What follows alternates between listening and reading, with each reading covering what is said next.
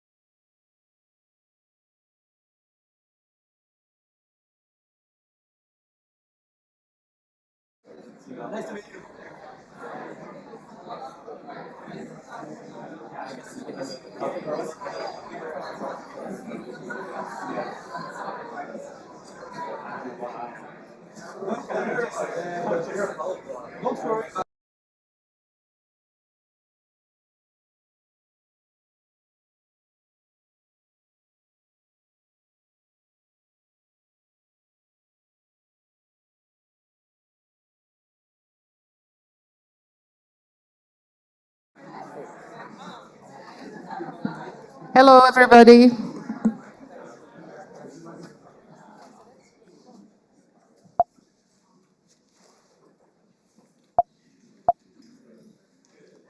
Good morning.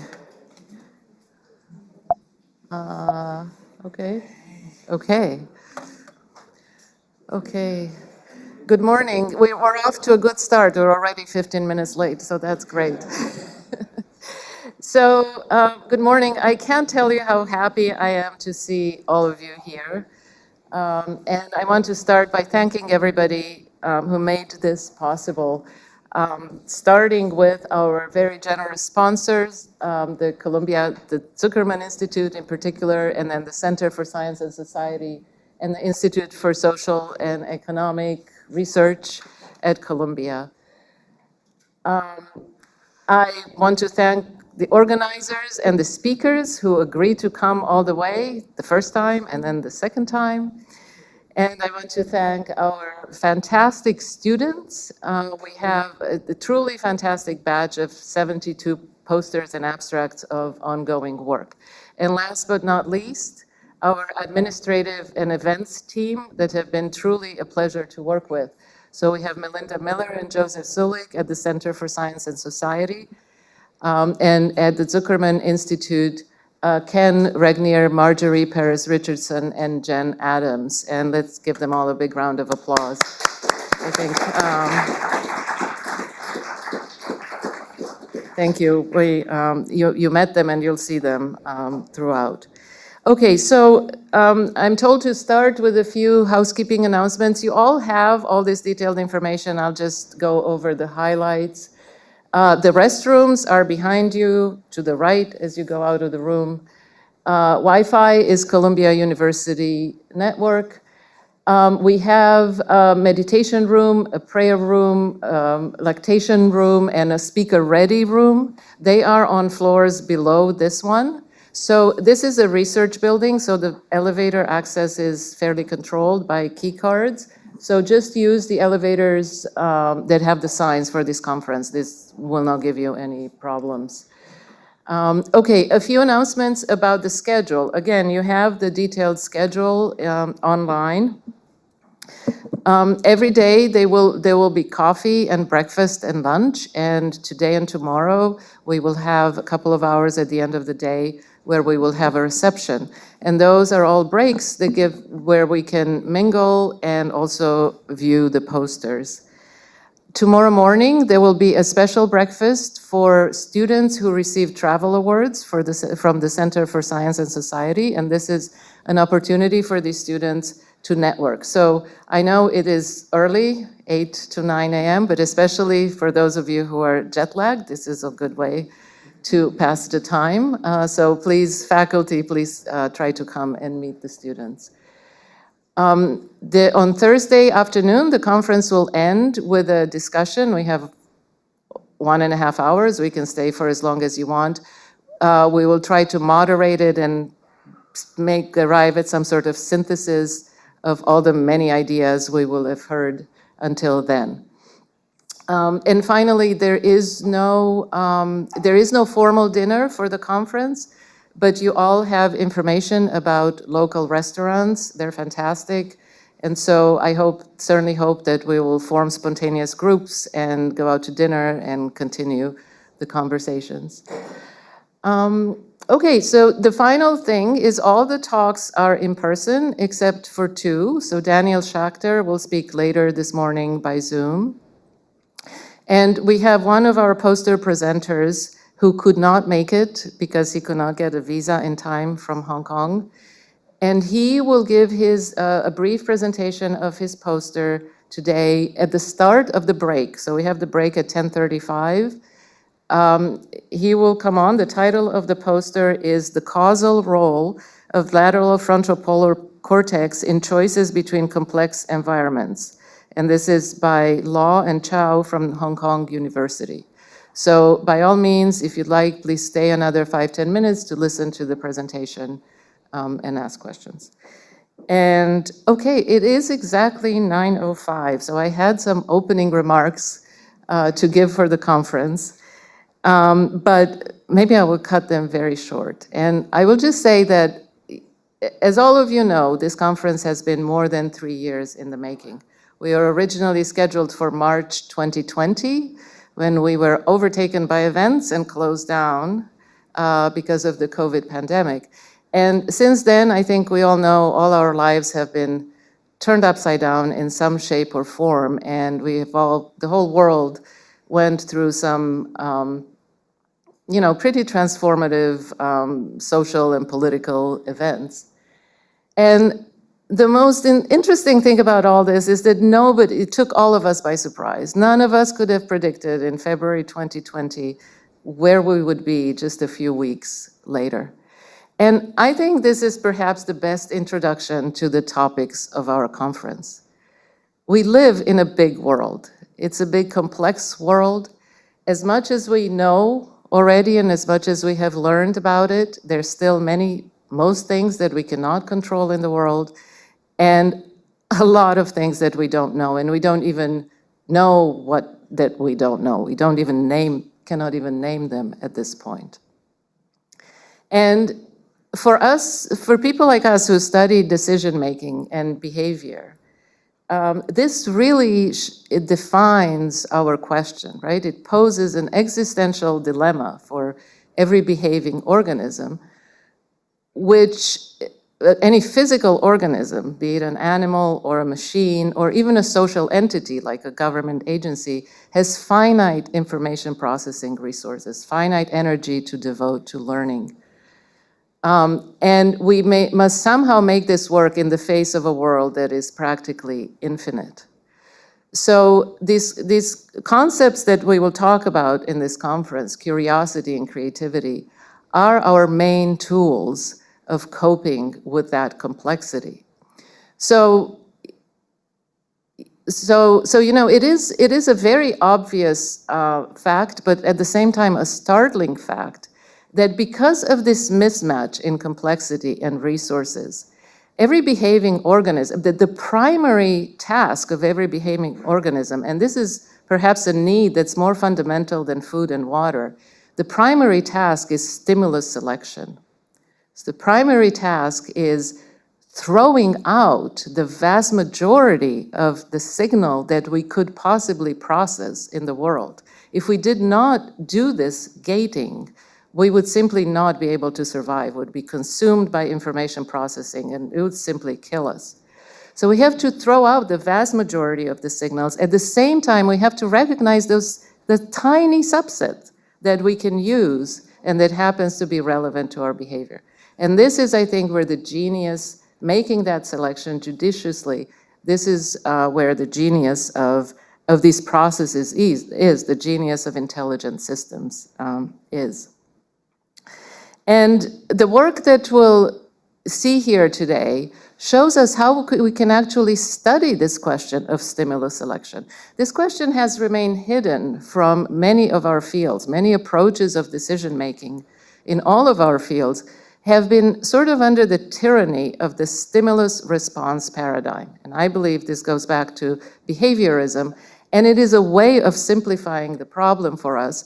But that simplification assumes that a stimulus is given to us, and what a nervous system does is simply react to a stimulus. So it defines away the whole question of stimulus selection. And I think that the work that we'll see here today is how we can bring this question in and make it tractable by simply tweaking the tasks, by simply allowing participants to tell us what stimulus do you want to observe, what do you want to inspect, which question do you want to ask, which work of art you like better than the other. And just these simple tweaks opens up a whole world of bottom-up, internally directed processing. So rather than starting from the assumption that a stimulus governs what we do, we start from the assumption that our internal state governs what we do. We start from our motivations, our desires, our affordances, what it is we think we can accomplish, and our previous knowledge. And we use all this in order to interrogate the world, in order to select our stimuli, in order to select what we want to know and what we do not want to know, and then act upon that. And that, I think, opens up the door to a lot of questions that we haven't even been asking in our fields. Some are computational questions. How does this selection, how do organisms choose their goals? And then how do they select the information towards their goals? If you are a neuroscientist, it opens up exciting new windows towards that huge middle part of the brain, the frontal, parietal, association areas, the striatum. How do they work? They're still, to a large extent, black boxes for us.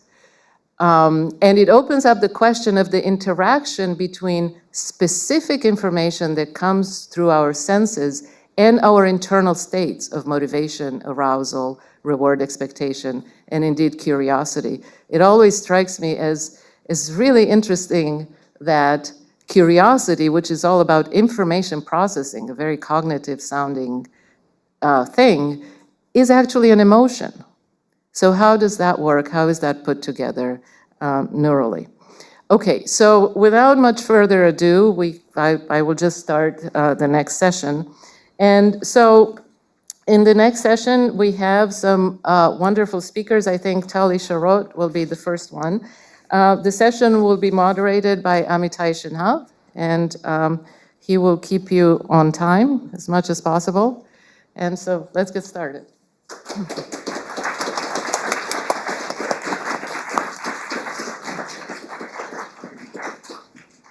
Okay, great. I'll dive right into it with our first session of Curiously Creative and Complex Talks, which will include Tali Sharot, Ming Su, and Daniel Schachter.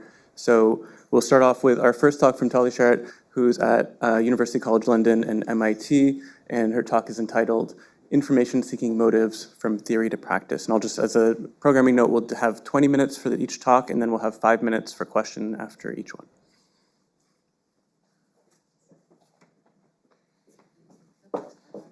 Okay. That's good to know. Okay, great. Well, thank you, Jackie, and the organizers for inviting me and putting together this amazing conference, which I'm very excited to hear and curious to hear what everyone is going to say. And my talk is really asking the question of why am I curious? So I'm going to share the studies in my lab about information-seeking motives, going from theory to empirics to practice.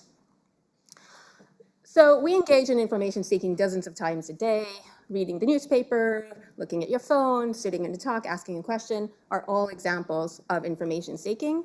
And non-human animals do it too. Dogs will sniff the behinds of other dogs to learn more about them. And the question is, why do we engage in this type of behavior constantly? What is our motive? And by that I mean, what is a need that is causing us to act? The action in this case is seeking something that's not physical, not water, not food, but rather information. And by that, I simply mean facts that are perceived to be true. So there's been a lot of work on information-seeking motives in the last few years, including from a lot of people sitting here in the room. Cass Einstein and myself have summarized this work into a framework of information-seeking motives. And the first thing we suggest that information-seeking motives can be divided into instrumental and non-instrumental. Instrumental means that I seek information in order to direct my actions and decisions. So for example, you may read the financial section of the Times in order to decide whether you want to invest in the market. Hopefully you make a good decision and you gain some money, which is an external reward. However, you might seek information without any intention of having that information driving your action and decisions. So for example, you might read a book about astronomy or do a genetic test simply to learn more about your ancestors. So often people say, this is information for the sake of information. But that's not quite right, because information seeking, even when it's non-instrumental, has consequences. It has internal outcomes. It alters our mental state. And in particular, it can alter two elements. First, our affect, that is our feeling. Maybe you discover something surprisingly negative about your ancestors. It also alters your cognition, that is, your ability to understand the world around you, which is often conceptualized as a reduction in uncertainty. So let's take an example. Imagine that I had information now to give you on whether you had a genetic predisposition to cancer. Who here would want to know? Put your hand up. Okay, who here would not want to know? Okay, so we see there's a diversity of answers. And the question is, how did people arrive to that choice? So we theorize that consciously or unconsciously, people consider these different motives, they weigh them against each other, and different people may put different weights on these types of motives. So some individuals may really be driven by the fear of finding out something negative. Other people may really concentrate on, can I use this information to prevent cancer? So studying this kind of model is a little bit complex, because if you learn more about your environment, right, you reduce uncertainty, that often means that we can make better decisions. And if we make better decisions and get reward, well, that then in turn impacts our affect. So how can we dissociate these motives in order to measure them and study them? So one common solution has been to create tasks where information is simply non-instrumental. And I'm just quickly going to give you one example of such a task from our lab. This is from Caroline Charpenter. It's a task that's equivalent to a real-world situation in which you receive an envelope, perhaps containing a decision on a grant that you applied for. And you need to decide whether to open the envelope or keep it closed for now. Now, whether you open it or not is not going to change the decision. You either received the money or you didn't receive the money. However, it will change your mental state if you learn the decision. Our task is not about grants, but it is about money. We have blocks of trials in which on every trial you could either win $1 or win nothing, and then blocks of trials in which on every trial you can either lose $1 or lose nothing. And the question is, do you want to open the envelope? Whether you open it or not is not going to change the external outcomes. We will give you all the money in all the envelopes, whether you open them or not. But you can decide whether you want to do so or not. And to help you make the decision, we show you this pie chart. The pie chart, in this case, says you're 80% likely to win $1, right? And you make your choice. So what we find is, first of all, despite the fact that information is non-instrumental, people do want information, which is perhaps not surprising. But what is interesting is that there were two factors that drove this decision, or modulated this decision. The first was whether you're likely to get good or bad news. So the y-axis shows us the likelihood of wanting to open the envelope. And if you follow the orange line, you'd see that the more, never mind. If you follow the orange line, the more likely participants are to win, the more they want to know. And if you follow the purple line, the more likely participants, the less likely they are to lose, the more they want to know. So basically, participants want to know more when they expect the news to be good, and they expect information to make them feel good. How do we know that? Well, we have studies on this. For example, my postdoc, Irene Cogliati-Deza, simply asked people, how do you think you're going to feel when you open the envelope? It was a bit of a different task, but very similar. And when the expected value of the outcome was higher, they said, I think I'm going to feel better when I get the information. You may also see that there's a little bit of a curvature in the line, and this curvature is due to the fact that there's a boost in wanting to know when uncertainty is high. So we can predict whether participants want information based on whether they're likely to get good news and whether they are under high uncertainty, which we measure as a standard deviation of the potential outcomes. And again, Irene shows that when the standard deviation is high, people say, I'm under high uncertainty. So people want information more when uncertainty is high and when they expect good news. And these two motives seem to be encoded separately in the brain. So using fMRI data, we found that the affective component was related to activity in the midbrain, specifically in the VTA and SN, which coded the value of information in an affect-dependent manner. In contrast, in the frontal lobe, specifically in the orbital frontal cortex, activity here was greater when people learned I'm about to get information and therefore reduce uncertainty, regardless of whether information was about to be good news or bad news. So it didn't really care about the affective component. And our data suggests that these two signals may be combined in the striatum, where the signal here seems to be driving the choice. However, the real world is more complex. Often, we need to weigh non-instrumental motives against instrumental motives, right? Such as the example that I gave you about the genetic predisposition to cancer. So our work in recent years really focused on these more multifaceted situations. And what I'm going to show you today is one of our latest studies in which we ask, how early do these motives develop, right? At what age? So I just told you that the affective component seemed to be related to midbrain activity, and these are regions that develop relatively early. While the non-affective components seem to be related to these frontal regions that develop relatively later. So that may then generate the hypothesis that these two motives follow different developmental trajectories. So we did a study to look at this. This was from Gaia Molinaro, who's supposed to be in the room, but here she is at the end there. So Gaia ran a task, which is an information-seeking task in which the different motives are competing with each other. She ran 521 children from the age of 4 to 12, as well as a few dozen adults. The task was told as a story about a fisherman who is blind and wants to fish fish. The bigger the fish, the better. He also wants to avoid fishing cans. The bigger the cans, the worse. There are seaweed in the water. Behind the seaweed, there might be fish and there might be cans. We don't know. The fisherman has a brother on the other side of the pond. He too is blind and he too has the same goals. And on every trial, the decision to be made is whether to lift the pole or not to lift the pole. If there's a lot of fish, of course you lift the pole. If there's all cans, you don't lift the pole, but of course it's more complex. We have a combination. If you see the image of the fisherman, that means he's going to make the decision. If you see this image, it means you, the subject, is going to make the decision. If you see both images, it means we don't know yet who's going to make the decision. We'll let you know in a little bit. And here's the information-seeking choice. There is a magic flashlight.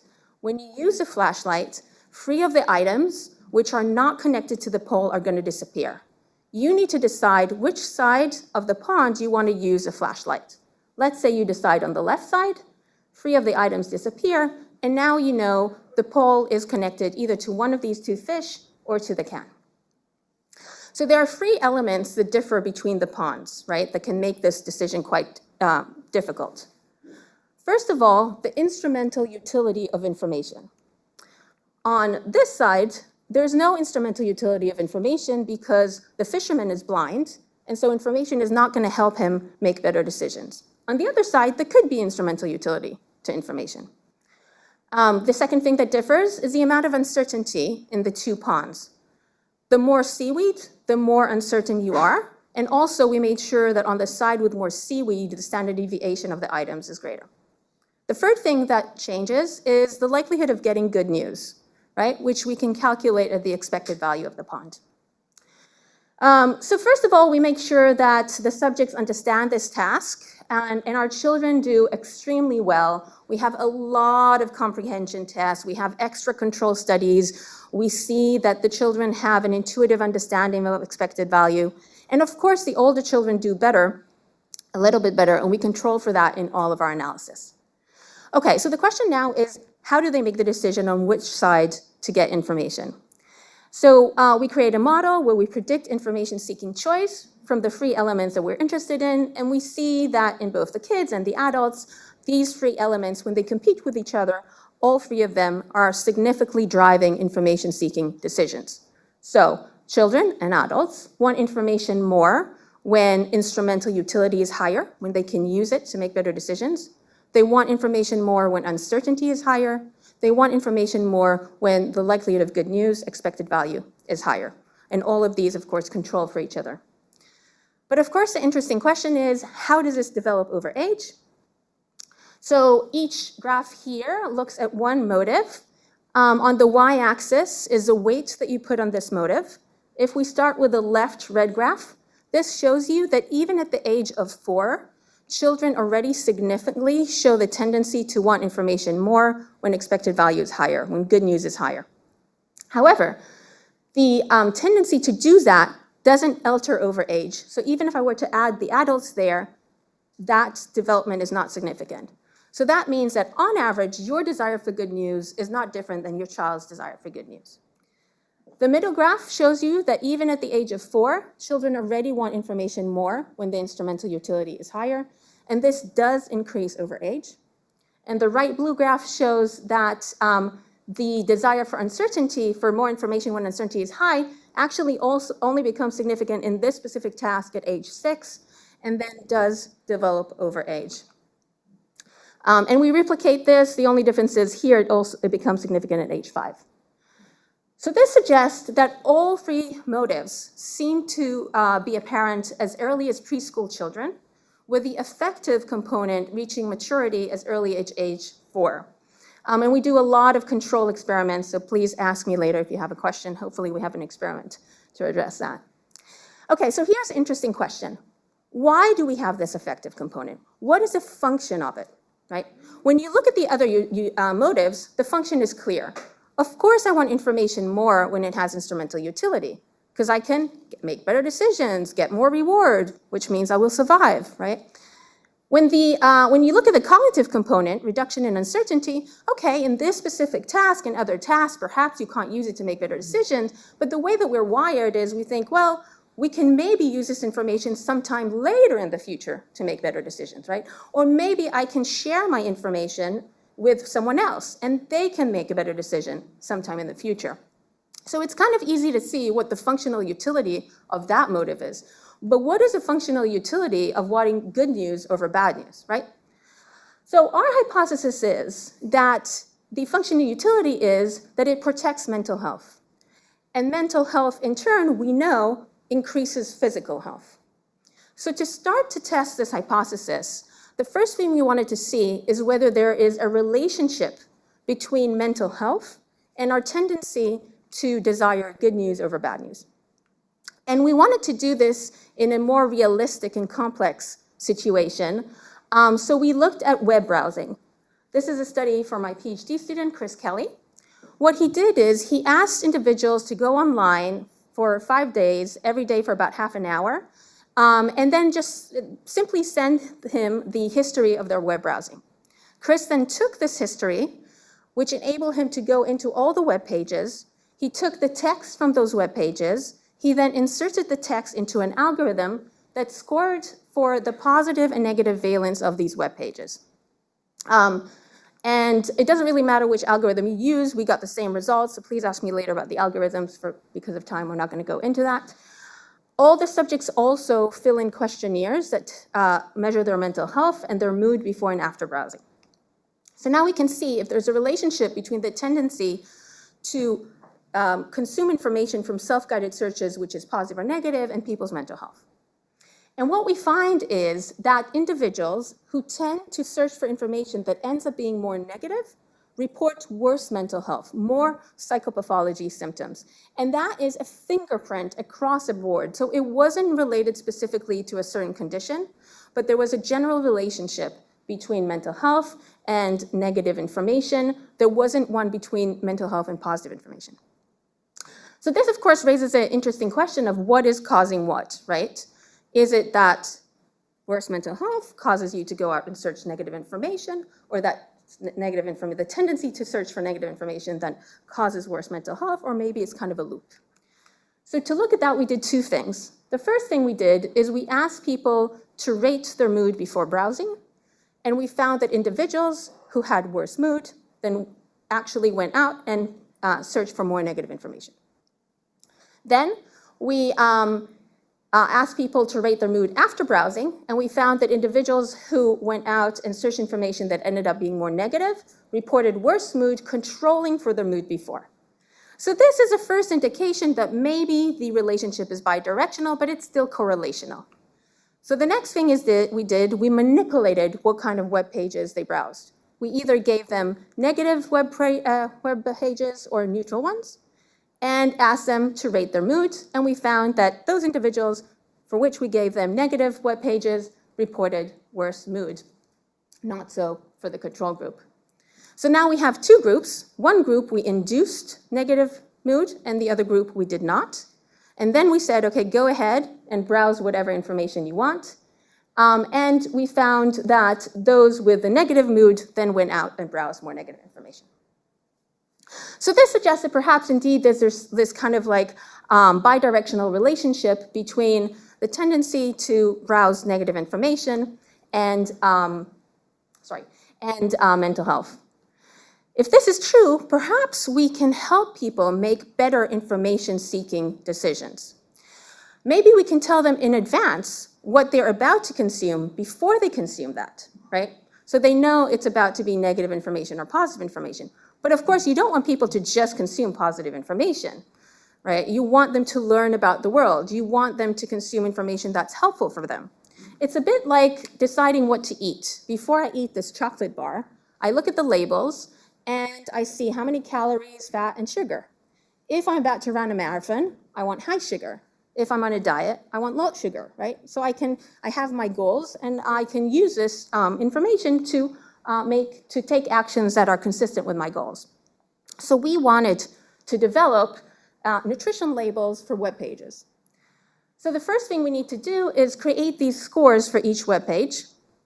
And we do this by asking individuals to rate thousands of web pages on these free scores, how actionable it is.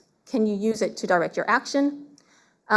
Emotion, which we already have an algorithm for, and does it increase your knowledge? Now, of course, there's individual differences. A web page that I may increase my knowledge may not increase your knowledge. But in fact, we found that there is a nice inter-rater correlation. So we can say, on average, this is actionable or not actionable, increases knowledge or does not. So we have these scores that we developed using machine algorithms. And then we developed this plugin. If you use a plugin, every time that you Google something, it comes up with the Google results. But next to each result, it tells you about these free scores. So now you can use these scores according to your specific goal. If I want to apply for a visa, I'm going to look at actionability, right? If I want to learn about World War II, I'll look at the knowledge component. Or I can combine this according to my preference. So we're almost kind of at the end of finishing this. And once we do, we're going to look at whether people use that and how it impacts their decisions and mental health. So far, we've looked only at the emotion component. We had two groups of individuals. Either they had Google searches with just the results. We didn't give them any cues. And then we had another group where we did give them the emotion cues. And we found that those that got the emotion cues did actually choose to consume more positive web pages over the others, and did that more than the group with no labels.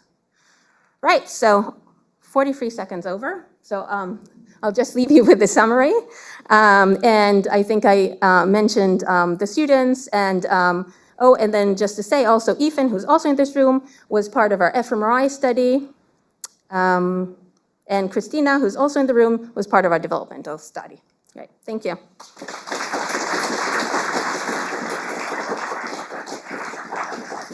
Thank you, Tali, and also thank you for being a self-moderator.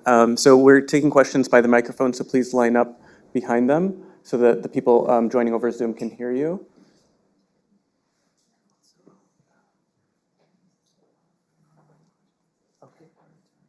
Okay. And we'll be taking questions that come up over Zoom through a moderator that's in the room. Go ahead, you can. Okay, a quick question. Basically, optimism is known in, for example, search algorithms or in basically information seeking as a way of finding a solution even in a difficult situation. So it would appear to me that it actually has an instrumental role, although not exactly. So in other words, the idea of thinking, well, I'm trying, I don't want to have bad mood because maybe there's a way of getting more money, or maybe there's a way of getting out of this problem. What do you think about that? Yeah, so I think there's two kind of ways to think about it. One is, does the positive information, is it useful, right? So if the positive information is useful, maybe you can say, on average, positive information that's useful is more useful than negative information that's useful. Maybe, I don't know. The other thing to say is that maybe that's what you mean, it enhances my motivation, right? So maybe in general, having positive expectations and better mood enhances my motivation, and therefore I'm more likely to take action to solve my problems and so on, which then relates to people with depression who tend to have pessimism. They don't take action because they don't expect positive or negative outcomes as well. Yeah. Thank you. Hi, that was a really beautiful talk, and I was especially excited about the developmental aspect of the talk. And I was especially impressed by the finding that sort of the effect of uncertainty on information seeking changes as a function of age. So my question about that finding is this because the way that sort of human beings and kids particularly learn distributions changes as a function of time, and so their uncertainty representation changes? Or is it actually the way they're utilizing these internal like representations to guide information seeking? Do we know sort of which one is the key guiding mechanism? Thanks. Yeah. So one thing that we were concerned about, and the reviewers were concerned about, was whether they are tracking uncertainty. Right. So we did an experiment, and there is a slide here, but maybe I'll just tell you instead of finding it here, where we simply showed them the ponds, and it has like different amount of seaweed. And we asked them, what do you think the result will be, a fish or a cat? And then we asked, how certain are you? And the way that we asked certainty with these like images of like people being like very certain or like not very certain, you know? And we found that they tracked uncertainty significantly. So they were able to tell you their subjective uncertainty was highly correlated with the actual uncertainty. So that's that was significant from the age of 4.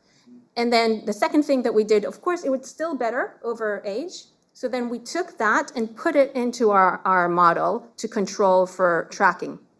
So I think it's true that they become better at tracking uncertainty, but it also seems that after controlling for that, you still get an effect where they use it less to seek information. Thanks. Before we take the next question in line, if there's a question on Zoom. No, okay.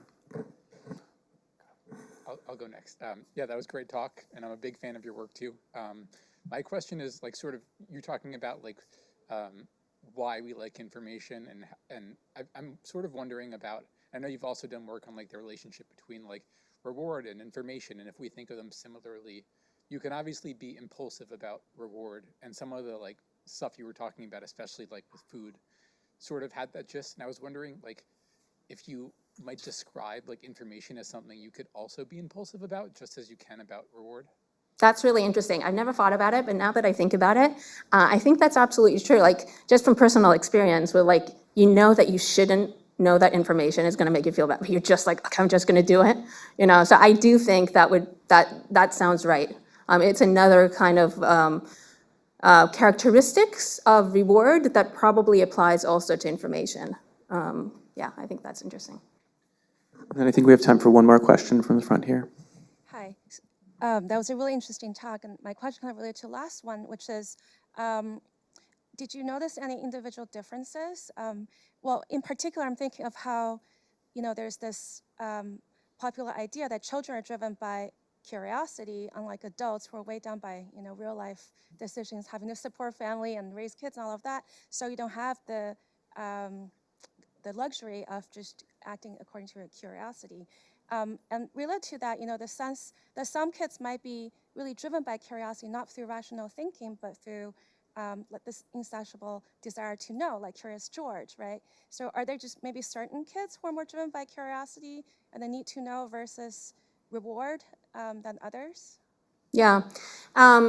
So I think the most surprising to us, and I guess to other people who know about this, is the fact that uncertainty wasn't even significant in the early ages, which we're not necessarily expecting. So you could say, well, maybe it's like a feature of our task, or like, maybe when you combine, but I think it is important to think about, because most of the other studies that show what you're saying, they were mostly non-instrumental kind of tasks, right? It's play. So it's interesting that when you do put all these things together, then perhaps, this is what we see in our task, but perhaps they are able to kind of, this is important, right? I can use that to get the fish. And then perhaps that is weighted quite a bit. So that's not an answer, just to say that these kind of different studies show different things. And I think that's an interesting open question for a lot of experiments, like what's going on here. So maybe it's not that children have greater curiosity, it's that they have fewer, high-stake decisions to make, so they can feel Yes, yeah. You do. They don't not usually put in that situation. When you are putting them in the situation, they can do that. Yeah. Thank you so much. Thank you again,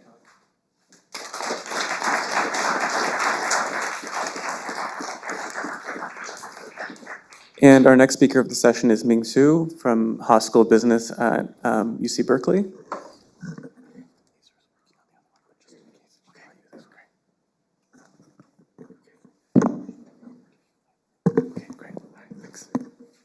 Okay, well, thanks everyone for coming and continuing the theme of seeking for information that's not necessarily immediately actionable. I'll be talking about some old work and some more recent work on information seeking in open-ended decisions, in contrasting with more traditional closed-ended decisions. So, and I was preparing for this conference, I was just struck by how different my talk would have been the first time around, when I would have presented 2.5, 3 years ago. And one of the biggest differences, I think, is in kind of almost how the way that we think, or at least I think about decision making, and especially information seeking and curiosity, has almost completely flipped on its head in the last 2.5 years. So let me just, let me first start with you, the most important people. So this is my team if I run out of time at the end. So including Zhihao, who's now at the UVA Darden, and Andy Kaiser, UCSF, and our research assistants.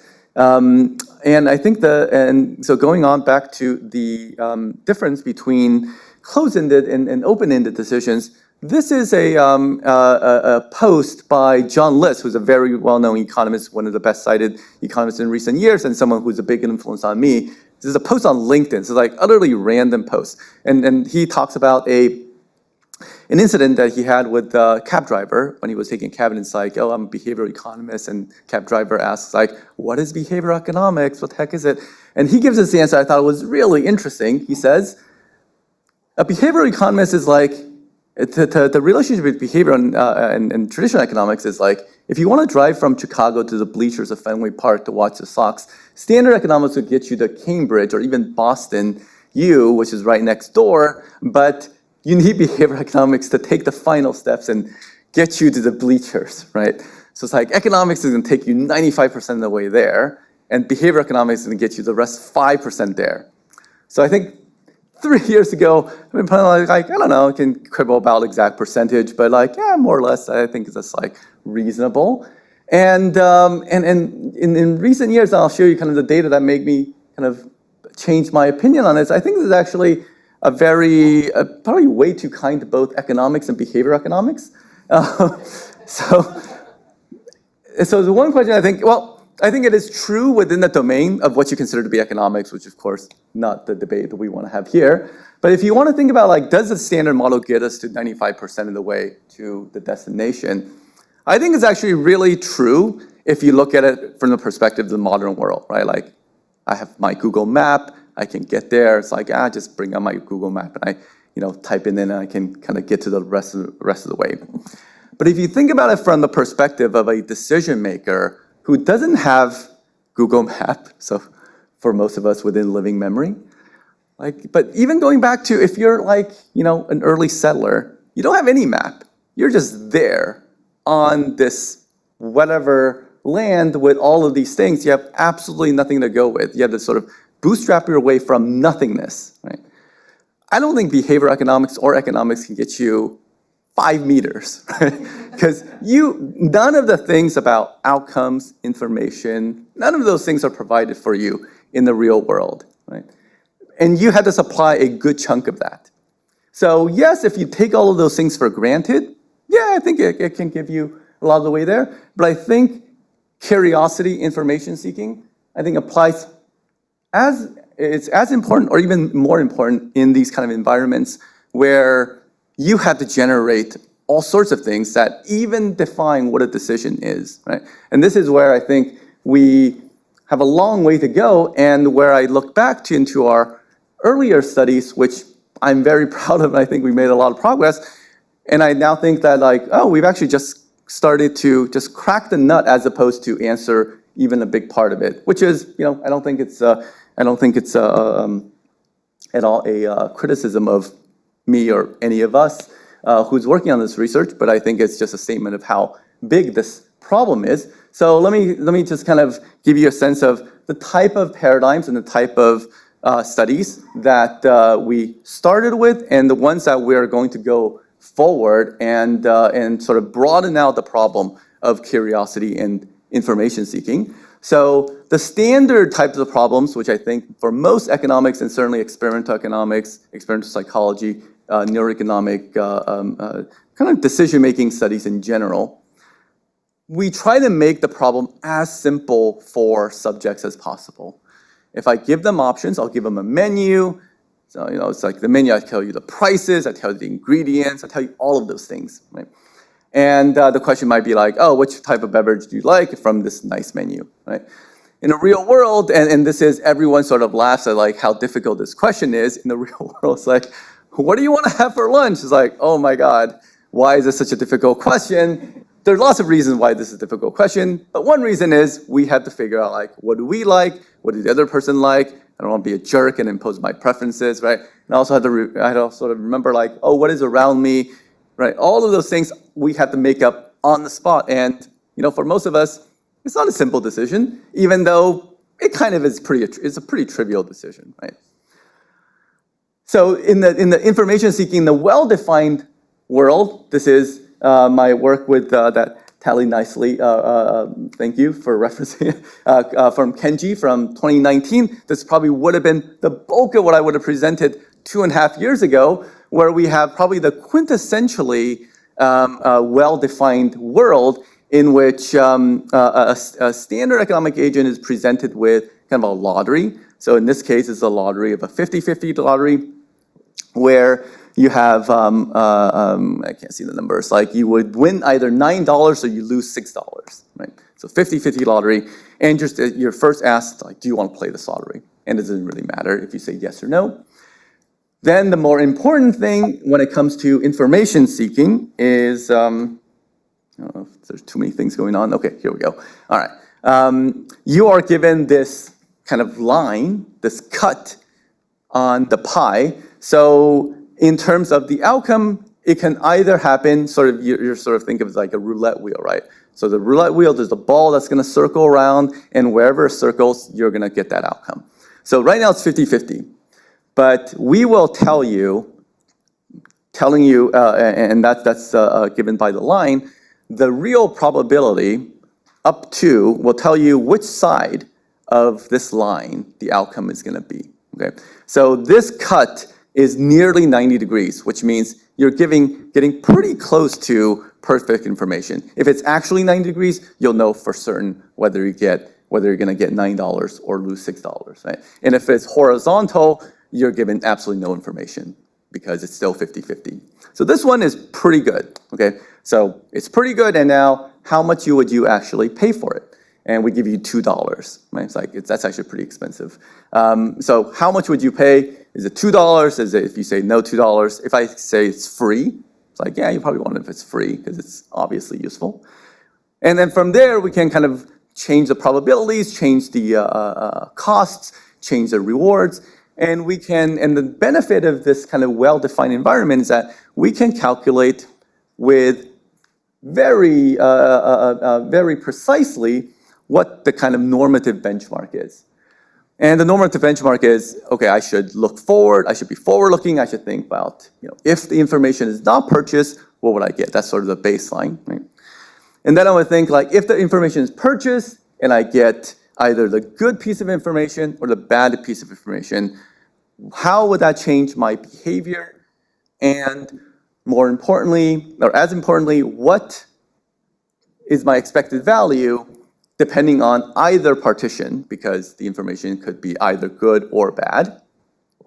And we tell them beforehand it's 50-50. So once you have all of the structure, you can calculate a value information that is stuff that we teach undergrad, stuff that we teach MBAs, and they kind of hate it because it requires them to do some math, but there's a very clear and clean answer, okay? So from here, we can actually see whether the behavior works. So this is a normative value information. It works, okay. People are actually pretty good when it comes to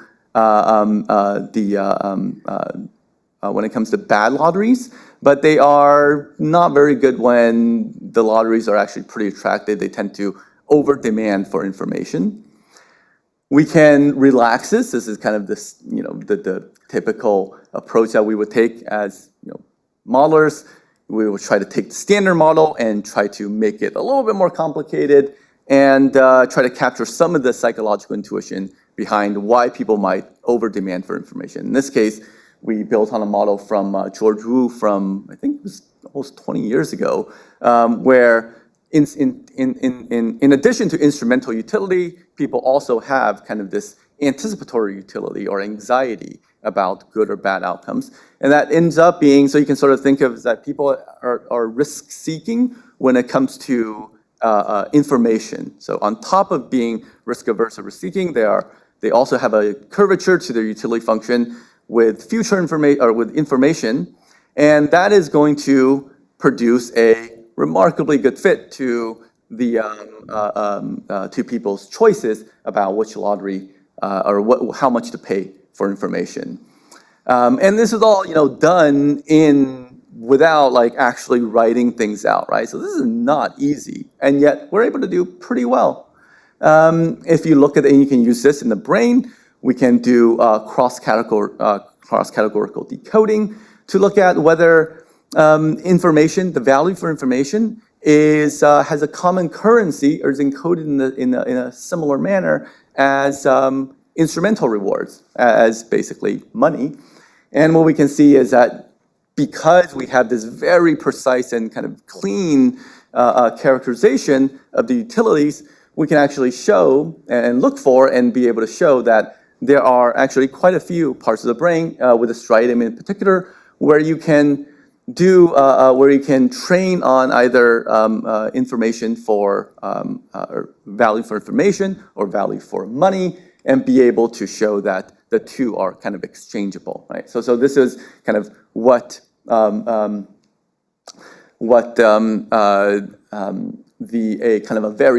very well-defined environment is able to afford in terms of these kind of very precise questions, which I think is really beautiful and really elegant. I'm still very proud of this work, but I think it is, again, only scratching the surface. And I think this is also something that was anticipated from very early on in kind of a very well-cited Neuro Review Nature Neuroscience piece by Antonio Rangel et al. and Collin and Reed, where even back then they wrote something I think was really prescient, and I didn't realize it until a decade later, where if you look at what they say about representations, so everything else is pretty much it's like you go through representation, valuation, action selection, outcome evaluation, and then you kind of learn to update all these values. And if you look at what they say about representations, they say, unfortunately, little is known about how the computational neurobiological step of this step, basis of this step. Basic questions include, how does the brain determine which actions to assign values to? Basically, we don't know anything here, right? The problem structuring part, what are even paths to take? What are actions? What are outcomes? What are goals? What are options? We kind of don't know any of that, which For if you're a curious person, I would say, yeah, you should probably be curious about those things in addition to how much money you're going to get. And that's what we're going to try to do. And there's some real challenges there. And I think studying these type of questions kind of makes you appreciate both the limitations, but also the strength of the traditional models, in that things that we take for granted studying decision making, like in an information search, like how do we know what decision makers are searching for? Like in our previous paradigm, we know really well what they're searching for because we basically forced them to only be able to learn these things. In the real world, and if you open up the black box just a little bit, we kind of lose experimental control over what people are searching for, and that is really problematic. As any of you, so as I appreciate more and more, when it comes to teaching, right, we try to structure the classes so that we prepare students for success, right? It's like we prepare them for success, and as soon as we relax a little bit of that structure, a lot of the students like kind of completely fall apart. Right? And at that point, like, okay, what is going wrong? And it could be any myriad of reasons. It's like sometimes they just completely lose interest. It's like, I can't control that, right? It's like, I can't observe that. How do we know what they're searching for? How do we know that this information is relevant and valuable to them? A lot of times it's just like, I want that information because I don't know what else to do, so I'm just gonna look for that information, right? That is very different than, okay, I need to know this or that. And in a closed, in a well-structured environment, we know that, but once we go to open-ended, that becomes really hard. So we actually are gonna steal a page from something that is, I think, from actually two people who are, one, Janet Metcalf, who's at Columbia, and the other who is, unfortunately, I think, joining us later on. I was hoping Dan Schachter would be here, because these are actually some of the studies, very classic studies about metacognition that we are going to draw on and to be able to answer these questions, which is, these are processes that are allowing people to know what they don't know. And it turns out that people have I would say, people are better at this than they have any right to be if you think about our best computational models and AI, right? And I'll tell you why.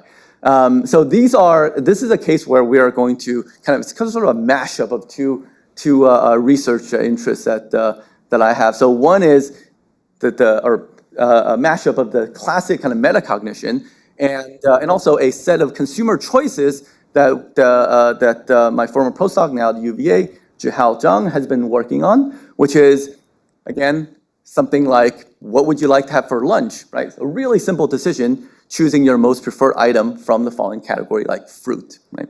And if you're someone like me, it's like, I don't know, fruits, like sure, apple, whatever. It's like, I can't think of anything better. Now, if I give you a menu of all the, well, not all of them, here, just 9 for sake of simplicity, and we ask, like, what would you like to have from the following menu? You might say, like, okay, apple's on there, but also something like guava, which I never even thought about. Like, I like guava much better. Why would I want to have stupid apple, right? It's boring, so basic. And so that would be a case where this information ended up being useful for people because they might have just forgotten about apple, or forgotten about guava. They're not going to forget about apple. And this is something that's been studied in consumer behavior and in behavior economics somewhat, especially in consumer research, where the left is called memory-based choice and the right is called stimulus-based choice. Not terribly important, but just a little bit of jargon to keep us in mind. So one question is, does that additional information actually help people make their decisions? Actually, it turns out to be quite a bit. If you look at fast food, most people say McDonald's. And if you look at the choice share differences, McDonald's, basically, half the time people choose McDonald's, it's because they couldn't think of anything else. When you show it to people, it's like, oh yeah, Chick-fil-A, In-N-Out, it's like, sure, I like that better than McDonald's, right? For running shoes, it's the same thing. Everyone thinks of Nike, but if you show them a menu, it's like, oh, New Balance, Skechers, and now probably a bunch of other ones. Like Hoka, we did this in 2020 and 2019, like Hoka wasn't even around. And so people are definitely forgetting things. And how valuable is this information? It turns out to be quite valuable. They lose about 10% consumer welfare because they kind of didn't choose what they like best in the first place. There's no indication of category order effects, etc. Do we know what people are missing? And is this from memory, basically? And the answer is yes. So if we ask them to list all the items they were thinking about, the switchers, the non-switchers, basically all the items that they switch, or they never switch. So whatever they ended up with was in their original list that they came up with. And the switchers basically rarely listed the items that was that listed where they listed. So they kind of forgot about it in the first time, and then we reminded them, and they're like, oh, okay, sure. Right? And I'll see if the next part in terms of this model, because I'm running a little bit low on time, but essentially this also fits with the framework that we had of kind of where people are retrieving items from memory and then combining with them with their preferences. And here's just some, basically one thing that from running shoes, just to remind you, is if you're at Brooks, you've run out of things to retrieve, okay? So basically we go through our retrieval process and then we say like, okay, we run out of things, so we might as well choose from whatever it is that we came up with, okay? So I'll skip all of these, sorry about that. All of this is to show that we have a very predictive model that can predict these type of choices, and it's really kind of making us think that, okay, it's their memory constraint, which now offers a way to ask, do they have insight into those memory constraints, and then allowing them to say, I want to seek out that information that I was missing. Okay? So from the memory-based choice to the stimulus-based choice, we ask them things like how often you use something, their self-perceived expertise, and the most important one from the metacognition literature, the feeling of knowing. In this case, it's kind of the feeling of not knowing. So it's like, when you made your choice, how likely is it that you think you forgot about a fast food chain that you like better? It's kind of a complicated one. And then we ask them for their choice with a menu. Okay. So just to cut to the chase, the frequency of usage doesn't predict their switching. Their self-perceived expertise about a category doesn't predict switching, but the feeling of knowing very strongly predicts the subsequent switches. So people actually have a remarkably good insight that they are missing something. And that makes a lot of sense in terms of when we search for information, right? So we could think about, there's a lot of reference dating back to George Lowenstein and also even before about kind of the itch of information seeking. Right, like you just know that you're missing something and you really want that information. And I think this is something that like people are very conscious of. These are just some stats that I'll skip over. It's a giant table. And probably most importantly for information seeking, are people rational in their information search? If we ask people to pay for their information, does this feeling of knowing drive their bidding for the information for a menu that's going to help them make a better decision? And in this case, the answer is actually yes and no. Qualitatively, yes, the feeling of knowing is actually a very strong predictor that they'll bid for the menu. On the other hand, and I think this is not going to be surprising, and this is something that we're actively thinking about in terms of how to actually have a computational model of this types of process, which is the amount of the bid, how much you actually bid, is pretty poorly. It's significant, but it's not very well predicted by their by the feeling of knowing. Okay? So, which is to say that when you switch and you say, I'm willing to pay, say, $2 additional for the In-N-Out than for McDonald's, that people have very little insight about, which makes a lot of sense, but which begs the question, how the heck do you know before that you are missing something valuable, right? Like, you don't know the exact amount, but you had to know that, like, oh, there's a chance that I'm missing something.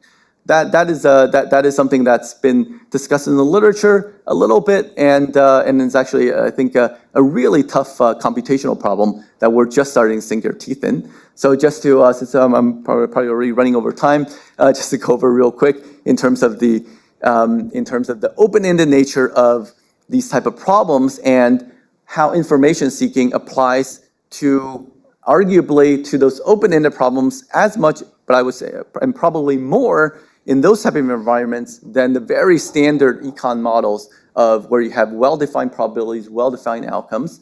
And removing the structure, I think at least surprisingly for me, that people have as good of insight as they do into their own cognitive limitations, which again, if you're someone who came from metacognition, this is all going to seem obvious, but definitely I would say not for someone who does not come from that literature. And the future direction, I think there's a lot of interesting questions in terms of aging and dementia, people with Alzheimer's and lack of insight into their decision-making deficits, and also, again, the computational and neural substrates. And I'm already over time, so thank you all for your attention and indulging.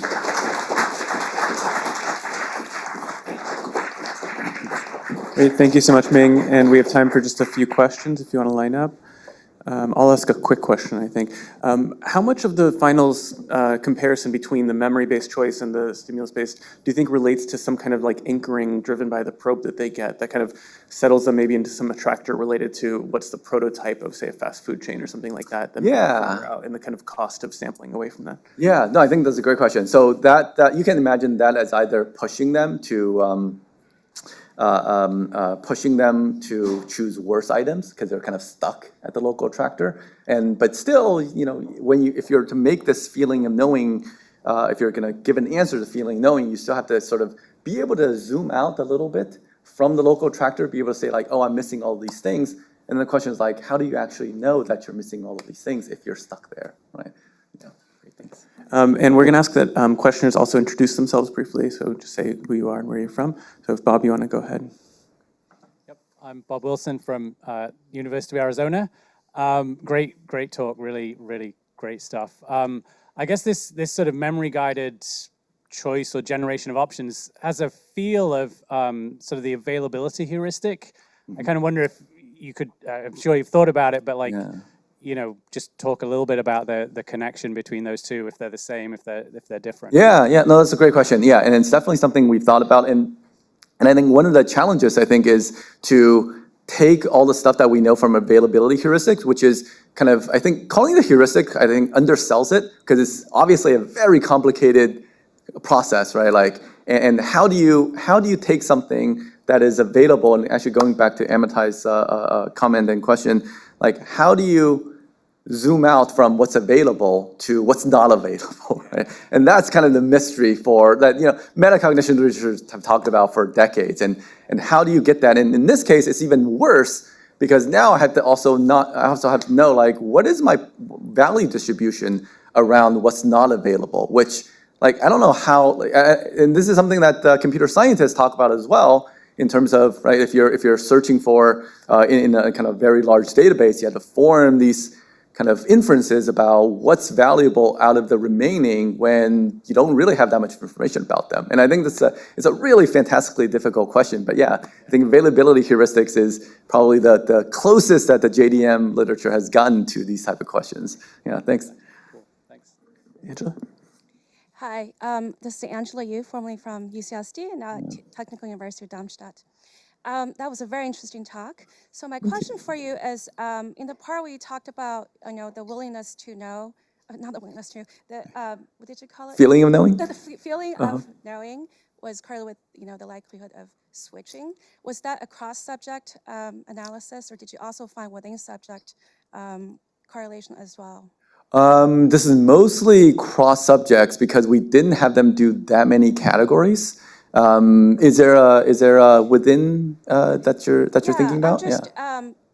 I'm curious whether some of the subjects are actually more driven by novelty than the feeling of not knowing per se, because actually the example you gave about guava, you even said, oh, I don't have guava very much. Perhaps you don't remember exactly what it tastes like. So maybe some people are just more driven by want to try new things that they don't know very much about. So, and that's that desire for novelty is driving both their willingness to say, oh, maybe I missed out on something, and their willingness to switch. But if it's really not about that, but about their insight about what they don't know, you should see it within subject correlation as well. Yeah, that's a great question. Yeah, we don't know. It actually goes back to something Tali was mentioning about kind of different motivations for wanting information, which, I mean, I think one of the challenges is just, it's hard to think of that many categories that we can incentivize people on. That, yeah, but I mean, I think this is a really important question about teasing apart the different motivations. Yeah, thanks for the question. Question in the back? Hi, I'm just curious. I'm guessing you might not have data on this, but even if you like in your own intuition or from talking to people, if you have any sense of what people are sort of remembering or subjectively sensing when they're like, I know I've forgotten something in this category. Is it like, I know I had a pair of running shoes when I was 10 and I love that, but I can't remember the brand? Or is it just like, yeah. Can you is it introduce like, yourself just for the people on Zoom? sorry, hi, I'm Thalia Branchides doing a postdoc at Princeton. And yeah, or otherwise they could be doing, sorry, totally lost my train of thought now. Yeah. Oh yeah, it could just be like I didn't search very hard, and so I just thought of Apple, but there's probably something out there, etc. Yeah, I think those are exactly some of the things that we're thinking about. And if you have thoughts on how to separate these, we are sort of this is again going back to, I think, really long-standing questions in metacognition about whether something's on the tip of your tongue, whether something's just like a vague feeling. And you can imagine kind of different computational mechanisms for each of those. Like one is just the retrieval error where I know the value, I know that I can even see the item, but I just can't put a name to it, right? And that one's probably very different than I just have a vague feeling about I'm missing something. Like I don't know fruits that well, and surely there's things I'm missing. Right? Yeah, it's. I think there's probably different types of not knowing. Also, that again, this is something that I think we have a lot to learn from the metacognition literature, which of course, being at Columbia, I think is actually the perfect place for people. I'd be very curious, even if you just like added an open-ended question of like, what exactly did you feel? Like describe this. Just yeah, that's exactly what we're doing right now. Yeah, yep, thanks. Maybe a quick question, go ahead. I am asking for How's You Fan online, and they said, really interesting work. Do you think the memory-guided process could interact with future simulation? For example, if I imagine going to McDonald's, that might increase the value of McDonald's, but will imagining something outside of the choice set give it a larger boost? Or do you think this is already the mechanism for the switchers? Oh, wow, that's a really interesting question. I have not thought about that. I'll have to think about that. I am not sure. Yeah, thank you. Thank you so much, Ming.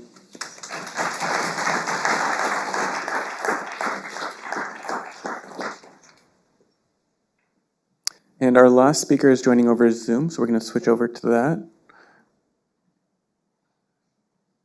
And that's Dan Schachter at Harvard.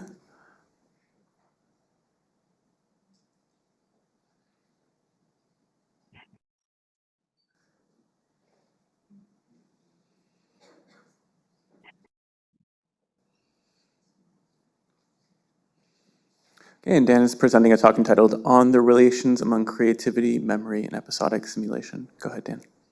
All right, thank you very much, Amtai. And it's a pleasure to be here. I'm sorry it has to be over Zoom, but unfortunately, the final dates for this conference conflicted with a long-planned and, like this conference, COVID-delayed family trip to Portugal. And so I'm coming to you now from Madeira, which is a beautiful spot that I highly recommend. So what I'm going to be talking about today is a line of work in my lab that goes back to its earliest beginnings about 15 years ago, where we've been looking at the relationship between memory, which is where I started and was kind of the basis for a lot of the work that I've been involved in over the years, and processes of episodic simulation. You just heard a reference to that in the question on the previous talk, imagining future or other hypothetical events, and creativity. So we're going to be moving into the kind of creativity theme of the conference with my talk.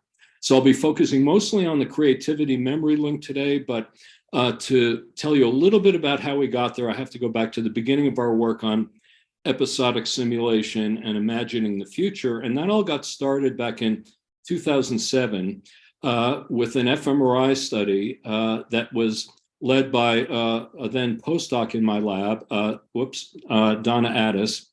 And Donna and I were interested in the question of how remembering past events relates to imagining upcoming or future events, and specifically, what was the relationship between brain regions and networks that underlie these processes. So we conducted a very simple study. People were given cue words, and they were asked to either remember a past event related to that word or imagine a future event related to that word, something that could plausibly happen to them within the next few years for the future simulation, and something that had actually happened to them in the past few years for the memory part of the experiment.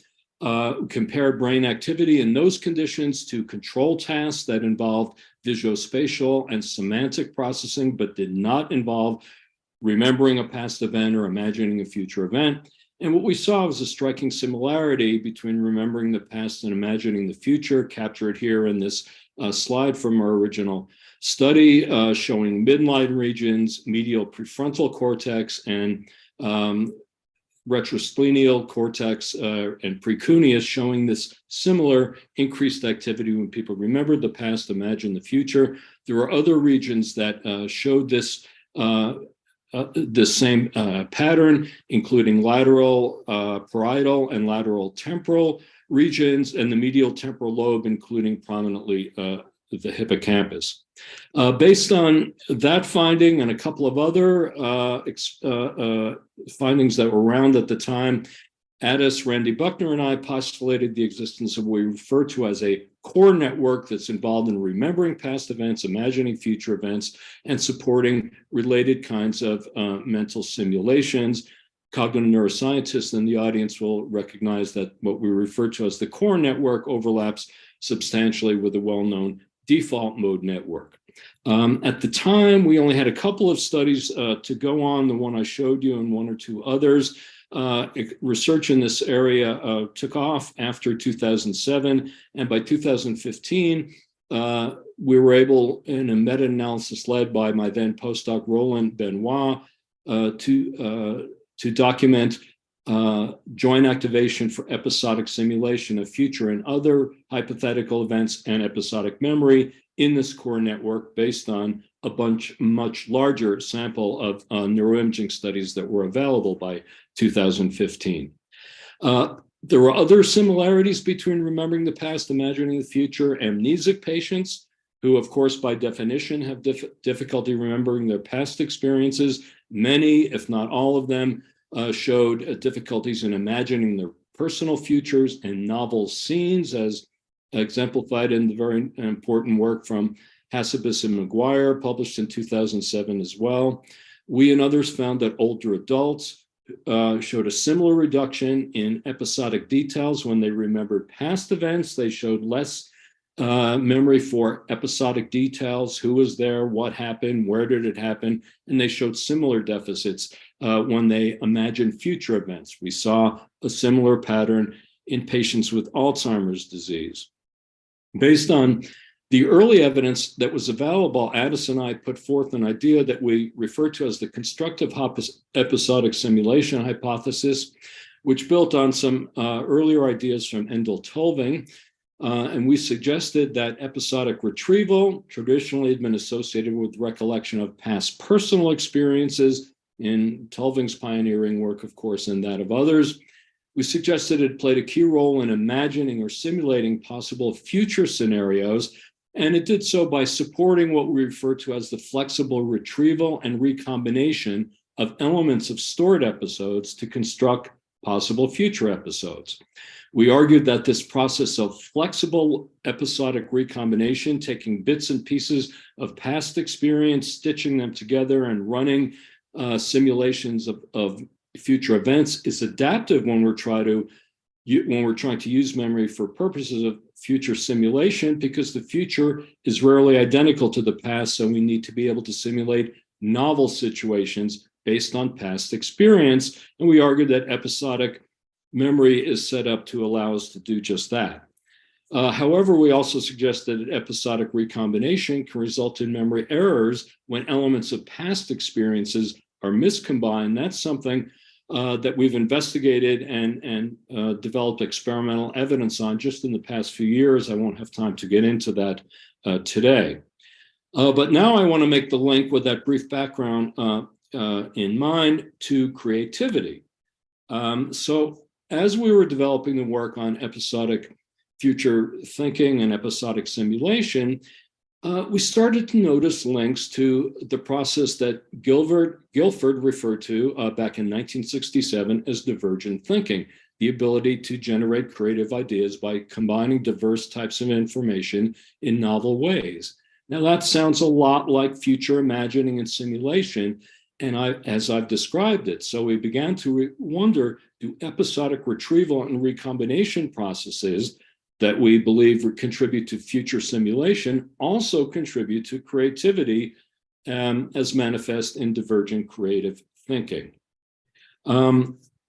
And we've taken a variety of approaches to this issue, but what I want to focus on today are ways in which we try to get at the question of whether episodic retrieval and recombination contribute to future imagining and creative thinking, both cognitively and neurally, studies in which we try to manipulate their involvement in imagination tasks, which I'll say a few words about, and focus mostly on creativity tasks. We've done this through two different kinds of manipulation over the past 7 or 8 years now in the lab. One, a procedure that we've developed we call an episodic specificity induction, and two, the process of transcranial magnetic stimulation, or TMS. So let me tell you about both lines of work. Episodic specificity induction. That is a line of work that was led initially by a couple of graduate students, then graduate students in my lab, Kevin Medor and Helen Jing. And what ESI involves is brief training and recollecting details of a past experience, where the goal of that training is to examine the impact of the training on subsequent task performance.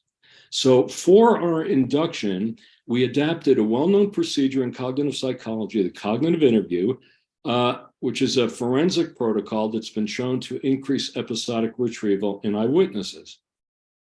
And our logic is that by activating or biasing episodic retrieval processes by using this modified form of the cognitive interview that we call the episodic specificity induction, the ESI should have selective downstream consequences on later ostensibly unrelated tasks that people perform. So it should boost performance on later tasks that draw on episodic retrieval, such as by our hypothesis, future imagining and divergent creative thinking, while having little or no effect on subsequent tasks that don't draw on episodic retrieval, such as describing a picture, for example. So to give you an example of what an experiment involving the ESI would look like, typically people would come into the lab, they'd see a brief video that shows people carrying out a variety of activities in a kitchen. It could be a video of anything. In fact, we've used other videos and other procedures, but in the first experiments, we use this kitchen video. And then for the ESI, they're guided to think back to that video, and we try to get them to unpack their episodic memory of the video in as much detail as possible. So we might ask them, for example, to close their eyes, get a picture in your head about the people in the video you saw, think about what they look like, what they were wearing. Once you have a really good picture, tell me everything you remember about the people in the video. Try to be as specific and detailed as you can. And we'd also ask them about objects in the video, actions, and so forth. Then we're going to examine the impact of that ESI on a later task that involves, for example, imagining a future experience. And if we're going to do that, we've got to compare to some control induction. So we've used a number of control inductions in this line of research, but the main one we've used, we call the impressions control. So now the same people in a different session, different experimental session, would be shown a different version of that kitchen video. And we'd ask them to think back to the video, but now we'd ask them, instead of for a detailed episodic unpacking, as in the ESI, we'd ask them for their general impressions. What were your impressions of the people in the video, the actions, the objects? Did you like the video? When do you think it was made? So they would think back to the video for the same amount of time in both cases, but only in the ESI are they unpacking a detailed episodic memory. And now we want to ask about how that impacts subsequent task performance. And I don't have time to go into all the experiments we've done on imagining future experiences, but suffice it to say, a number of studies from our lab and other labs as well have demonstrated that the ESI selectively boosts performance on tasks that we hypothesized draw on episodic retrieval. So having just had the ESI, for example, you would imagine a future experience or remember a past experience in more episodic detail as compared to when you had one of the control inductions. And there are a variety of other findings that have made the same point about imagining the future and remembering the past. Divergent creative thinking, we try to apply this to a divergent creative thinking task, having initially established some findings with imagining the future. And to do that, and in our initial study in this line of work, published back in 2015 in Psych Science, for our divergent creative thinking task, we used the alternative uses task, which many of you may be familiar with. I'll describe in a moment. And we compared the impact of the specificity and control inductions on the AUT with an object association task. So the basic setup here, we had 24 young adults. They'd see one version of the kitchen video that I talked about earlier. They'd either get the ESI or control induction, and that would be followed by the AUT or the object association task. They'd then come back to the lab in a separate session the next day. They'd see a different version of that kitchen video. They'd get whichever induction they didn't get the previous day, ESI or control, and then they'd go on to do a different version of the AUT and the object association task, everything counterbalanced, of course. So for those of you not familiar with the AUT, it's one of the standard tests of divergent creative thinking. And here you've got to generate unusual and creative uses for 5 everyday objects, such as a coin. And the performance on this task is scored for the total number of uses that you generate, appropriate uses, whether it could actually work, categories of uses, that's uses that fit under one category, categories of appropriate uses, uses that fit under a category that are also appropriate. This is known in the literature as the measure of flexibility. And our idea, of course, was that episodic retrieval is contributing to your performance on the AUT, or by hypothesis is contributing. Therefore, we expected that having just had the ESI would boost your ability to generate alternative uses on this task.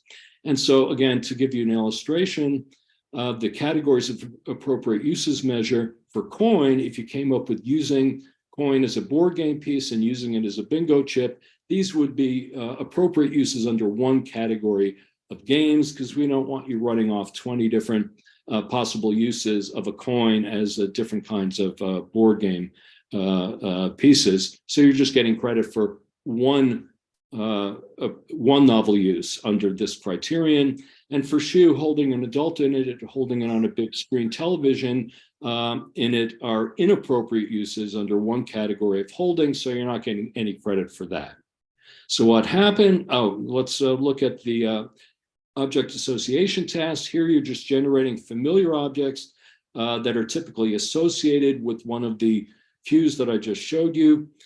We think this involves little divergent thinking or episodic retrieval. We don't expect it to be impacted by the ESI, where we're expecting an effect on the AUT. So here, for example, for bucket, objects could be mop or sponge would be appropriate objects to generate. So what happened, I'm just showing you one of several experiments we've run using this design, and these effects have been replicated now several times.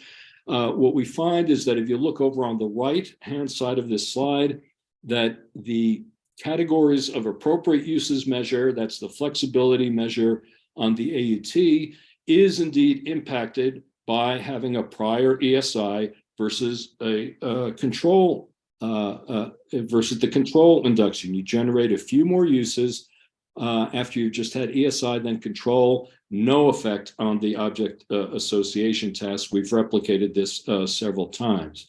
More recently, we've extended this effect to the domain of creative writing. Just give you a reference to the study led by my graduate student, Ruben van Genouden, published recently in Creativity and Research Journal. So after ESI or control inductions, participants read brief passages from literature. They were instructed to continue writing as creatively as possible. And in across two experiments, participants wrote stories that contained more episodic detail after an ESI than a control induction. So these stories were richer in episodic detail when they had the ESI. They weren't rated as more original, but they were more richly episodic. Based on some of the findings we had, the early findings we had, we hypothesized that core network regions, which have previously been linked with retrieving episodic details, should be influenced during imagination or divergent thinking tasks when preceded by ESI versus the control induction, most prominently the hippocampus. And indeed, we've done a couple of ESI imaging studies that have borne out this prediction. So in our initial study, people did a future imagining task in the scanner, having just had ESI or control inductions. And indeed, we found increased activity in the hippocampus and a couple of other core network regions during future imagining following ESI as compared to following the control induction.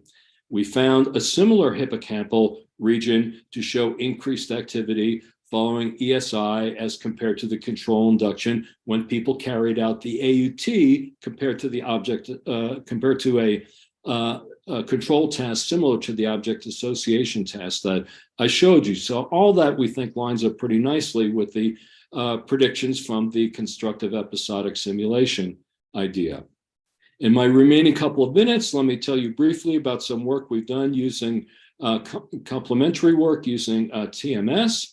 So as most of you know, with TMS, we're trying to create a temporary lesion in healthy individuals by applying a magnetic pulse to the cortical to the head that impacts the cortical surface beneath it. It directly alters neural activity in a spherical area of about 1 centimeter cubed.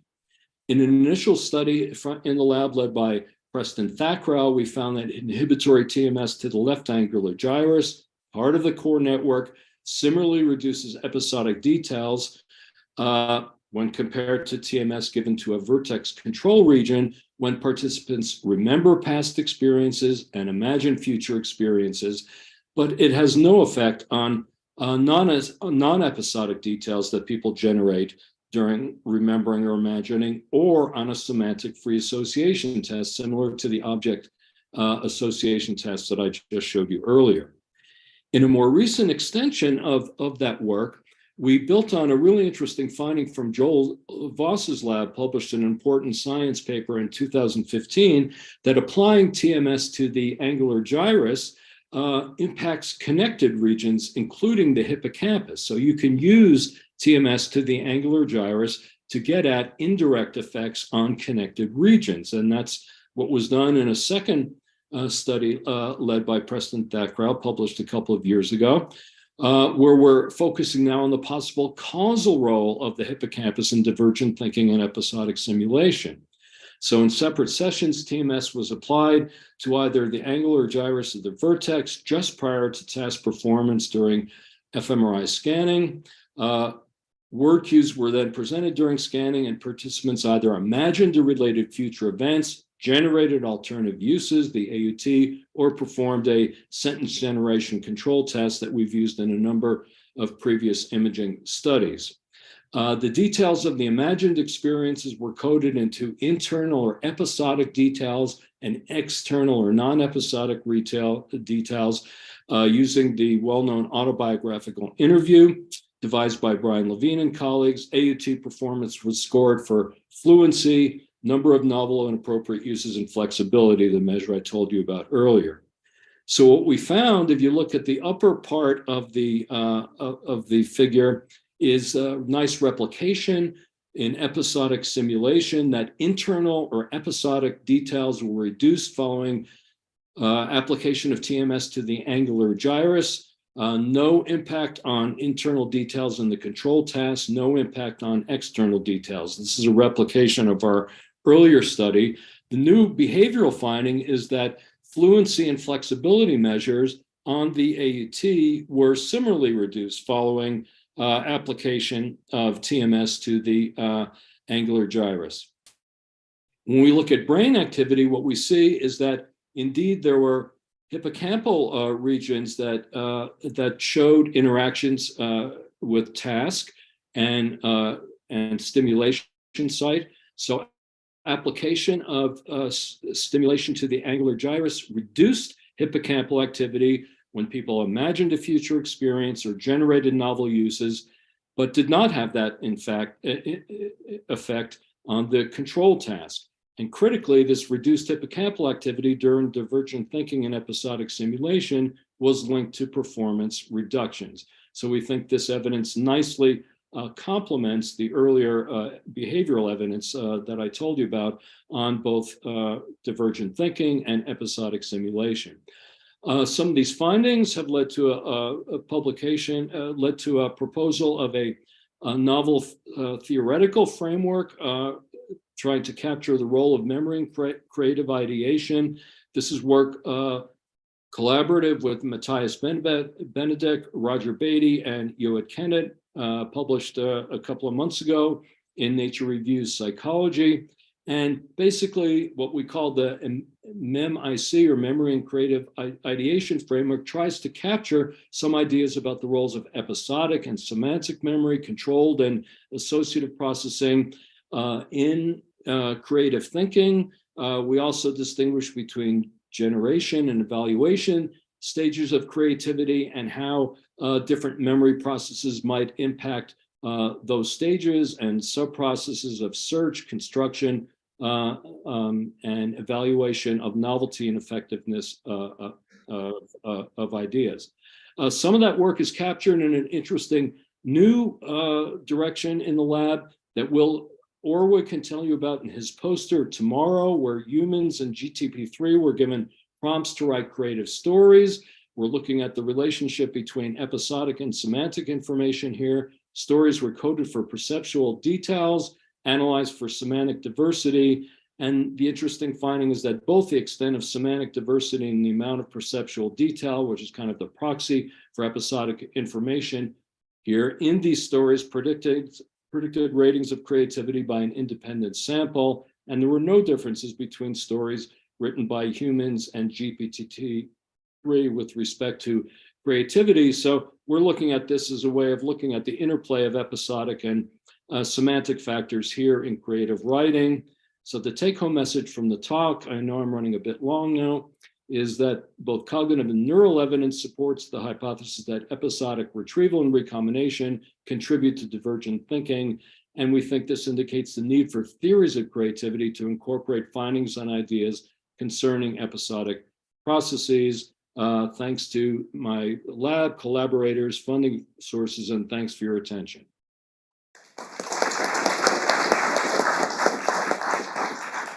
Great, thank you so much, Dan, and people can line up for questions. One quick question for you. I might have missed this, but you were using the ESI, so this episodic retrieval method, to influence AUT and other kind of measures of creative thinking. It seems like the prediction would be, and maybe you've already tested this, that prospective retrieval, as it were, kind of engaging in prospective thinking over episodes in detail should generate the same kinds of changes. Is that the prediction, and have you tested it?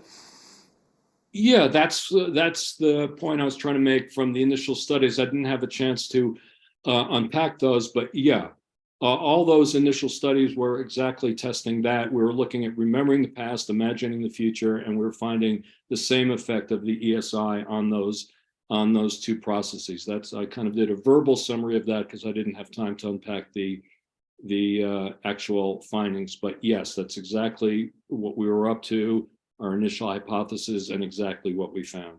But have you done a version of the ESI where that's prospective rather than retrospective? Oh, the version of the ESI. Okay, I thought you were asking about the downstream task. We have done a version of the ESI where it is just an imagination induction, where you're just trying to imagine imagine an event. So yeah, we published on that a couple of years ago, and we saw very similar effects of the imagination version of the ESI and the memory version of the ESI. Sorry, I didn't get your question quite right. Thank you. All right, so Jess, if you want to. Oh, go ahead. Great talk. Thank you very much. It was really cool to see that type of causal work. And If you could introduce yourself too. Oh, I'm Mike. How's it going? I'm I'm wondering, so creativity is kind of this new concept for me in terms of empirical studies. I haven't thought about it very much. I'm wondering if you've thought a little bit about the relation between creativity and curiosity. You know, there are theories of curiosity that postulate that, you know, when we generate hypotheses, you know, we are more curious, and generation has been linked to imagery and imagination. So I'm wondering if you see a link there, and if you wanted to kind of expand on your thoughts on that.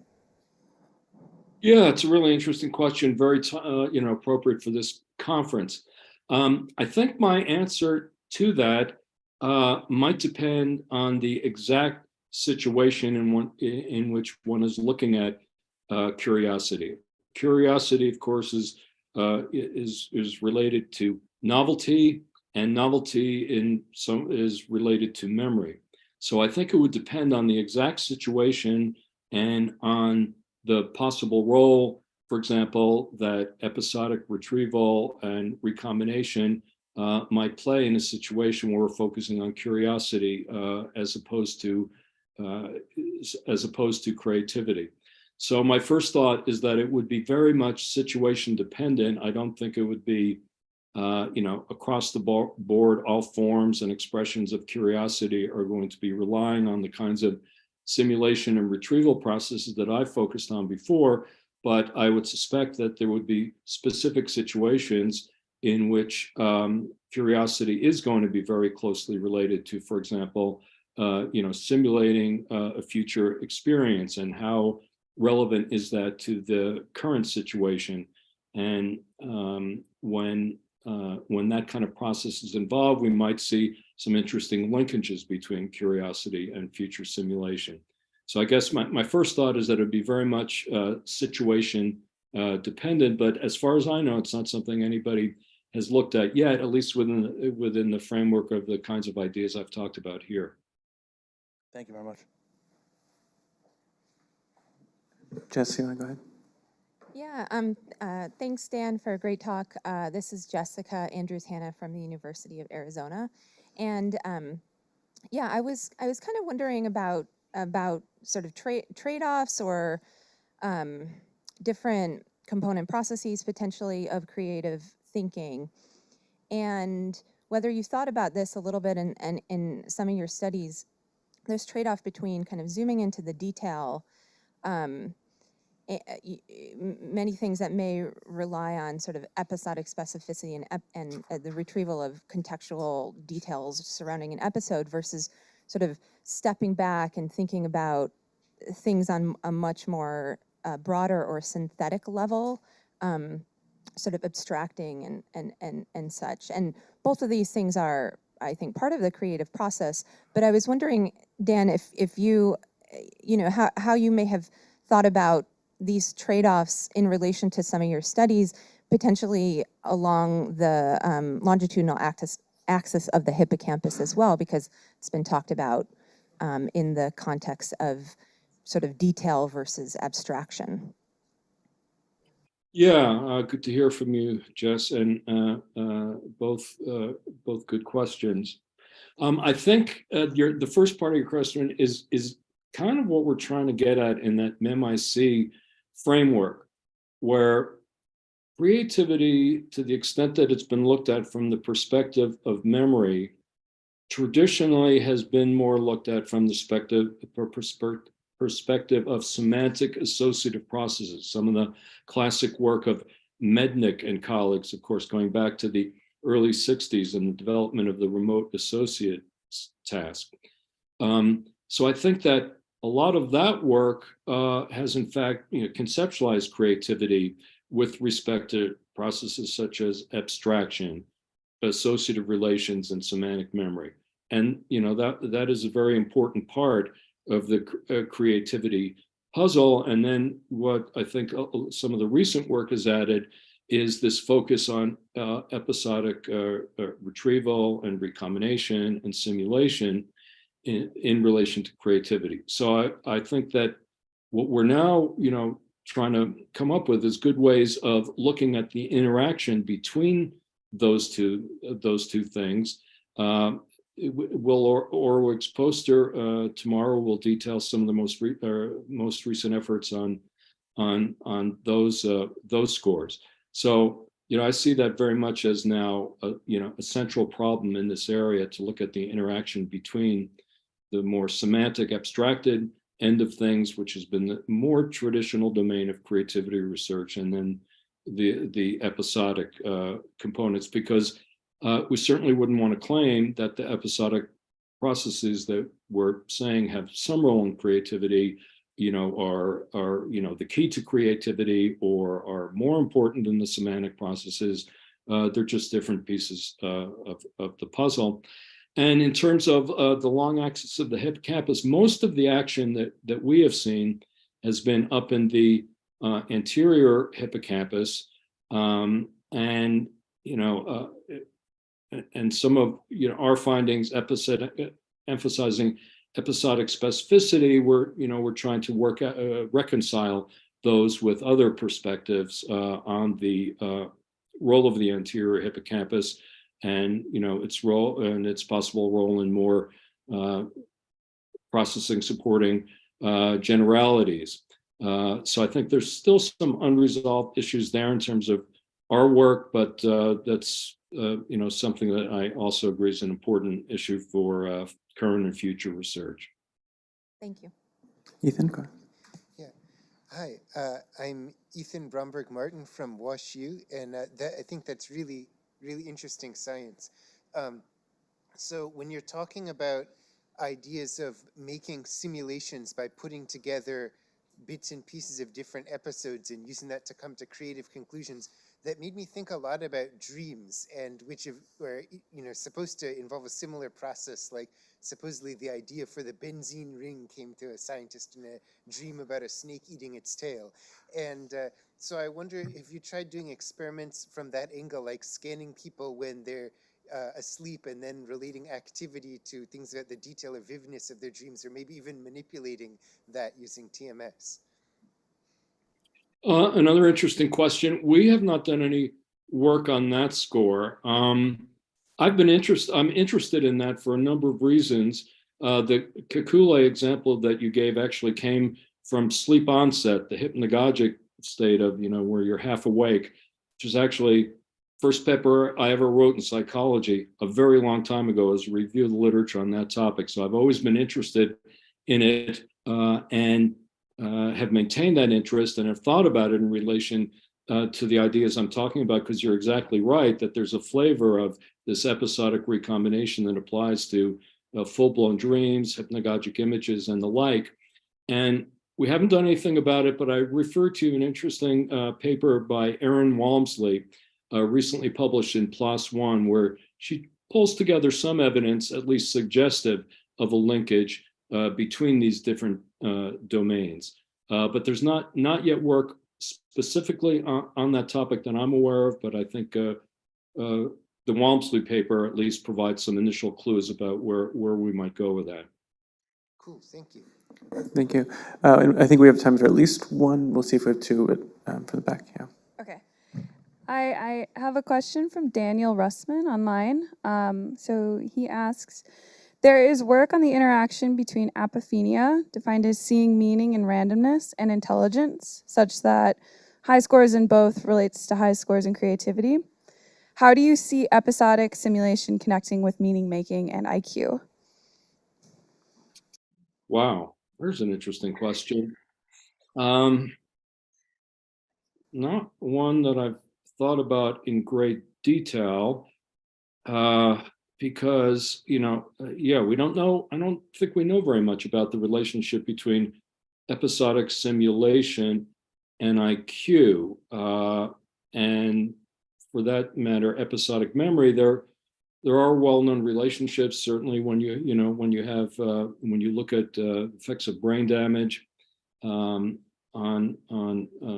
memory, you often think about how does that relate to IQ. We know the two can be dissociated because you can have normal IQ while having impaired episodic memory. So we certainly wouldn't think that the two constructs are identical. They're highly dissociable.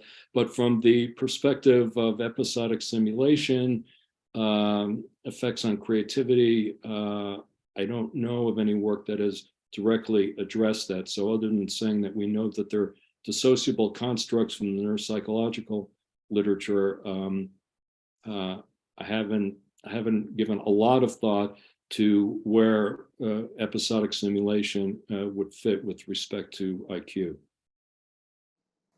Great. And we have time for just one more question from Pierre-Yves. Yeah, thank you very much for the presentation. I'm Pierre-Yves Voudeyer from INRIA.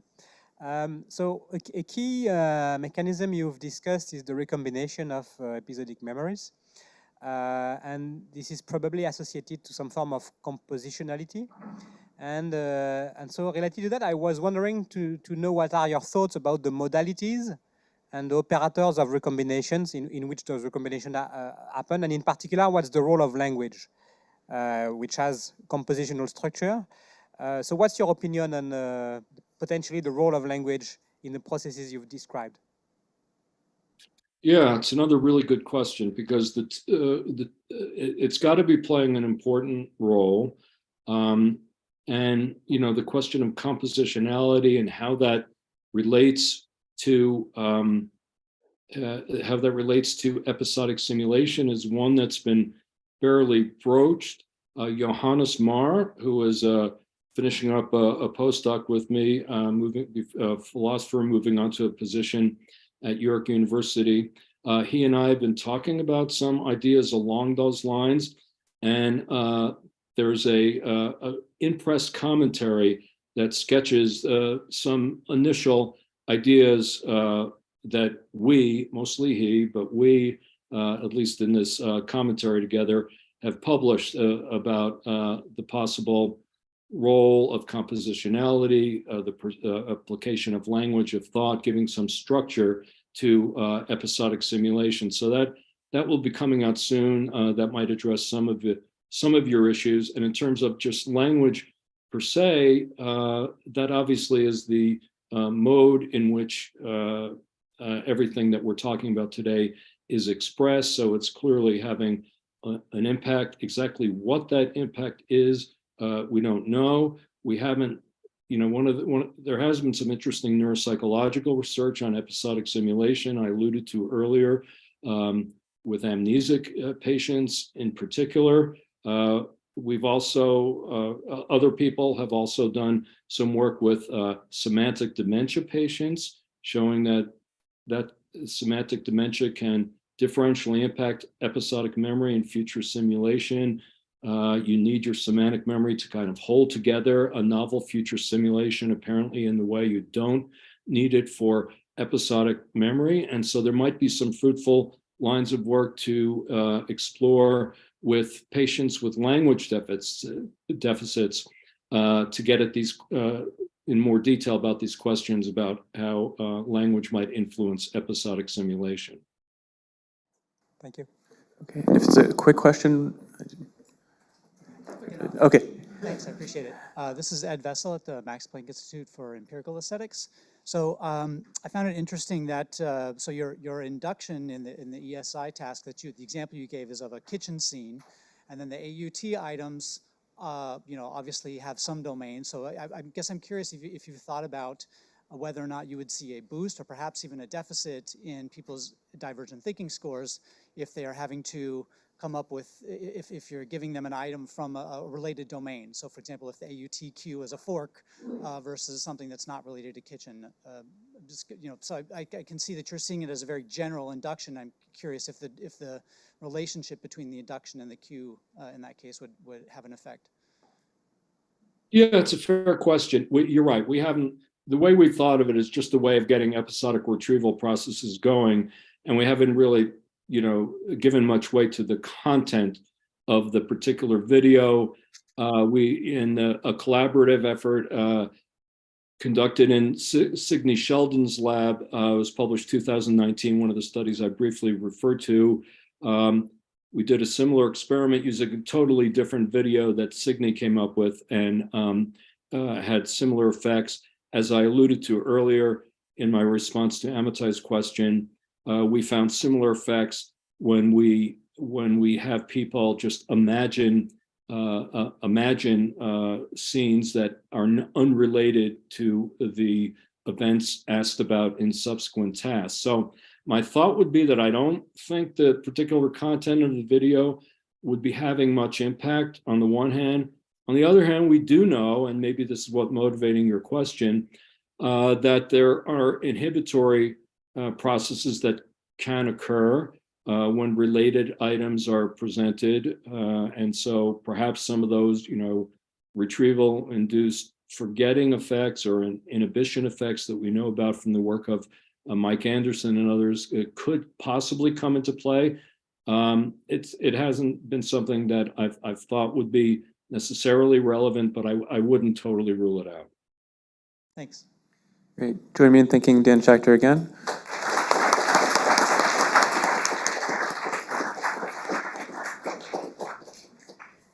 Thank you, everybody. Before we proceed, I want to make a couple of an announcement about food. I said that there will be breakfast, but there is no breakfast except for coffee. I'm sorry. For me, breakfast and coffee are the same thing. But I realize that some people are getting hungry. There will be lunch, and we'll push the lunch break a bit, 10 minutes back, so 12:50. But if you need something before, there are 2 cafeterias with snacks and various foods downstairs. Okay, so that's it. So I think that now it's officially break. We do have the poster presenter who will come on, and so please feel free to stay and watch them, or just go and stretch a little bit. And we will come for the next session. Let's start at 11:20. So instead of, it's 10 minutes after the listed time. Okay, thanks.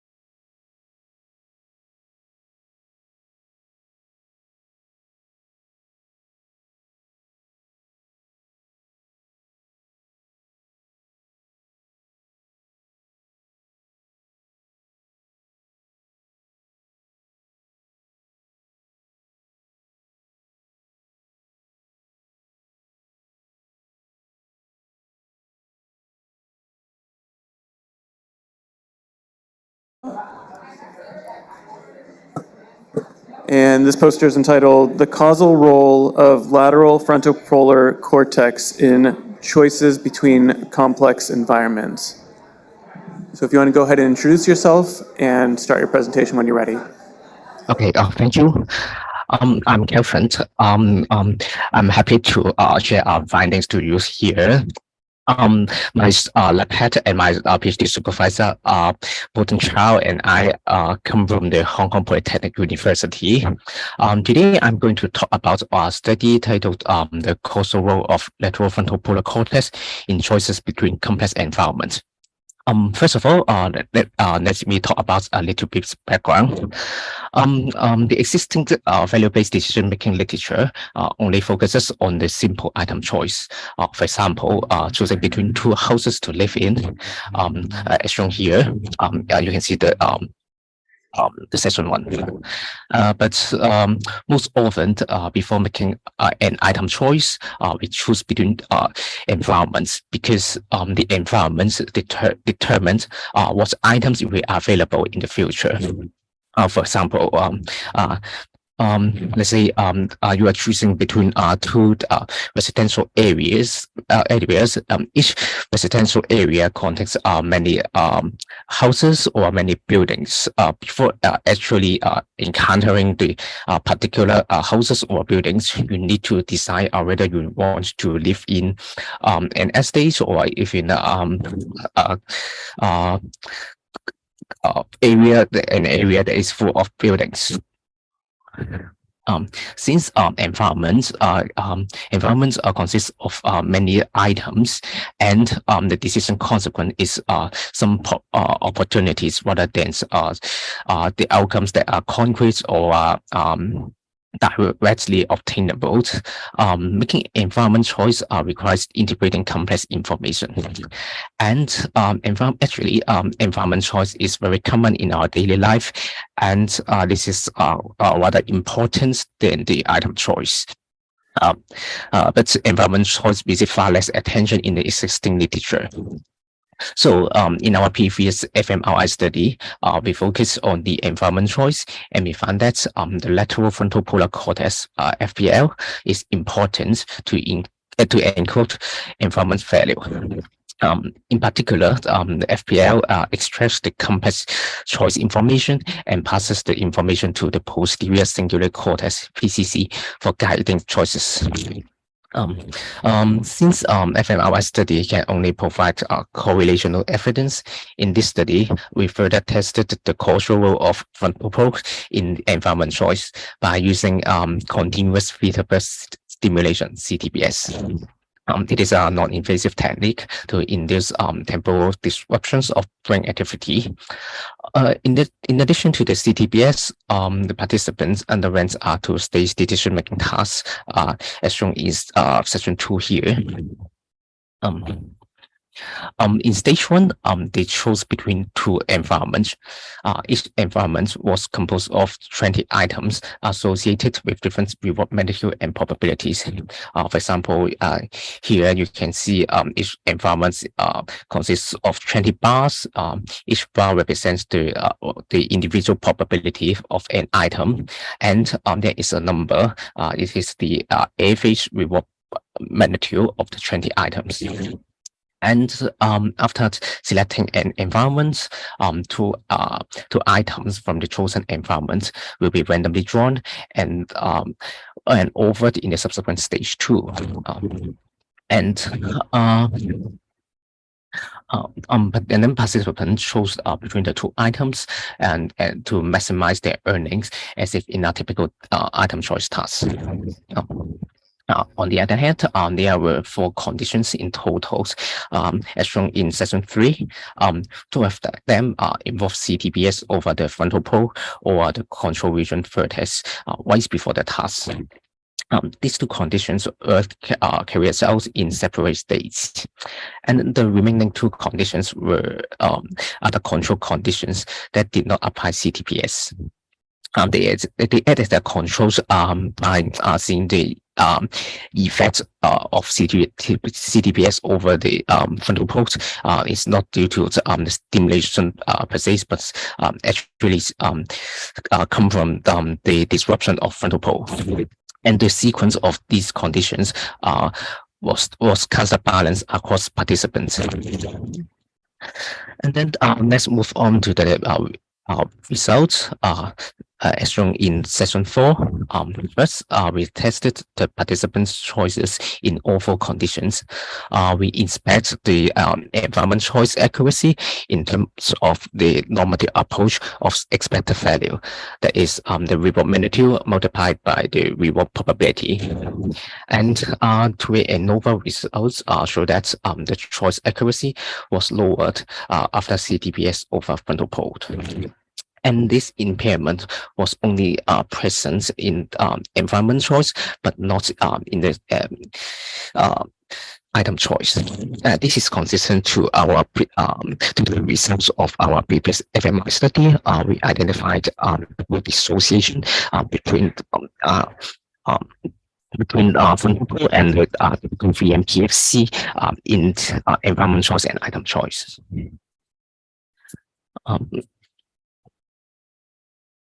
And moreover, our previous FMI studies show that the frontal pole extracts the complex environment information and passes to PCC for guiding choices. So here, we further tested whether the impairment was related to the frontal pole PCC functional connectivity. We conducted a resting state functional connectivity analysis with the PCC exit region, and the results is shown in section 5.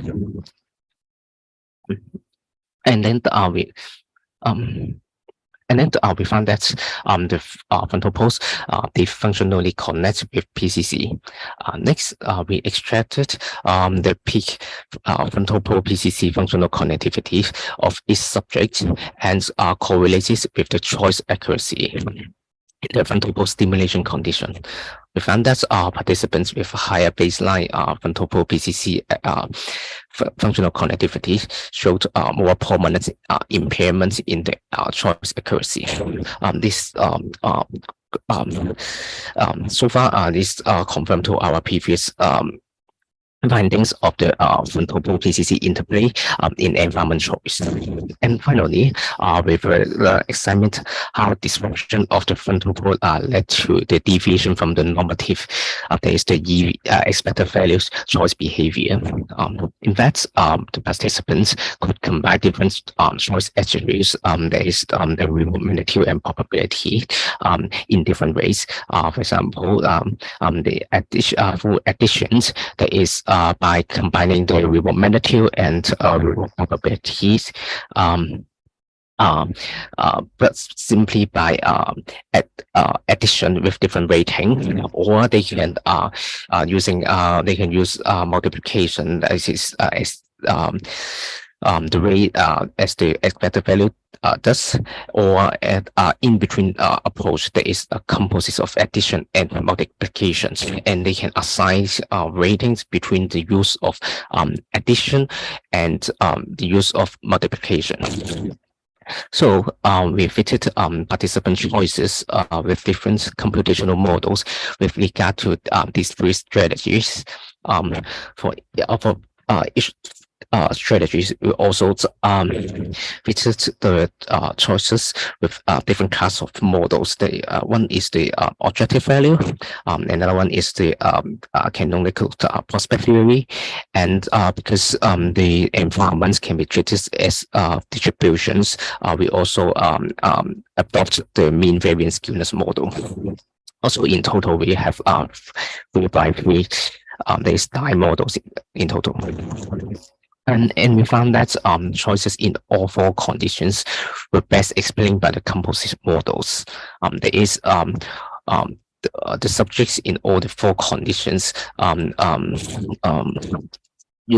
adopt approach of both additions and multiplications to combine the choice information. Crucially, the integration coefficient is the relative use of the multiplication to additions, but not the other parameters, such as the temperature, that is the choice stochastics, became lower after CTBS of this frontal pole. This implies the participants tend to rely more on the less complex way of addition to combine choice information. So far, some of the preliminary findings are consistent to what we have found in our previous FMI study, and with the CTBS, with the disruptions of frontal pole stimulation, frontal pole activities by the CTBS, we also provide some causal evidence of the move of frontal pole in including environment values in during environment choice. These are all the preliminary findings of we currently found. Thank you for your attention.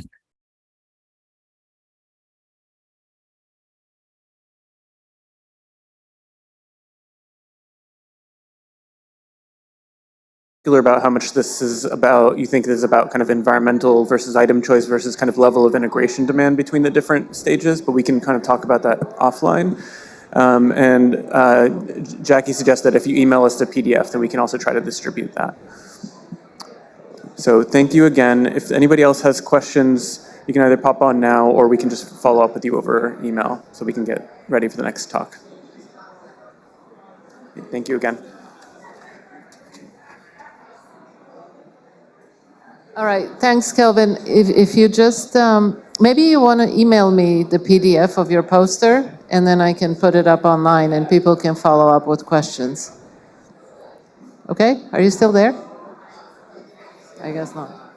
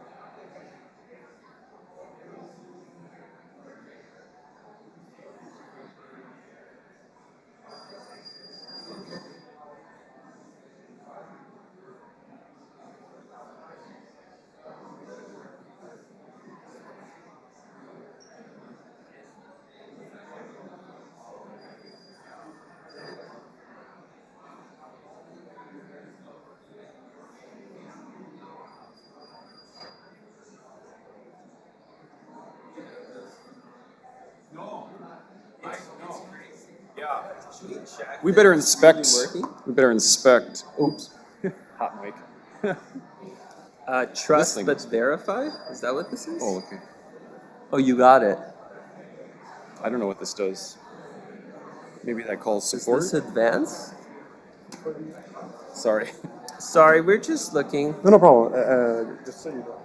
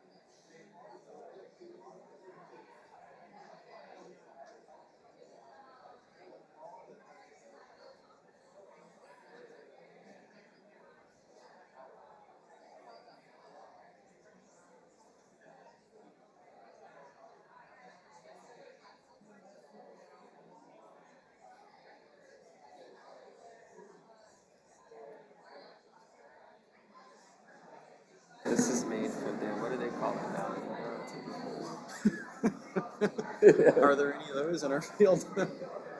That's a separate issue. It's above my pay grade because I can't diagnose. And that's what, yeah. Yeah.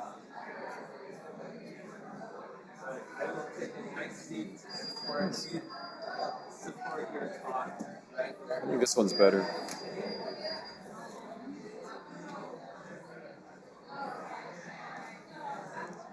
You can laugh when My it talk's like, not very good. when it goes like you can when you see like the ticks. When this thing reveals the ticks, you can laugh. It's okay. It's fine.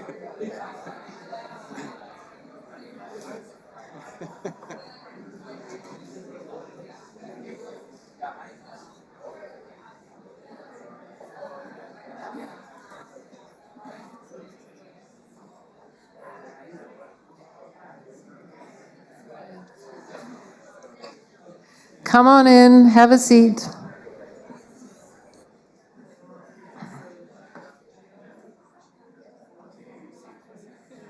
No, I won't sit here. Is it gonna pull up your I don't talk? know.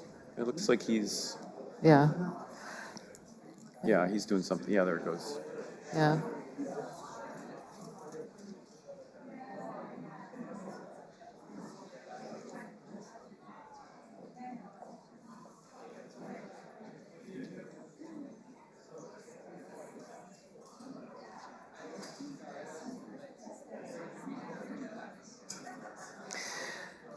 Okay, we're ready to go. So after the morning session on human cognition, the next session will be about monkey behavior and neural activity, and we have 3 talks. The first one is by Bruno Averbeck at the National Institute of Mental Health. Should I let people trickle in a little bit? I'll do it. I'll give you 5 minutes. Okay, great. While everybody's trickling in, I'm gonna thank the organizers for putting this together. I'm still super pumped about any meetings that happen in person. I very much, Zoom is very difficult as an interface for almost everything, and I really enjoy actually lunches and just spending a longer amount of time with people and having discussions. I think it's invaluable to our field. So thank you for delaying and then putting it back in place. So I think we're supposed to be the monkey neural section. I'm not gonna talk about any neural data. I tried to put this together over the weekend, and I didn't think I had enough time to go into neural data, and that's the title I gave. So it's gonna be behavioral and computational mechanisms underlying exploratory behavior. I'm gonna talk mostly about theory, and then at the end, I'm gonna talk about some monkey behavior in an exploratory task, in an exploit task. And I'm gonna look at how using eye movements to indicate choices versus using reaching movements to indicate choices actually pretty profoundly affects how much monkeys explore. So, all right, so broad audience, so just a few definitions to get started. And in our lab, we study reinforcement learning. And reinforcement learning is learning to make advantageous choices on the basis of feedback. So sometimes we make choices and they lead to positive outcomes, sometimes to negative outcomes. We want to learn from those outcomes to make better choices in the future. So that's the general problem setting. And within that, we are often confronted with the explore-exploit trade-off. And many of you probably know this, but an example of this could be, maybe you have a favorite restaurant or a few restaurants that you like to go to on Friday night. So maybe the hamburger restaurant on the left is your favorite restaurant. And as you're heading to the restaurant, you notice there's a new restaurant that just opened on the right. Looks like it's a sushi restaurant. And so the question is, do I go to my favorite restaurant and get something that I know that I like, or do I explore a new restaurant under the assumption that maybe they're gonna have something that's better than, something at my old restaurant? So what I wanna do is I wanna unpack that problem, hopefully not in too excruciating of detail, but I wanna unpack that problem using theory and talk about the factors that affect whether or not you should explore and how it works. So I'm gonna talk mostly about something called model-based reinforcement learning. And in model-based reinforcement learning, we know a lot about our environment. And in model-based reinforcement learning, there is no explore-exploit trade-off. We can actually just calculate what to do. But it's useful to contrast that with model-free reinforcement learning. In model-free reinforcement learning, we definitely have to solve the explore-exploit trade-off all the time. So the main difference between model-free and model-based RL is that in model-free reinforcement learning, I have to make a choice and get an outcome to estimate the value of my action. I can't simulate forward to think about how this choice might give me rewards in the future, et cetera, because I don't have that framework, often because I don't know enough about the environment. So for example, this is just a really simple stateless equation we use, the Rescorla-Wagner equation, right? Maybe I have some value estimate for my restaurant here because I've gone to it many times, and if I go to it, I have a meal and I get some reward. If my meal is better than expected, I have a small positive reward prediction error. I add that to my value estimate, I slightly increase my estimate of the value of that restaurant. If my meal is worse than expected, this is negative, and I slightly decrease my estimate of the value of the restaurant, right? But if I have a new restaurant, what do? How do I start with my initial estimate? I can't predict the effect of making a choice to go to the new restaurant on future rewards. What I can do, though, is I can substitute in for my initial value for that restaurant the average value of all new restaurants that I've ever tried, for example, right? I can assume that on average, any restaurant is going to be average. And this is what actually creates the explore-exploit trade-off. So if I assume that my favorite restaurant is better than average, for me to explore a novel restaurant, I have to forego some expected reward, some average reward, right? And so I can actually build things into the model to cause me to forego some small expected reward. For example, I can just optimistically make the value of a new restaurant a little higher than average, and that will cause me to explore it sometimes. I can also just make random choices sometimes, and both of those things will get me to explore, but they're heuristic, right? I haven't arrived at them because of any principled calculation. I just think that they might work. And of course, you can ignore the equations. I'm just putting there to prompt things, and if people in the audience are experts, they can kind of see what I'm talking about. So in model-based reinforcement learning, the values of our choices are divided into immediate and future expected values, right? So in red here, I have the immediate value. That's the reward I'm going to get right now from a choice. But I also have a term on the right-hand side here, which is the future expected value. This is how my current choice is going to affect my ability to make choices in the future. So this sort of, I don't know, maybe innocuous looking term here, this is my world model. And I think this actually links back to several of the talks that we heard this morning, because a lot of what I'm doing when I'm curious or when I'm exploring is I'm trying to build a better world model. And when I have a good world model, what I can do is I can make choices that lead me into states that I know are desirable. Okay, so that's all I'm going to say about this. But I think that's a lot of what the learning we are doing is building a world model. And in this framework, that gets stuck into that.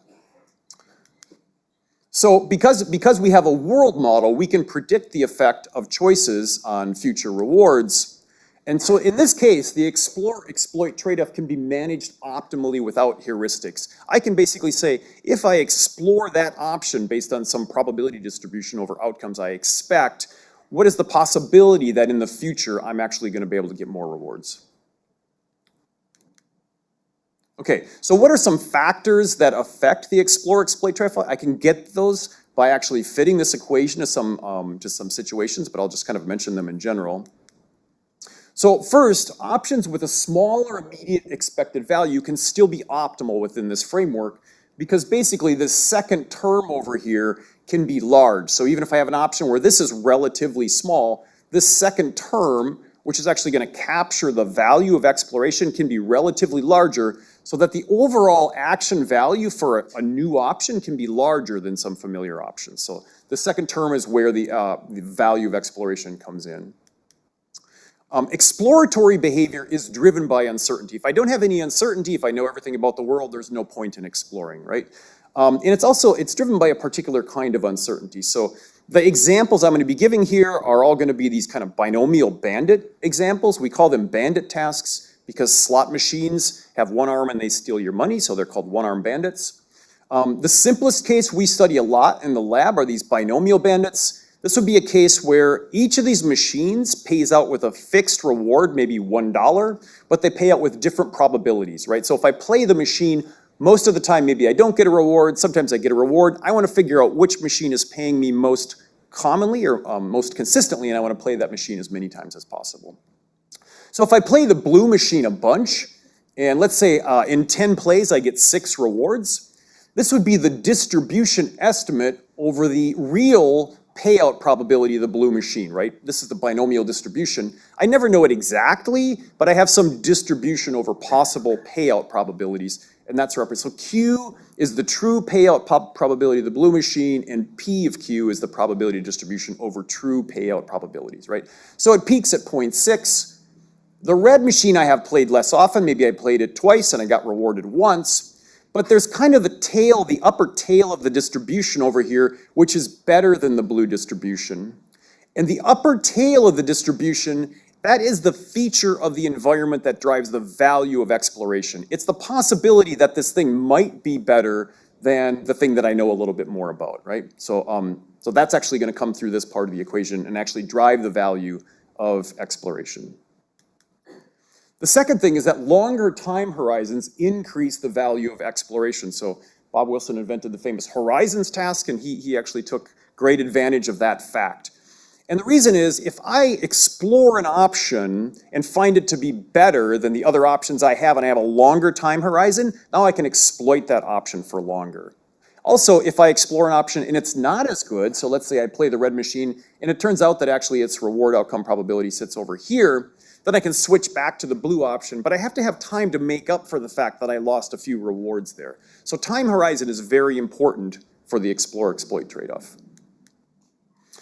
So this is just kind of a setup to get us a little bit closer to the monkey data, but I'm not going to show you monkey data quite immediately. But these are the kind of tasks that we study in the lab. So generally we have a monkey fixating. We present him with two images. Each image is basically one of those slot machines. He makes an eye movement or a reaching movement. I'm going to contrast those two things at the end of the talk to pick one of the options, and then he's probabilistically rewarded. We do a lot of variants on this, but the simplest variant is probabilistic rewards. He's supposed to figure out which of these options is rewarding him more often and then pick that option as many times as possible. So now what I'm going to do is I'm going to build the model for that equation, for that task, and then we're going to look at basically the first and second term in that fairly simple task and see how it behaves. And I had to shoot my talk over early on Monday, and I thought I was going to work on it on the train coming up here, so some of the animations aren't quite as good as I would have made if I had more time. This wouldn't have appeared quite yet. Anyway, so what I'm going to show here is just some example performance, and this isn't even my monkey. This is just some toy data. On the x-axis are trials in the block, when a monkey's first given two new images and he doesn't know the reward probabilities associated with them. On the y-axis is the difference in the value. So the value of option 1 minus the value of option 2. And the two lines are either the total action value, which is both terms, or just the future expected value for each of the two options. So what I'm plotting down here on the bottom here, if the agent chooses option 1, there's a circle in the bottom in the corresponding trial. And if he gets rewarded, it's blue. If he doesn't get rewarded, it's black. So I have a simple situation here where the agent picks option 1 3 times and gets rewarded all 3 times. So that's very good. That's driving up the total value of this thing, mostly, well, entirely though, through this first term, because he's estimating that this is actually a pretty good option. I'm getting rewarded a lot for this thing. The second term, however, is actually a little bit larger for option 2. And so if we look at the difference between option 1 and option 2 just in the second term, right, it's going negative for option 1, meaning option 2 is relatively more valuable. And then if I pick option 1 3 more times, now I've picked it 6 times and I've been rewarded 3 times, right? My expected reward probability for that option now is 50%. And I didn't mention it, but I start both options with a very weak prior for a 50% reward probability. So now my expected value for the two options is the same, but I've actually learned more. So this is the probability distribution now for option 1, which I've picked 6 times. It's pretty strongly peaked around 0.5. Option 2, which is just basically being driven by the prior, has a broader distribution. And remember that the tail of this distribution is what's driving exploration value through this part of the equation. And we see that actually as this relatively large preference through this part of the equation for option 2. So at this point, it's actually useful to explore option 2 through this equation. Okay, so that's how uncertainty filters through future expected values to drive what we call the exploration bonus. So I'm going to show a little bit more about the exploration bonus, but it's basically the difference in the future expected value between my available options, okay? Oh yeah, and this is actually, remember I mentioned that the longer the time horizon I have, the more valuable it is to explore. My time horizon is actually controlled by this gamma parameter, somewhat trivially because, you know, exploration value is coming in through this parameter here in the model. If I increase this, it's gonna make it larger. But if I plot actually sort of the effective time horizon of making this parameter larger, it's always between 0 and 1, we see that when my time horizon is longer, meaning I'm gonna have more time to deal with these options that I'm learning about right now, the value of exploration goes up. And in fact, when you have infinite time horizons, actually these models start to do very strange things because you just explore forever. Because you have forever to recoup your values, and so why not? So they just look very strange when you have infinite time horizons. They also take forever to converge, but that's separate. Okay, so this is one step away from some actual data.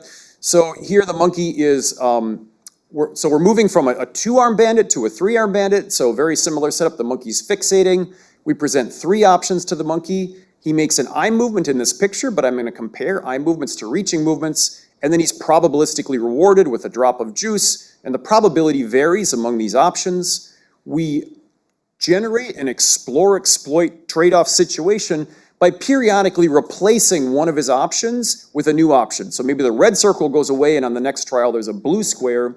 We randomly assign reward probabilities to the blue square. So now he has to decide, should I continue to pick my familiar options or should I explore my novel option?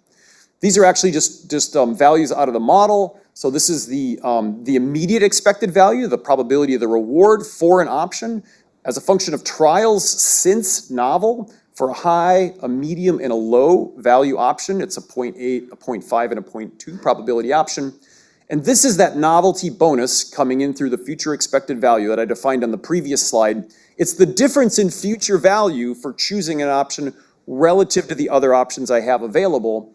And we can see that when I introduce a novel option, it actually pops up for the novel option and then decays slowly over time as I get experience with it. Interestingly here, I have best and worst options plotted. This is based on their immediate expected value. The best option has the lowest bonus because usually the monkey has picked that option the most, so he knows the most about it, so it has the narrowest distribution. Sometimes he has old options that he hasn't picked very often as well. All right, so now some data. So this is my bonus again, and we looked at this task in the oculomotor system first. So this is the preference for novel options. So again, this is trials on the x-axis. Now this is the fraction of times the monkey chooses either the novel option that I just introduced, the best of the 2 remaining options, and that's based on the expected value, or the worst of the remaining options. So we see that qualitatively, and his choices are based not just on this bonus, but also pretty heavily on the values. But qualitatively, we see a pretty nice preference for novel objects, right? He's looking at these a lot in the oculomotor system. Even much more so than the best, and you can break this out by the available options the monkey has, etc. And things make sense. When he has really good options, he explores less. When he doesn't, he explores more. But now, interestingly, we ran this very similar task in the reach system, and we get something basically completely different. This was run in a different lab. It wasn't run exactly in my lab. We didn't measure eye movements in this, which is unfortunate because it would be really interesting. We've run this a bunch in humans, and humans tend to look more like the right-hand side, but we tend to use button presses in humans. So in the reach system, if anything, right, the monkeys are neophobic. So this is choice of the novel option. They eventually start to choose it, but they really choose the best available option a lot, okay? So I can actually get the model to do this pretty easily just by putting in a pessimistic prior. If when I give you a novel option, your prior says, it's not probably gonna be very good, I'll avoid it. I didn't do that simulation to show you, but we can get that out of the option. But it's quite interesting because we often treat our readout as if we're studying some single cognitive process sitting somewhere deep in the brain that gets read out through different motor systems. But it's very different. Perfect, okay. So not only exploratory behavior, but I just wanted to show a couple more slides because actually I have a postdoc basically who's just working on differences between the oculomotor and reach system now because there are all kinds of differences in these learning tasks. And just to extend the exploration plots now to to the learning. So this is a plot of the immediate expected value, right? This is just coming out of the model. If we look at learning performance, so again, this is trials since introducing a novel option. So these are all trials where the monkey picked a novel option, but split out by whether it was a high reward probability option, a medium reward probability option, or a low reward probability option. We see reasonable learning, so separation across these curves means that he's learning to pick the more highly rewarded options with experience. So that's in the oculomotor system. If we look in the reach system, we see he's learning, he actually learns quite a bit better in the reach system than in the oculomotor system. This was very surprising to us. My initial intuition would be that they're gonna learn better in the oculomotor system. They don't even like to do the reach task because we train them to fixate and hold fixation and then reach to a nearby object. And I thought, oh, that's hard, but actually holding your hand in place and moving your eyes is pretty easy. But this is something like 8 monkeys on the right. And we actually have it in a separate task as well. So this is another straight up just a 2-arm bandit task. This is, I think this is actually just 1 monkey right now, but we have 2 monkeys on this. So we're seeing fairly consistently that in reinforcement learning and these simple bandit tasks, the animals are learning faster with reaches than eye movements, you know, and they're also much more neophobic. So that, I think, yeah, summary. So the explore-exploit trade-off, it's fundamental to learning in dynamic environments. If we have stable environments, it's really not a problem that we have to deal with. Once we kind of learn the values of our options, we're done.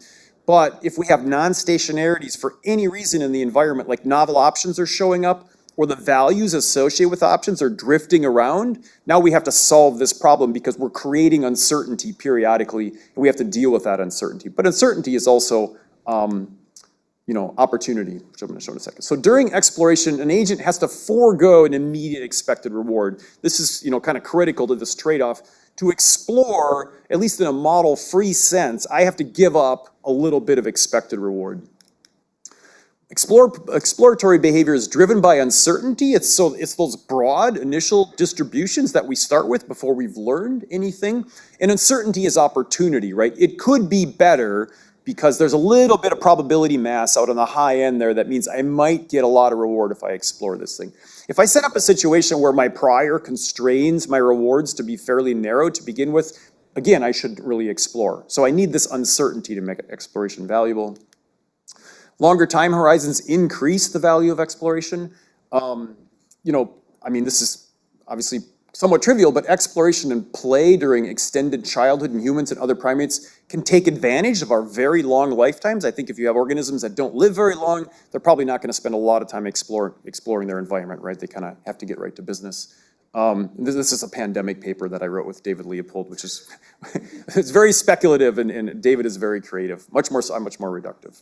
Also, strong temporal discounting can make agents neophobic. That's something we've been looking at here, and that's just kind of a theory paper. And again, the behavior says the reach and oculomotor systems show very different preferences for exploration and also different learning. So I don't think that there is even necessarily like a single representation in the brain that's driving these independent of the system that you're using.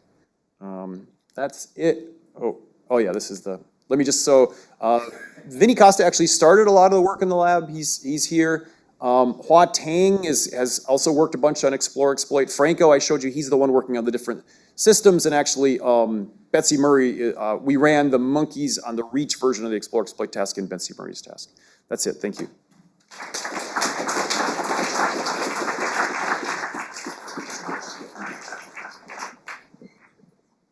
Ilya. Ilya Monosov, WashU. So this was a really beautiful talk, and I especially like carefully looking into the effector differences. And, you know, there could be a number of really interesting sources for those differences. Some are response time differences and sort of the type of deliberation and the costs. Those are all sort of the range. And I'm wondering kind of how you're thinking about those. And I think this is just a really great beginning to a cool experimental line. So thanks. Yeah, thanks. I think that's a great question. So when we first started showing that data, everybody said, oh, it's because there's more effort involved in a reach than an eye movement. which could be an explanation. Now, a lot of people study effort, and they tend to see things like when you make something more effortful, you have more aborted trials, takes you longer before you engage. We don't see that stuff in that system, so I don't know. They get surprisingly fast, but yeah, normally if you have longer reaction times, you also get better. Those are all really important questions that we're working on. That's where I was going, because I assume your response times are just longer for the region. Yeah. Yep. Konstantin Rotkopf, TU Darmstadt. Super cool combination of experimental work and modeling.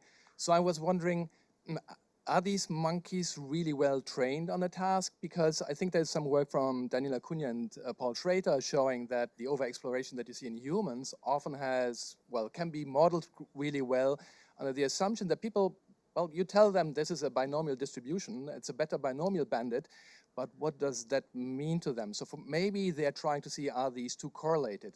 On work that we've been doing with inverse reinforcement learning, we essentially always see people have costs for doing an eye movement. They trade them off with actually the reward that they get. They have assumptions about the distributions that never match what we told them or we insinuate. So how much do you think does it have to do with them really knowing well the task?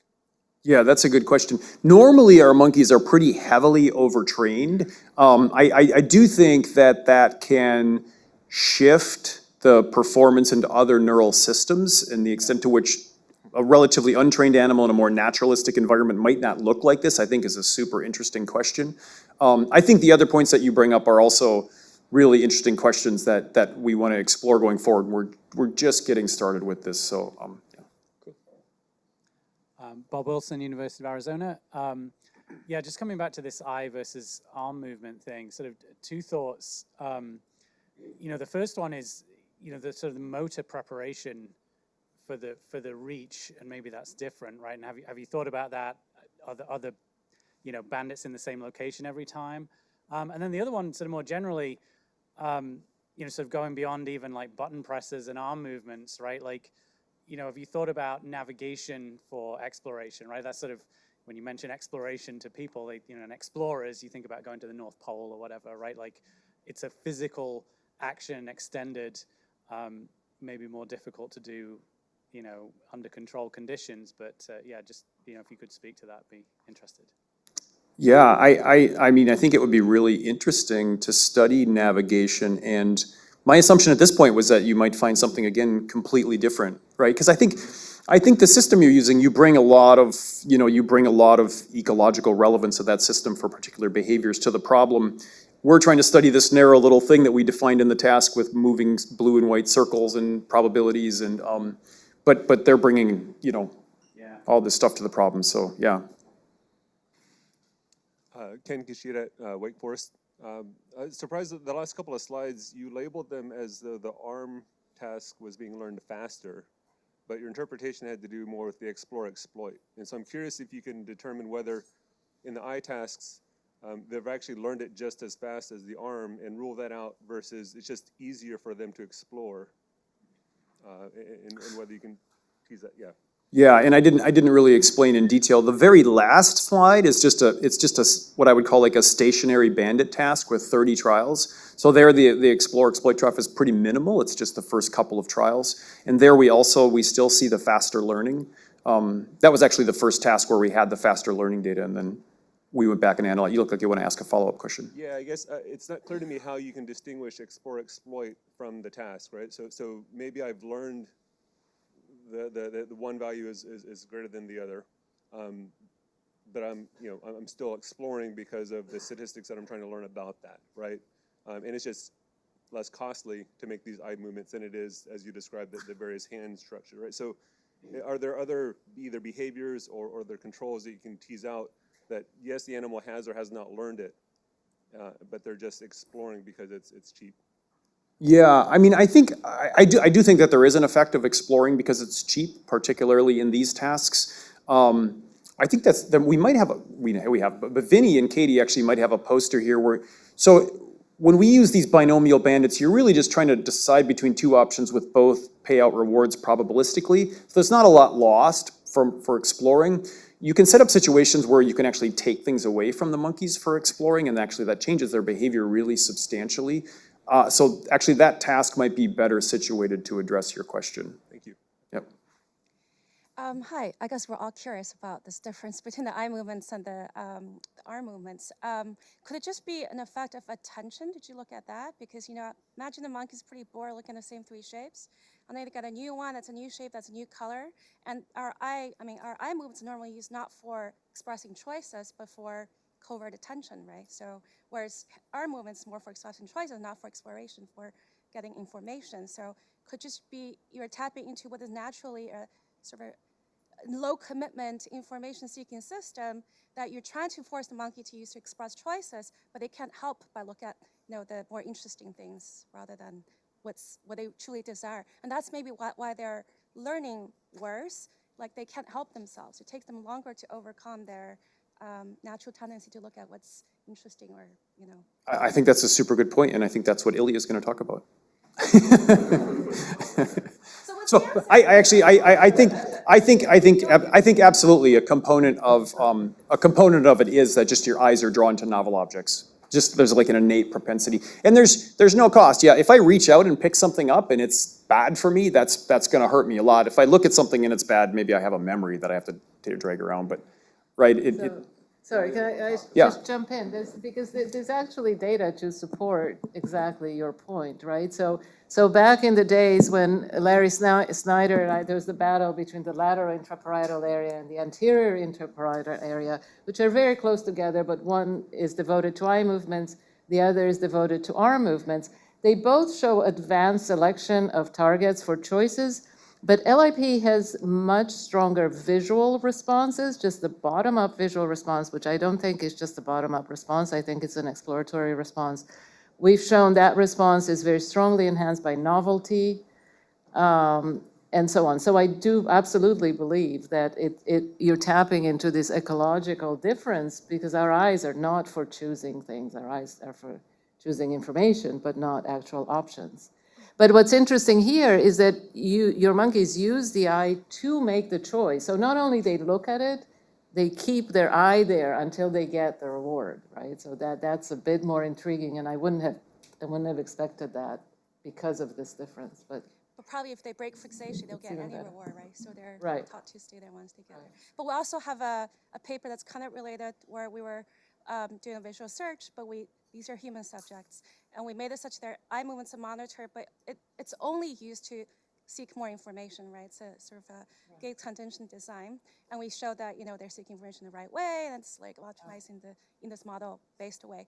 But what's interesting is when we switched to a button process with fingers, we found exactly identical behavioral pattern. And so identical, we can't publish the paper because there's nothing new to add. You can't say we did the same experiment with a different, motor system, and identical result, so it's not published, but we have the data showing it's exactly. all right, so we can continue this offline. So maybe one more question from online. We have 1 minute. I have a question from Evram Baykal at University of Denver, and continuing kind of this line of questioning, could a factor in the model be that reach in general has more danger and punishment potential associated with behavior than eye gaze? Yes, my guess is that's actually a big factor in how the system has evolved to just explore less. Absolutely. Thank you so much. Yep. Thank you. All right. So our next talk is from Ben Hayden at University of Minnesota. Those of you sitting in the back may not have noticed there's a piano up here. And I've been spending the last couple hours trying to figure out which one of our speakers required that piano so that they could do a singing presentation. And I still haven't figured it out yet. So if you know, just come whisper it. All right, who knows what this is? This is an Atari 2600 that I used to have when I was a kid. Let's see if this works. Wait. This is a game for the Atari that I used to have when I was a kid. This is called Montezuma's Revenge. It's a knockoff of Indiana Jones. It's a Metroid-like game. You wander around this environment looking for things, and it's kind of a Aztec temple or something like that. And I was really good at this game, and you know who's not good at this game? Deep Minds. Now we would now call it a kind of off-the-shelf DQN. This paper, this is like a really famous paper from 2015. This is one of the first big DeepMind papers that excited a lot of people, and it was really good at beating a lot of Atari games. They stuck them into the algorithm, and it was able to do that. And yet here, down at the bottom, I don't even know what 0% measures, but it's definitely not good. This algorithm is really bad at Montezuma's Revenge, and yet I, as a 7-year-old, was quite good at it. And that's kind of an interesting mystery. Trying to figure out why this game is so hard for AI is actually not a big mystery. The general consensus in the field in the 8 years since this paper has been published is that there's two main reasons why this game is so hard. First of all, there's a lot of ways to die. It's really, really easy to die in games like this, Pitfall, other games like that. That really penalizes exploration, and it takes a huge amount of time for you to stumble on the right solution. And so basically that's all that AI, back at 2015 could do, is stumble on the right solution. There's another problem, which is actually even more important in a lot of ways, is that there's very, very sparse rewards in this game. So if you're this guy running around, you get points for getting the key, and you get points for putting the key in the door, but you don't really get points for jumping over that skull. You don't get points for going up the ladder. There's all these things that are really important to do that we as humans kind of instinctively know you're supposed to do. And what that means really is that we reward ourselves for doing them. We essentially have some kind of way of giving ourselves points in our own mind without the game or life telling us to do this. And this is really interesting. It's very relevant for an Atari game. It's probably relevant for solving these kinds of problems too, because since that DQN paper was published in 2015, there have been a lot of AIs that are a lot better at this game and games like it. And one trick that these use is that they basically have something like curiosity. I don't really want to worry too much about terminology here, but we are at a curiosity conference. They have kind of a way to reward themselves for going out and exploring and seeking information, and that makes them a lot better at games like Montezuma's Revenge. So we might assume that 7-year-old children might also have something like that. That's something that's really interesting to me and I think really worth exploring. It's also interesting because we as evolved agents probably evolved in an environment, which means we basically evolved on the planet Earth, because it's not just the African savanna, but it's basically every environment on the planet Earth. There are many opportunities to die, and there's sparse rewards. Like if you're thinking about getting some kind of prey or some kind of fruit even, there's actually a lot of space between those, and there's not a lot of them, and you have to kind of think about all the steps between now and getting your reward and figure out how to do that and reward yourself for doing that. And so that seems like a very interesting set of problems to me. Do I have a time on here? It says 20 minutes, but it's not changing. Is that? All right, well, yeah, all right. All right, so the way that we in the lab kind of, oh, great, okay. But, all right. The way that we in the lab study these types of problems is we use the observing task. So this is a kind of classic behaviorist task from a long time ago. It was something that you guys, I'm sure everybody at this meeting knows, so I don't need to repeat it, but I will because it's important. This is brought into neuroscience in the 21st century by Ethan Bromberg-Martin, who's also in the audience somewhere. And Ethan basically trained monkeys to do a task where they're going to choose between different gambles. I think of this as a variant of a gambling task. I'm not sure other people would see it that way. And the key thing about this task is that the resolution of the gamble is delayed by a few seconds. And that means that not only is the reward delayed by a few seconds, but the information about whether you win or lose the reward is also delayed. So you're talking about temporal discounting of reward and also temporal discounting of information. And now, because of that delay, you can separate those out, and you can offer the monkey the chance to choose to get the information sooner. And in his 2009 paper, already a classic, Ethan and his colleagues at the NEI found that monkeys will prefer the option that gives the information sooner. So there's some kind of intrinsic value to getting information immediately. In my lab, we had monkeys do a similar task. It's a variant of this task, but we introduced an extra twist to it, which is the stakes vary. I'll show you what this task will look like. And these little inset yellow rectangles, not very elegant, but it did the job. The stakes vary on a trial-by-trial basis. We can use kind of standard econometric principles to assess the value of information to the monkey by averaging the data over several thousand trials. You can see over there, Ethan actually has an even more sophisticated version of this task that he's doing with Ilya Monosov. So they've made it even more sophisticated than this. But this is what we had.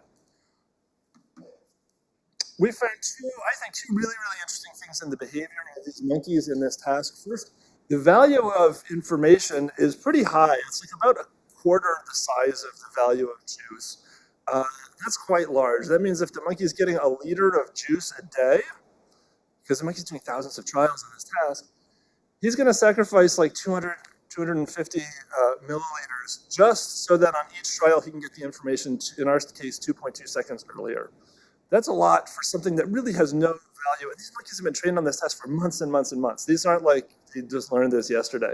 So they know this environment, they know this task, everything is very stationary, and yet they reliably, very consistently choose this early information. I would argue this is still an unsolved problem, why they put such high value on these rewards. I'm not going to answer that today. I'm just going to jump to the next thing. The other thing is that the value depends on the stakes. So the higher the value of the option, the more the monkey places on it. And that kind of makes sense, but it's also kind of cool because a lot of sort of, I would say like level 0 theories of curiosity are basically entropy hungry theories. Basically, we just want information. And that can't really be true, or at least it can't be the whole story, because a lot of people in AI have run into this problem time and time again. You're walking through the environment, you see a white noise TV screen, and you just get trapped there. You're like, great, this is all the entropy that I need for the rest of my life, huge amounts of entropy, and you're stuck there. And if this sounds like a dumb theory, this is actually in a slightly different form, a criticism against, Carl Friston's theory. This is like the dark room problem variant. It's just another way of expressing that. So this is actually a very serious problem. The monkeys get around this in this very narrow artificial context by having more value placed on information that has higher stakes associated with it. So let's just say, let me do one more slide on this task before I move on to the newer stuff. We recorded in a part of the brain called the orbitofrontal cortex. This is a value specialized part of the brain in the monkey. And we find, as a lot of people have found before, that neurons in this part of the brain firing rates co-vary with the value of the juice, the stakes, both during the offer period and during the seat period. We also find that neurons firing rates co-vary with the value of the information. We did not use this language at the time, but I would use this now. I would say these were orthogonal tuning directions. These are basically different subspaces of the larger manifold. So you have orthogonal representation of these two different forms of values. So it's not an abstract value representation. It is a non-abstract. It's a stimulus-specific or modal representation of value. That's good because it lets you negotiate changes in the relative value of information. So if you stop being curious, you want to change that really fast. OFC is equipped to help you do that. So this is some data that we collected a few years ago. It was less old at the time that we originally planned this talk, but the second half of my talk is going to be about the new stuff that we haven't ever published before. We find, a putative, I shouldn't be so definitive in here, but a putative neural implementation of this kind of intrinsic value of the kind that you, as a 7-year-old, need to implement if you want to solve a game like Montezuma's Revenge. So there's a lot of cool things you could do sort of with this as a starting point, and Ilya and Ethan are here, and they have a lot of things you could do with circuit breaking direction. That's really amazing, that's really fantastic. My interest is taking it in the naturalistic direction, trying to figure out how this works in more naturalistic contexts. So this is a game that we developed to try to understand this type of thing. This is a monkey sitting here navigating around this world, artificial world. This 3-curved monitors for the monkey, getting these squirts of juice. These little rewards are just going to motivate them to keep going and hunting for the big reward. I'll just say, I just want to make clear, this is not natural. This is not like what the monkey actually does. He's sitting in a chair, he's doing a computer screen, he's getting squirts of juice in his mouth, but it's naturalistic. I use that word to mean we're heading in the direction of natural, making it slightly more complicated. We're not going all the way towards natural. it's still very, very controlled, and we're able to ask more sophisticated questions, but it's not completely natural yet. If you're an extreme psychology nerd, the way that Maya Wong did this project is, you no doubt recognize this famous maze from a classic paper by Edward Tolman from 1930 on insight in rats, and I was very insistent on using this because she loves the history of psychology. And it basically looks like this. There's this environment, it's the same environment every single day. The monkeys have been trained on this environment for months and months and months. Every day we change where the big jackpot reward is, and every trial we change where the monkey starts and what direction he's facing. So, there's like a learning curve. So on the first few trials, the monkey's going to be like, where am I? How do I get there?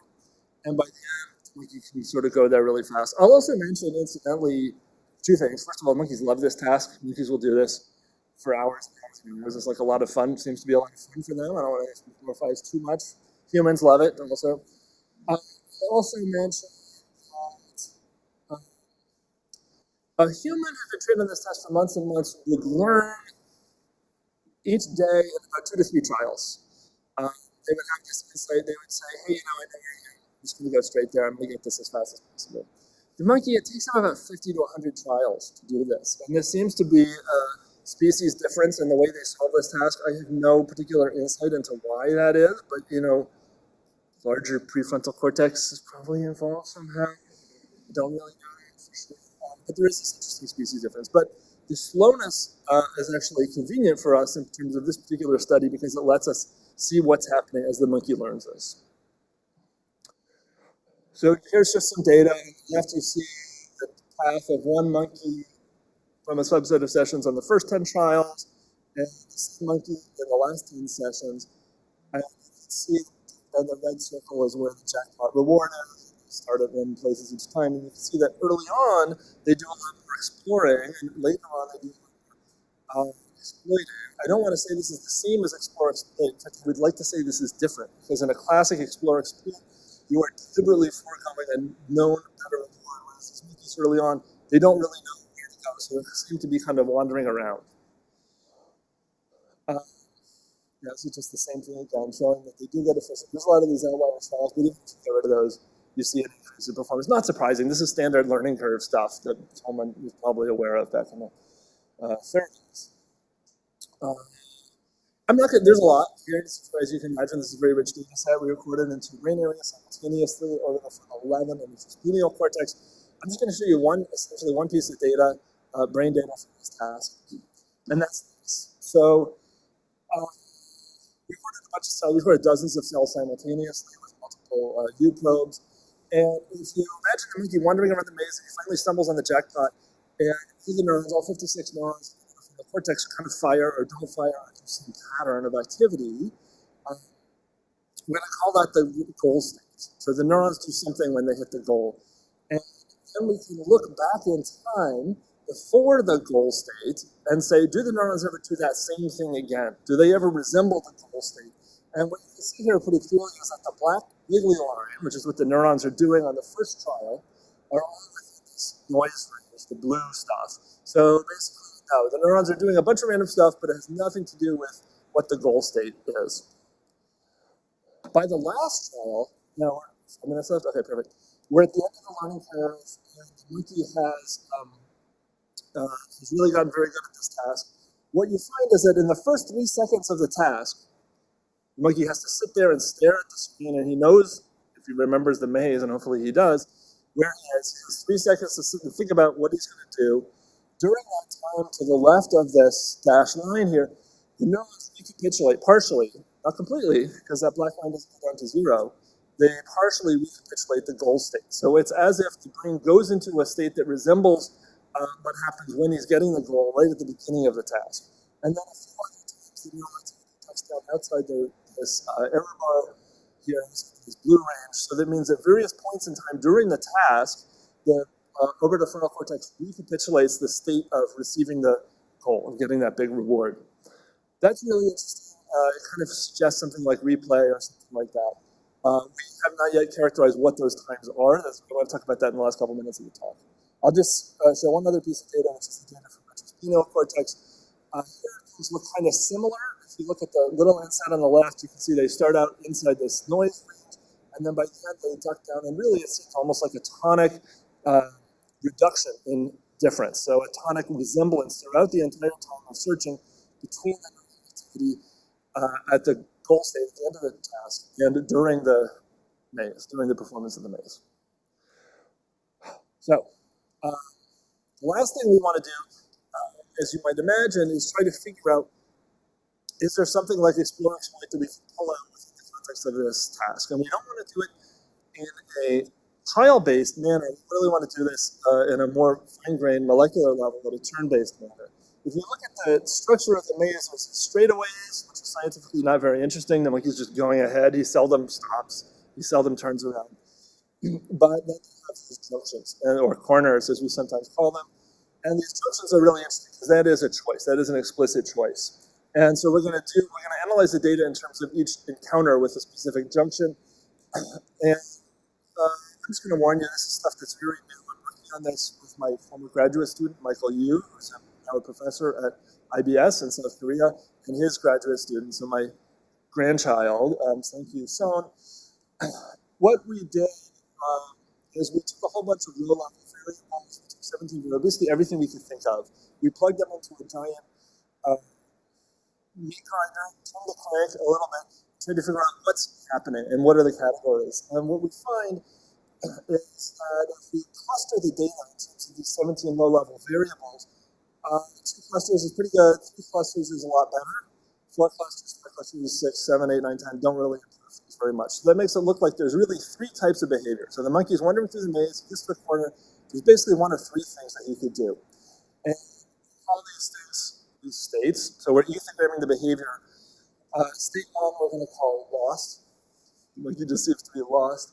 State 2 is a little bit like exploring, and state 3 is a little bit like exploiting. We're not going to use the terms explore and exploit because these are not exactly the same as those things. These are things that are coming from unsupervised learning. These are names that we give them. We're not defining these in a particular way. These are things that we heuristically would call that. So we're going to give them different names just to reduce the chance of confusion. But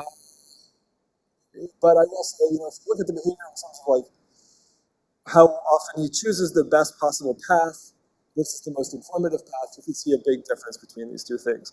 It's also interesting to me that you have this lost condition, which is like something like 5 or 10% of the trials, and the monkey just seems to be wandering aimlessly. We could detect that also using this approach. And I'm almost out of time, which is good because I'm almost out of data also. Basically, we're sort of analyzing these things and looking at it in terms of what the low-level features are that correlate with it. There's a lot of interesting things that make this seem like it not exactly map onto explore exploit. Like down here, the speed of the monkey moving through the maze seems to be a lot higher in this what we're calling hypothesis testing state than in the confirm, which is like an exploit state. So there's a lot of stuff we're trying to figure out. And of course, we have the same data in the orbitofrontal cortex and the retrospinal cortex because it's the same data set that I was talking about before.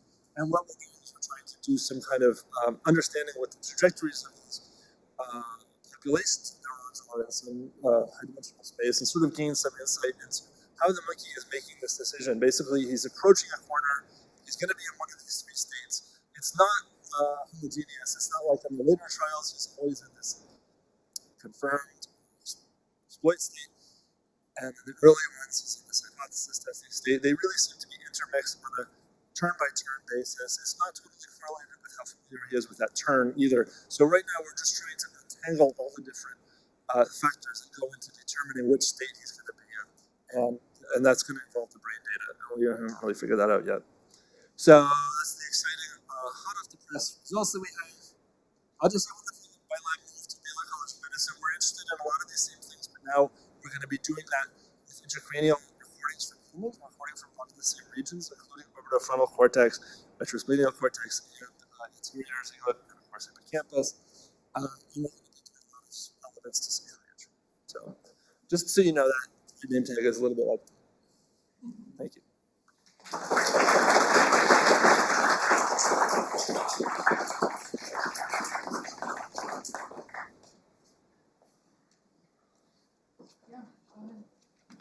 Thanks. I'm Jack Dolgen, WashU. That was great and funny. And I was thinking back at the end towards the reference you gave at the beginning about like Montezuma's Revenge and this idea of like, why people or monkeys are good at exploring. And you gave this really nice like sort of distillation of these three different kinds of things that monkeys seem to be doing: the lost, hypothesis testing, and the confirmation. Would it be fair to like infer that perhaps it's like something about the hypothesis testing that like we find to be like gratifying, and that's what is sort of the reward that humans and monkeys have that maybe a like AI system doesn't? Or like how would you try to answer that question if you can, about what it is that we like makes us good at these sort of like sparsely rewarded environments? Be closer to the People microphone. online still don't hear. Okay. Right. Yeah. Thank you for that question. Yeah. I mean, I think there's some kind of intrinsic value that we have for hypothesis testing or exploring, and I mean, I guess the answer is probably something in evolutionary time that sets that. I guess I don't have an answer to that question. We have a putative neural correlate of that, and now we're kind of trying to see how that works in more naturalistic context, but I don't really want to speculate too much beyond that. Thank you. Hi, I'm Ju from a Meister Lab at California Institute of Technology, and we do some maze work as well, if you've heard of it. I'm wondering, since you cited Tolman's work, whether you found the monkeys form any cognitive map of the maze, and whether across sessions their exploration behavior changes when the reward locations changes as they retest over days. Thank you.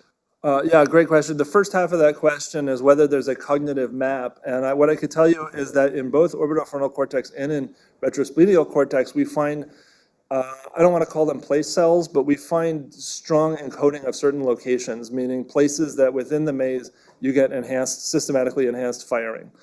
Whether that's a cognitive map or not, I don't really have that answer to that because I'm not really an expert in that, but there's definitely navigational information in there. The second half of your question, I already forgot. Does the exploratory behavior depend based on where basically if the computer chooses randomly where the reward's going to be. If it's in some central location, the monkey figures it out a lot faster and learns a lot faster and kind of stops exploring a lot more quickly. And if it's off in some corner, it takes them more time to find it. That's basically, we haven't done anything more sophisticated than that, and that's just an anecdotal observation, but it's pretty striking when you look at the behavior. So just quick follow-up, do their learning rates improve as they train in different type of mazes or different type of sessions? Yeah. We've only ever done one maze on these monkeys, and we kind of wait until they're after like 3 or 6 months after their behavior seems to kind of plateau. It does improve within that first 3 or 6 months, but we never recorded during that time. Okay, thank you. So just one more question. Right. Thanks. I love the new data, and my question is on the old data, though. So you keep saying that they want information more when the stakes is high. So my question for you, what do you think is going to happen if you don't give them water, but give them shocks? So the higher the shocks, higher stakes, would they want to know more? There's plenty of evidence on dread, and my understanding from that literature, I've never done anything like that before, but my understanding is it's a lot more complicated than the research on intertemporal choice, where with intertemporal choice, people want things sooner and they want information about it sooner, whereas with negative things, sometimes you want it sooner, sometimes you want it later. I would guess the same thing for information about these negative things, that it's much more complicated and less systematic. But I've never done it. In that case, it's not like stakes per se, would you say? Yeah, I guess so. What? Sorry, what did you say? Monkeys explore just as much when they stay just Okay. Oh, great. even when the losses is greater, they explore more versus smaller? Yeah. They lost learning as the old. All right, great. So maybe we can take this. Thank you for that question. During the lunch break. Thank you very much. All right, so the last speaker is Ilya Monosov.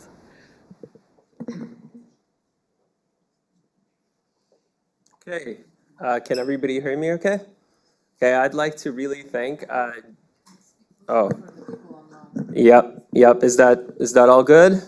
All right, great. I'd really like to thank Jackie Gottlieb for Visionary Vision and bringing us all together, and the Zuckerman Institute for hosting us all. This is really wonderful, great to see everybody in person, and really hopefully we'll have some interesting and tough conversations about complexity, creativity, and curiosity.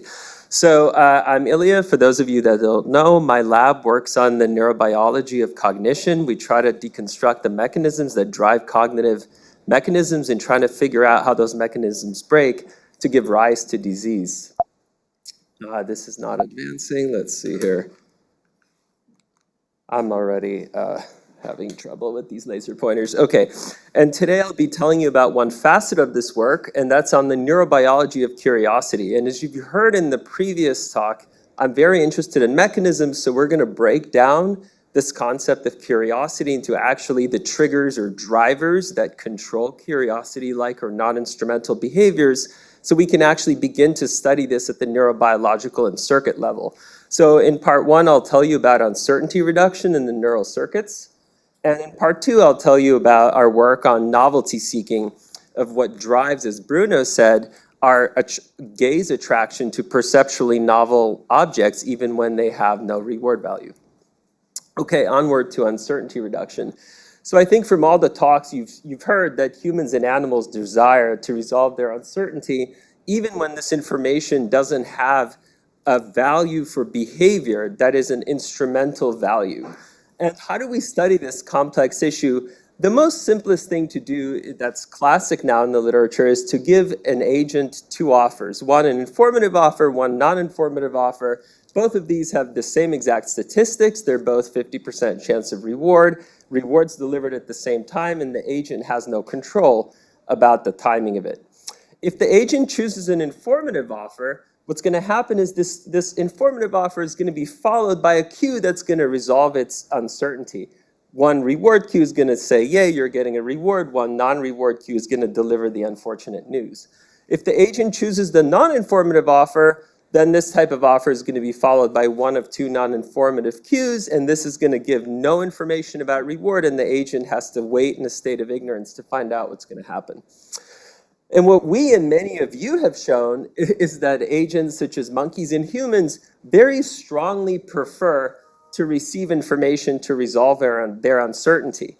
But the neural circuitry, and really at this fine-grained single neuron level of what drives this kind of preference, is very poorly understood. One important hint actually comes from the work of Ethan Bromberg-Martin and Okihira Hikasaka from 2009, where they showed that dopamine neurons that also signal reward prediction errors signal the opportunities to gain this type of information. And what this tells you is that the brain can assign value to information and also can anticipate it and predict it and control information seeking. And what my lab has shown across several studies is that this anticipation and control of information seeking is controlled by a neural network stemming from the anterior cingulate to the striatum and to the pallidum. And this network not only tracks uncertainty, but actually predicts information seeking on a moment-by-moment basis and is causally involved in information seeking. I'm going to tell you this in a few slides. And to begin, what do I mean by signaling uncertainty or sensitivity to uncertainty? I'm going to use some neural activity to give you a sense for what this looks like. So here is activity of uncertainty-sensitive neurons in this network recorded in a behavioral procedure where monkeys are just given 5 different reward predictions, 100% chance, 75, 50, 25%, and 0. And what you see is following this prediction at time 0, the activity for the uncertain predictions goes up like this and continues to go up until the uncertain juice comes, and then it goes down. And there's a lot of stuff you could study about this ramp-like or anticipatory activity, but for the purpose of this talk, we're going to kind of hyper zoom in on just one aspect. And that question is, what are these neurons anticipating? Uncertain rewards, or are they anticipating uncertainty resolving information? So to study this, my student, Jake Hale White, designed a task that's very similar to the previous one I just showed you. Actually, here there were two objects, one informative and one non-informative. The informative object was followed by one of two cues that resolved the monkey's uncertainty. And the non-informative object was followed by one of two cues that did not resolve the monkey's uncertainty, and it had to wait in this state of ignorance until 3 seconds to figure out what it's going to get. So let's go back to our question. If hypothesis 1 is right, neurons are anticipating uncertain rewards, then the activity should look something like this. The neurons in the non-informative condition should anticipate the delivery of uncertain juice. But in the informative condition shown in red there, you should see no anticipatory activity because there is no uncertain juice. If hypothesis 2 is correct, the neurons are anticipating uncertainty resolving information, then the neurons should actually anticipate uncertainty resolution either by the juice or by the visual cue, even though they are very different types of events. So I'm going to show you very briefly strong evidence for hypothesis 2. Here's one single neuron recorded in our neural network. This one happens to be in the internal capsule bordering dorsal striatum, particularly in a region that we, in collaboration with Sarah Heilbronner and Suzanne Haber, identified receives very dense projections from the ACC. So this single neuron strongly anticipates uncertainty resolution by juice delivery, here shown in blue. And in the informative condition, the same exact neuron displays this anticipatory activity, anticipating uncertainty resolution by now, not by the juice, but by the visual cue. So again, two very different sensory events, activity is very similar. For the aficionados, we had other conditions that had higher or lower expected value than our uncertain conditions, and we don't see this kind of strong anticipatory activity, which tells you that the signal we're telling you really is specific to uncertainty and not just a reward expectation signal.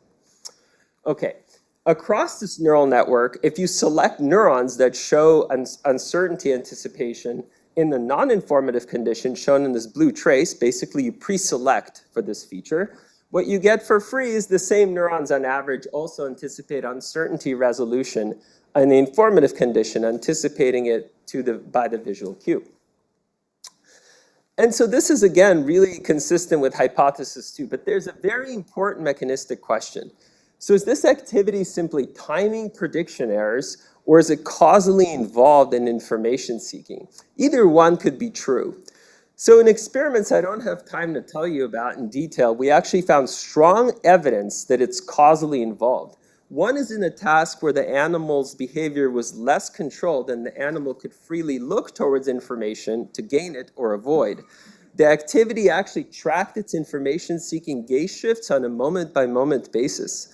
And when Kale injected mucimol into the neural network, it disrupted the animal's information-seeking behavior. So overall, our data indicates that this neural network stemming from the anterior cingulate to the basal ganglia is causally involved in uncertainty reduction. But there's a really important question. Informativeness is just sort of one attribute of decision-making. There's so much more. We often trade off physical rewards for information. How is this handled by the brain? And thanks to the really beautiful and pioneering creative work by Ethan Bromberg-Martin and Yang Feng, both of whom are in the audience, we're able to show that the lateral habenula integrates the value of information, the value of physical reward to control multi-attribute decisions. To study this actually extremely complex question, Ethan invented a really, really cool task. At first pass, it looks like a cookie cutter neuroeconomics task. So sort of offer 1 comes on, offer 2 comes on, monkey indicates its preferences by its choice. However, what's really different is that Ethan and Yang conveyed reward distributions explicitly to the monkey. Monkey didn't have to infer it. The monkey learned it and learned to read them out from these visual cues. Here's how it works. These bars indicate equal probable rewards. So for example, that high bar over there on the left, if the monkey chooses that offer, 25% of the time, the monkey's gonna get 1 milliliter of juice. Monkey could also get 50% chance, 0.6 milliliters of juice. That's those middle bars there. Or it could get really unlucky and get the 0.4 milliliter of juice. That would be bad news. So by having these dynamic and complex offers where we can carefully manipulate reward distributions on a trial-by-trial basis, we were able to manipulate both expected reward and uncertainty very fluidly. But that's not all. We also wanted to measure the value of information and how that interacts with expected reward and uncertainty. To do this, Young and Ethan trained monkeys to actually associate different textures of cues with informativeness or non-informativeness. For example, here's an informative offer, and if the monkey chose that type of offer, then a nice, happy, valid cue is going to appear on one of the bars telling the monkey which reward it's going to get. In this case, the monkey is really stoked. It's going to get the big reward. Great. However, there were also non-informative offers like this. And in these offers, there was also a cue that appeared on one of the bars, but this cue was invalid. And the monkey had to wait until the outcome to figure out what it's going to get. So with this very simple task, you can straightforwardly measure the subjective value of information. So for example, here, I'm showing the difference in expected reward between an informative and non-informative offer. And on the y-axis is the percentage choice of the info offer. And what you see in that psychometric curve is it's shifted to the left. The monkey's willing to pay 48 microliters of juice on a trial-by-trial basis for information, which is actually a lot for a thirsty monkey. Now, my lab is very interested in cognitive disorders, and we're very interested in translating our tasks to human populations, including to patients with OCD. So Young also designed a human version of this task. And the human version is actually exactly like the monkey version, except, well, humans work for coins, not juice. And here I'm showing you the subjective value of information for people. And this is about a penny per trial, and they do hundreds of trials, which actually ends up being quite a lot of money to sacrifice for info. With this task, we could really probe very finely the decision algorithms of monkeys and humans. For the purpose of this talk, I'm just going to tell you one kind of key shiny finding from our paper, and that is that the value of information increases with uncertainty. To do this, I'm not going to show you like a long GLM and show you some like decision weights or whatever. I'm just going to show you simple psychometric curves. I'm going to break down the trials into ones where two offers had low uncertainty and high uncertainty. And what you could already see qualitatively from these psychometric curves is that under conditions of low uncertainty on the right, the curve is not shifted at all. The monkeys aren't willing to pay. Well, I mean, they don't want to sacrifice juice if they're not going to resolve their uncertainty. However, if uncertainty is really high, the value of information actually scales. So this is 100 microliters of juice. So using this very simple plot, I'm actually showing you a behavioral interaction, right, of uncertainty and informativeness. I'm telling you that the value of information grows as a function of uncertainty. And in humans, this is very, very similar. Humans actually assign higher value to information when they are more uncertain. So with a conserved algorithm in hand, we actually targeted a highly conserved neural structure, and that is the lateral habenula. It's conserved, it's in fish. If you shock a fish, actually, you see activation in the habenula, and it is in humans where it encodes negative reward prediction errors. This area receives strong projections from the output areas of the information prediction network from the pallidum. So we decided to target this area to try to understand how it may support this conserved algorithm. And in the theme of the talk, I'm going to use a single neuron to kind of give you the sense of what we found in our paper. I'm going to use one neuron to show you that single habenula neurons could actually integrate the value of physical rewards with the value of information. So here's the habenula neuron's responses to offers at time 0, and now this is separated by low reward and high reward, as highlighted here. And what you could see is just like a nice canonical, well-behaved negative value neuron. This habenula neuron is excited by low reward offers and less so by high. We also manipulated timing. I didn't have time to tell you this, but monkeys really, really hate late rewards. I do too. And the same exact neuron that encoded expected reward also encoded this preference, displaying higher activity for late reward, less activity for early. But the whole point of, and the genius of this task is not to study how single attributes, and particularly ones of physical reward, change neural activity in the brain. That you could probably see correlates all over the brain of that. This task actually allows you to measure the interaction that I showed you at the behavioral level, at the level of single neurons. So I'm going to show you that the neuron also encodes the value of information. To do this, I've broken down the activity into safe trials and risky trials on the left and right, and I've further broken them down to non-informative and informative offers. And what you could see is, when the conditions of low uncertainty, just like the monkey psychometric curve, there's really not much going on there, not much discrimination between non-informative and informative. But under conditions of high uncertainty, there's a huge effect. So this neuron not only encoded the values of physical rewards, like expected reward and timing, but also the value of information. In the pallidum, a key input from our information prediction network, we found something very different. For example, this neuron really didn't care about expected reward or timing, really cared about information. This neuron is sort of more canonical, well-behaved ventral pallidum neuron. It really liked expected rewards, but actually didn't care much about information. And this is the key finding in Ethan Bromberg-Martin's and Yang Fang's study. They found that across these areas, the lateral habenula single neurons tended to integrate physical information about physical rewards with the value of information in this weighted manner, reflecting the monkey's total preferences, while the pallidum actually signaled the key ingredients for this computation. And in experiments I don't have time to tell you, they also showed that trial-by-trial variability in the habenula predicted the monkey's choices. And particularly impressively, Yang Fang stimulated the lateral habenula as the monkey evaluated the offers and was able to inject negative value into the monkey's decision process. So in this first part of the talk, I told you about the anterior cingulate basal ganglion neural network that guides information seeking on a moment-by-moment basis.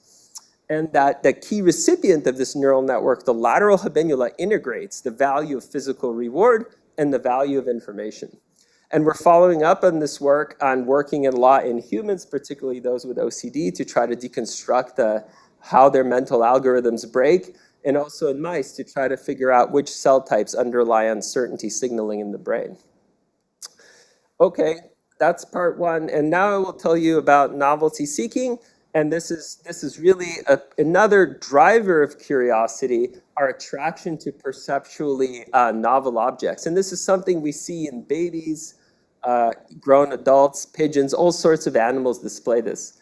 Mechanisms are poorly understood. And we actually found, largely through the efforts of Takaya Gisawara, a brave postdoc in the lab, that this is controlled through the anterior ventromedial temporal cortex network with the zona incerta that predicts novel objects and controls novelty seeking. So this work really started with me telling Takaya that this novelty bias or novelty seeking is controlled by the same neural network that controls reward biases in gaze behavior. And here's how it works. If you teach monkeys that one object has big reward association, the other one is low reward association, monkeys display a huge response time difference, quickly looking at the big reward objects. And what I told Takaya that this is probably the same mechanism that drives novelty seeking in gaze too. The idea here is that the caudate substantia nigra pars reticulata circuit through the superior colliculus is mediated by dopamine reward prediction errors, which shape the function of this circuit and create this bias. And then the key question was, does dopamine signal novelty to mediate novelty seeking? I told Takaya the answer was yes. And the answer was no. So to do this, we designed a task that's exactly like what we would use for studying reward seeking in gaze, except instead of associating familiar objects with big and small rewards, we associated familiar objects with novel and familiar fractals, just like this. The task is exactly the same, has been pioneered since the 80s by Bob Wertz and Okihira Hikasaka. Basically, monkey fixates, an object appears. This is a familiar object in the periphery. When the fixation disappears, the monkey is free to do whatever it wants. It can close its eyes, the spout's in its mouth, juice will be delivered. But if it chooses to look at the object, if it's a novelty predicting object, then a novel object will come and the monkey can look at it. And if it's a familiar predicting object, then a familiar object will come. There were other trials that I won't have a lot of time to tell you about, but basically in these trials, novel and familiar objects appeared at the outset. For the dopamine aficionados, this is to control for novelty prediction errors. Okay, so were the monkeys motivated by opportunities to gaze at novel objects? The answer is yes. All 4 monkeys were more eager to look at the novelty predicting fractals than the familiarity predicting fractals. So the question then, what did dopamine neurons do? Here's an activity of a canonical medial substantia nigra pars compacta dopamine neuron that responded strongly to unexpected rewards and was inhibited by unpredicted bad news. And the key point I want you to get for this talk is the neuron did absolutely nothing in their actual novelty task. And this was overwhelmingly the result for all medial RP coding neurons. And also we recorded in the habenula to make sure that this is really a real signal and not just, we're not being confused because we're not optotagging these neurons. And in fact, the data was recapitulated. So it wasn't in dopamine, and instead in this last couple of minutes, I'm just gonna show you that actually single neurons in the zona incerta, particularly its caudolateral part, contained all the necessary computational ingredients to control novelty seeking. If you wanna geek out about the ZI, we recently wrote a review about the structure. You can learn about all the cell types and the connectivity as well. Okay, so the first thing first, single zona incerta neurons actually predicted novel objects and anticipated novelty-seeking actions. And you could see this on the left there. Right before the monkey made a saccade to a familiar object that would deliver novelty, there was a strong burst. And it was much weaker when the monkey made the same saccade but to a familiar object that would result in familiarity delivery. Similarly, the neuron also responded strongly to presentations of novel objects at the outset and displayed a similar anticipatory pre-gaze shift, anticipating the monkey being able to inspect and gaze at the novel object. Finally, these neurons were spatially selective. So this, on the ipsilateral side, they didn't have this type of novelty activity. So the neuron not only contained novelty predictions, but also locational information. And finally, for the really aficionado types, I'm very excited about the fact that many of these neurons didn't signal information about reward, suggesting that at least at the level of zona incerta, we could dissociate reward and novelty. These neurons were strongly found in the caudolateral part of the zona incerta, and we asked what happens if you inactivate it. Not surprisingly, we were able to reduce novelty-seeking bias in the gaze behavior, but importantly, only on the contralateral side, matching the neuron's spatial selectivity.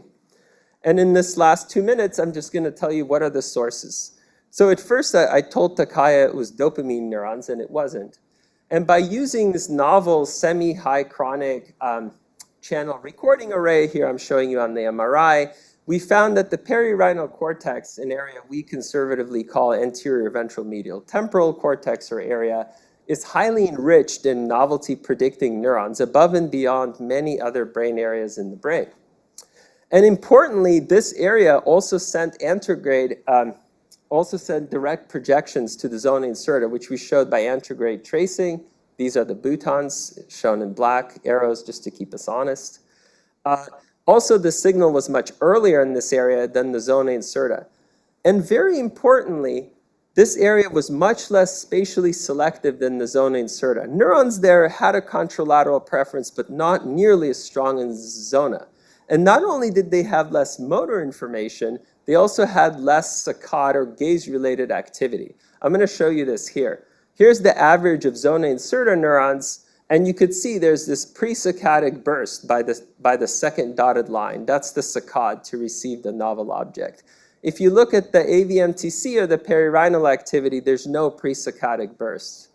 And this is actually what's quantified on the bottom there. Zona incerta is much more motor related. So from our paper and from the many experiments Takaya did, we showed that the zona incerta utilizes novelty predictions that are conveyed by the AVMTC and transforms them to control sensory motor behavior, particularly aiming the eye towards future novel objects. And this is really a beautiful extension, I think, of the earlier 90s work by Malcolm Brown, Betsy Murray, and Barry Richmond, who showed the critical functions of the perirhinal cortex in novelty detection and novelty processing. What we show above and beyond that is this area can also predict future novel objects.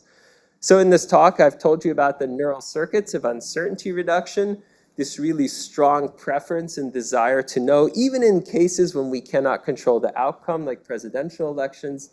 And in the second part, I told you what neural circuits guide our gaze's attraction to evalueless, perceptually novel objects. And I'd like to thank our funders, and thank you so much for your attention.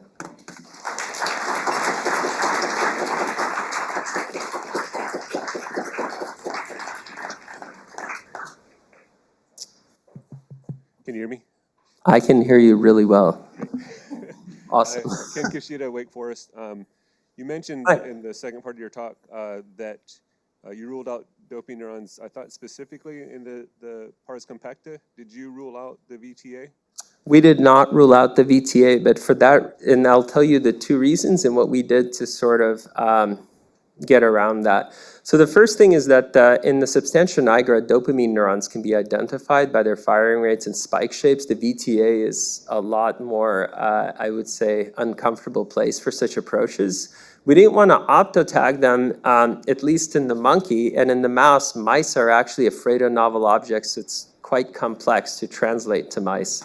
So what we did was we recorded in the lateral habenula. Lateral habenula is known to be very mirror imagey to the VTA neurons and have a very similar reward prediction error signal.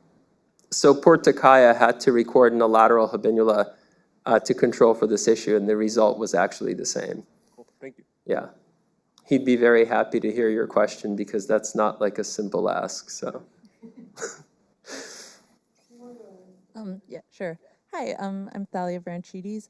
I Hi. was really interested in, so the first task you talked about, it's really like uncertainty about future rewards. And in the novelty stuff, there was no particular rewards involved. Yes. And I was just curious, I don't know if you have any data or you know of other data that could speak to it.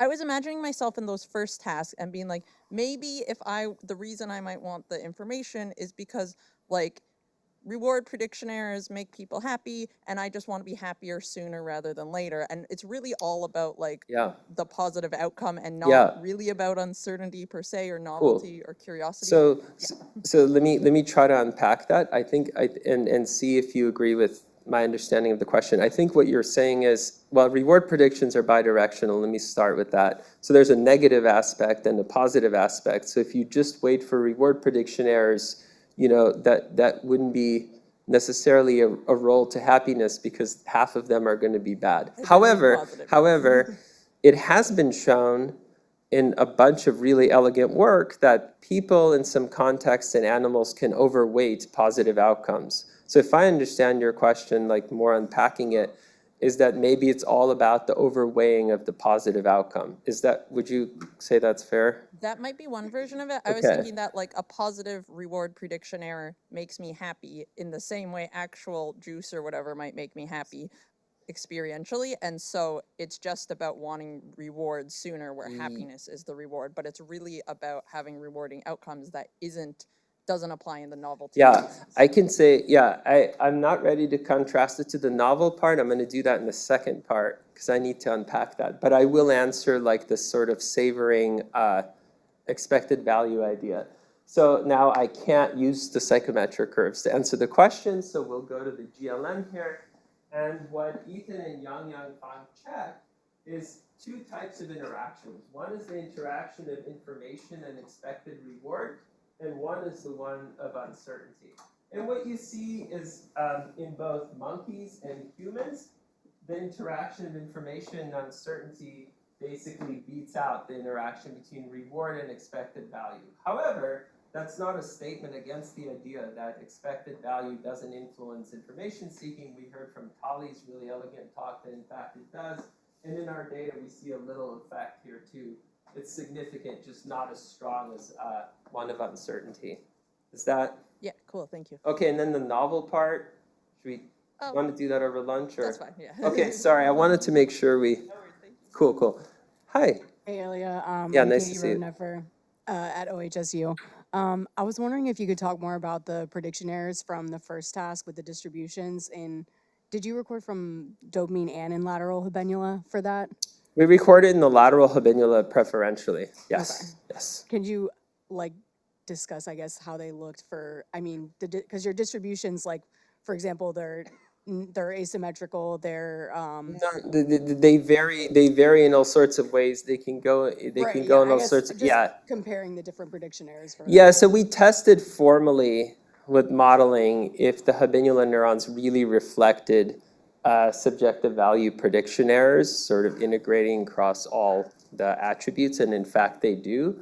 And you could sort of qualitatively see this in this hidden slide. So if here we've ordered the lateral habenula neurons activity in the order from the lowest subjective value to the highest, and this is basically binned by the GLM. And what you could see is this really nice bidirectional signaling. With any other details, I don't have hidden slides on, but we can talk offline. Yeah. Cool. Thank you. Sure. These hidden slides are useful, I guess. Okay. Thanks. Really interesting talk. This Thanks. is Ed Vessel at MPI again. So in the second part, you show that your ZI neurons get novelty signals coming in from a region you call VMMTC, a kind of perirhinal area. Yeah. And so I guess my question is, do you think that the source of these novelty signals depends upon the nature of the novelty? So Yes, I the do. monkeys here are seeing shape, A hidden kind of slide on object that, novelty. too. So presumably if you had novelty in a different feature like motion or something like that, that might arise from a different part of sensory cortex.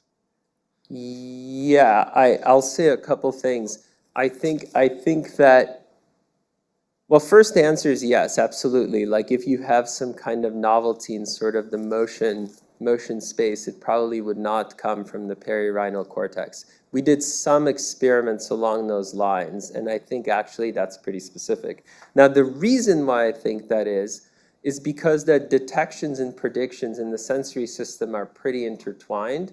This is sort of an intuitive thing that you get by thinking about neural networks that process, ventral visual objects, and a lot of insights you can sort of get for free from deep learning.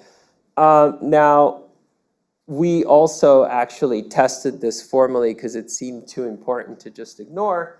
And so here on the y-axis, I'm showing you the response to novelty when it's already sort of present. This is basically, you can think about as a cookie cutter novelty discrimination, novel or familiar. And on the y-axis, I'm showing you novelty predictions, and the dots are single neurons. And what you see is the stronger the neuron is able to participate in novelty discrimination, at least in the object space, the stronger its novelty predictions are. So I think that the two processes are highly intertwined. And so from that, this is more evidence towards your specificity type scheme. Does that handle it? Okay, cool. Great talk. Isaac Kavar from Stanford, love your work. One question which maybe might serve to sort of tie the two parts of the talks together, and this may be an absurd question, but how might you think about sort of combining the two tasks in there being uncertainty that you will obtain novelty? So we're doing a bunch of things. I mean, we sort of got there through a nonlinear route, kind of like Ben's maze. We were just running around and kind of got there. I'll tell you how we got there, and the experiments are still ongoing, so they're not really ready for prime time. But I'll tell you that we're really interested in novelty bonusing, which you heard about in Bruno's talk, where he presented work from Vinny Costa and himself. We're really interested in that. We really like to actually figure out the circuit. So for example, do dopamine neurons show that? How do they show that? What's the computation? What's actually the equation? You'll hear people often say things like, we make it a little more optimistic, or we give it a little bonus. I'm not sure what those mean. We'd like to get a characterization and circuit mechanism. So that's what we're going after, and we're trying to study the interactions of value coding areas like habenula, like dopamine neurons, and OFC in particular, along with perirhinal cortex. And so we're really aiming at that mechanistically. And I should say that's all riding on the 90s, on the coattails of 90s work by you know, the pioneers of perirhinal cortex that I previously listed.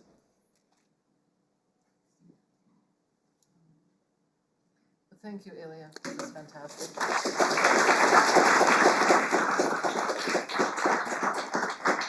All right, that's it. The time is here. There's lunch. So we'll reconvene back at 2:35.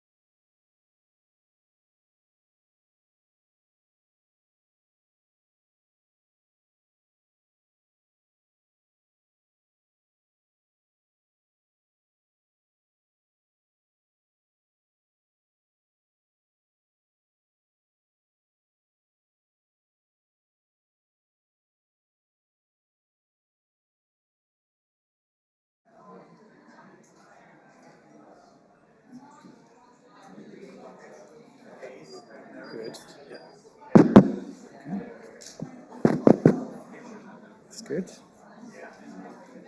Oh, yeah. Hi, nice to meet you. I'm Bob. Nice to meet you. So this is all works by magic? I think so. You know, I don't. They didn't take me through how it actually It's kind of embarrassing. works. You can see, like I said, my notes to self, like thanks, Lord. Oh, that's funny. I appreciate it. Thank you. You're welcome. Thank you very much. I did. It's mostly just because I'm nervous. You know? No. I have that in there as well. I always practice the very first line of every side. Yeah, just to get things going. We have a few more minutes actually. I think it's 35, right? It's 2:35. We need to start. Yeah. So folks are coming in, but I guess maybe because we were standing up here a little more quiet. Yeah, that's great. Yeah. It's funny. But yes, I think they do it, and then one of these things works. I don't know which one. Okay, maybe it's because I keep hearing like when people press that one, it goes click, click, click, click, or something. Yeah, exactly. So you have to like figure it out. But yeah, very much looking forward to your talk. Thanks for. Where are you coming from? Oh, Davis, right? Yeah. So you jet lagged a little bit.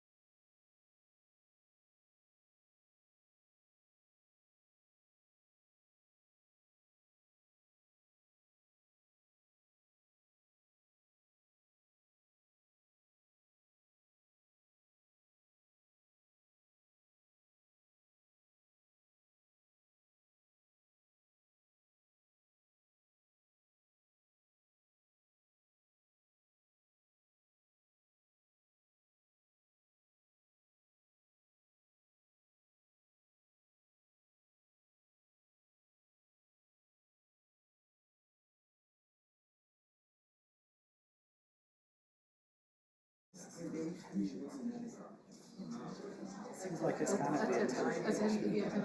Yes, okay. The intention.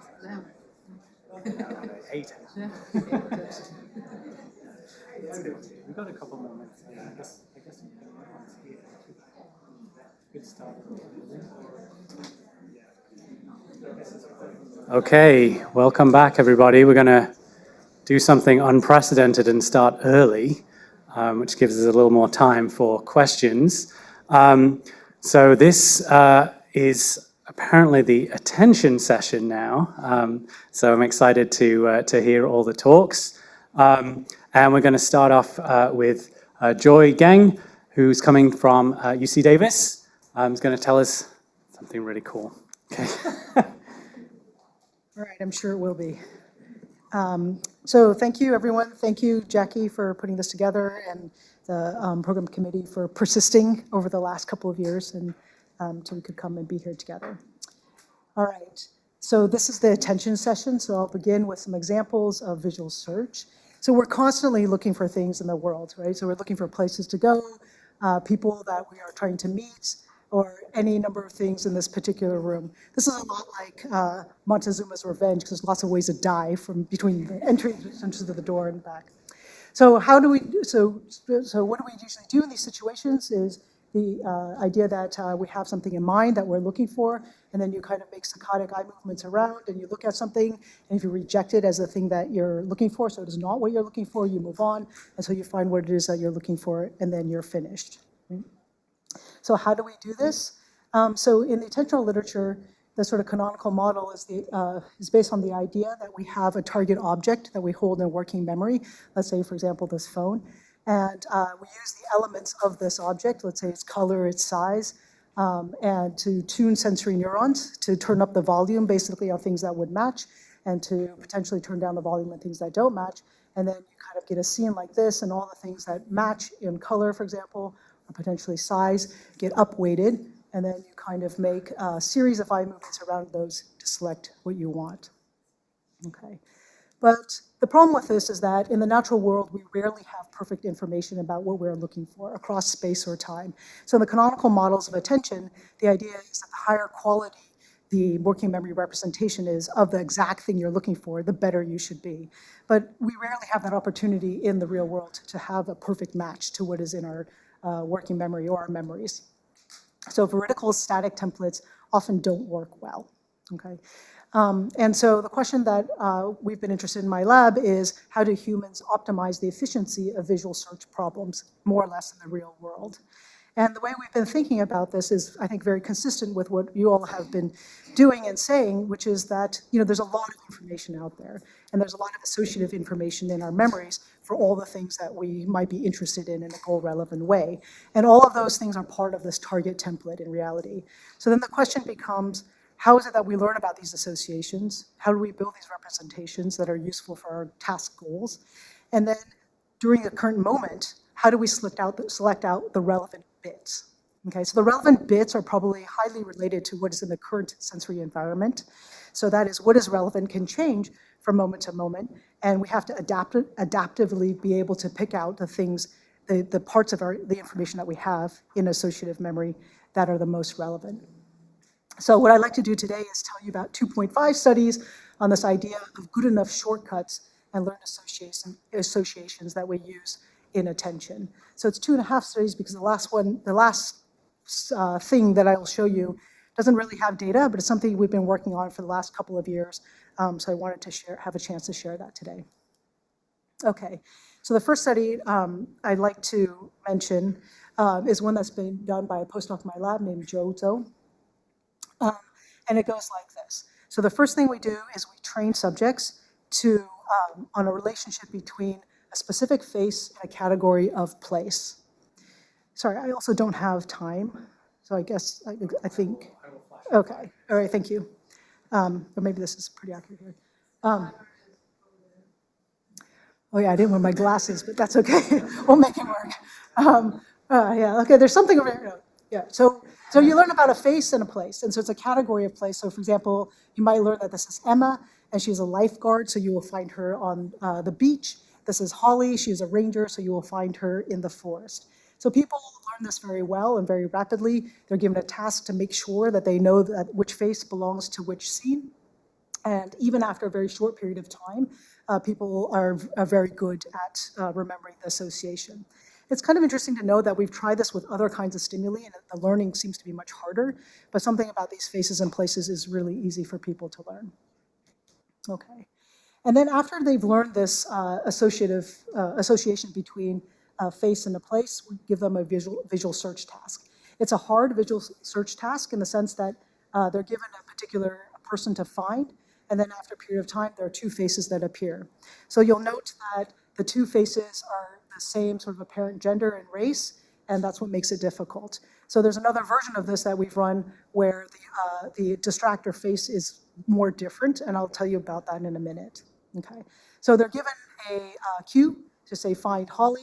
There's a delay period, and then they have to select where Holly is by pressing a button to the left or the right. So importantly, Holly appears in her scene only on 75% of the time. So another 25% of the time, the scene that appears with Holly is invalid.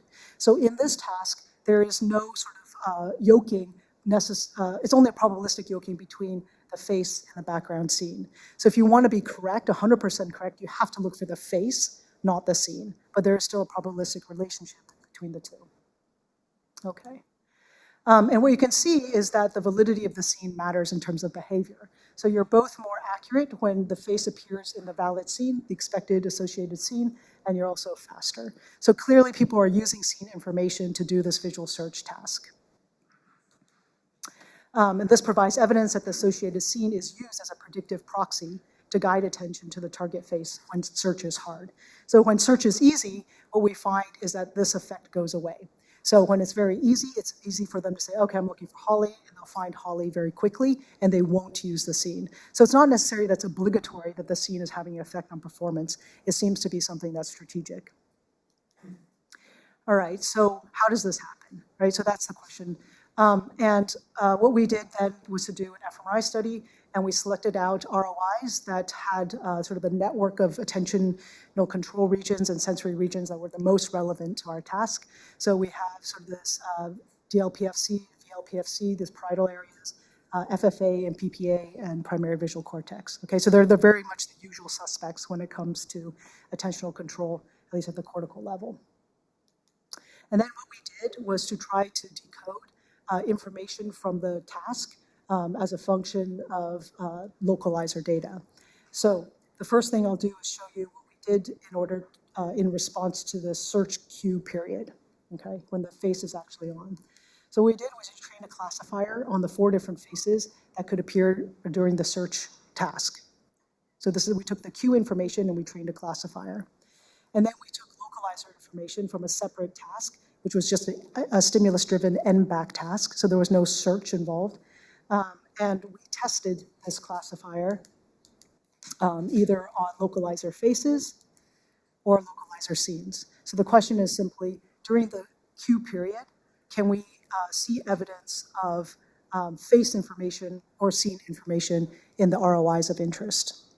All right. And then we did something different, which is then we took the delay period from the main task and we asked whether we could decode delay information from the localizer task. So in the localizer task, it's an end back, so you basically have to look at this face, hold it in working memory, presumably, and then decide if the next trial is a match or mismatch.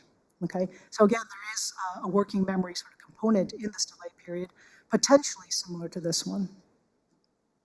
All right, so now we train the classifier on the delay period following the search queue from the main task, and then we test on delay period face information or delay period scene information. All right, so what did we find? So when we trained on the search queue, as you might expect, because the visual stimulus is actually present on the screen, we could decode from FFA, the lateral parietal cortex, TLPFC, VLPFC. Okay, so focusing now for a moment on FFA, right? So the face is on the screen, so unsurprisingly, you can decode face information. Now the question about whether you can decode scene information when the face is on the screen, no, you cannot. Everything is at chance here. Yeah, sorry. Yes, but this is just during the queue period, when the queue stimulus is on the screen. So when the face is actually on the screen, you can decode the face, you cannot decode the scene. Okay, but perhaps anticipating the next result, what we looked at next was what happens when we train on the delay period. So what is in these ROIs during the delay period, right before you're going to begin search and after you've seen the queue of the face that you're going to be searching for. So now if we try to decode face information during the delay period, we see nothing. However, when you try to decode scene information, we get a nice significant result in PPA as well as the ventral prefrontal cortex. So for attention folks, this area is going to overlap with the IFJ, and we have a different ROI for that, but that might be something that somebody's wondering about. Okay. So what we see actually is a really nice double dissociation, right? So during the queue period, you get face information, but not, you get face information, but not scene information. And during the delay period, you don't get face information, but you do get scene information. And this suggests that the face queue is being translated into scene information in anticipation of visual search. And this is because the scene is a proxy for the target itself. So people are basically saying, oh, I'm looking for holly, but holly's hard to find. So instead, I'm just going to look for forests. Okay, and this is what they do in order to facilitate visual search. All right, so we take this as evidence of this basic idea that when you do visual search, and what attention does is try to be the most efficient it can in selecting the relevant information, but sometimes selecting the relevant information means actually taking a step back and selecting information that's easier to find, that's predictive of the target, but is not the target itself.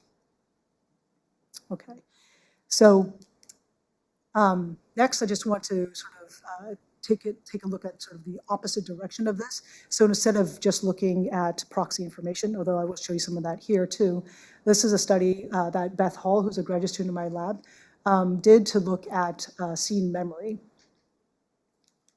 All right, so what she did here was 2 things. She had 2 groups of people, and she split them up into a search and memorize group, in which first individuals were given given a cue, like a pillow, look for a pillow, and then after delay, they had to find the pillow in the scene that was shown to them.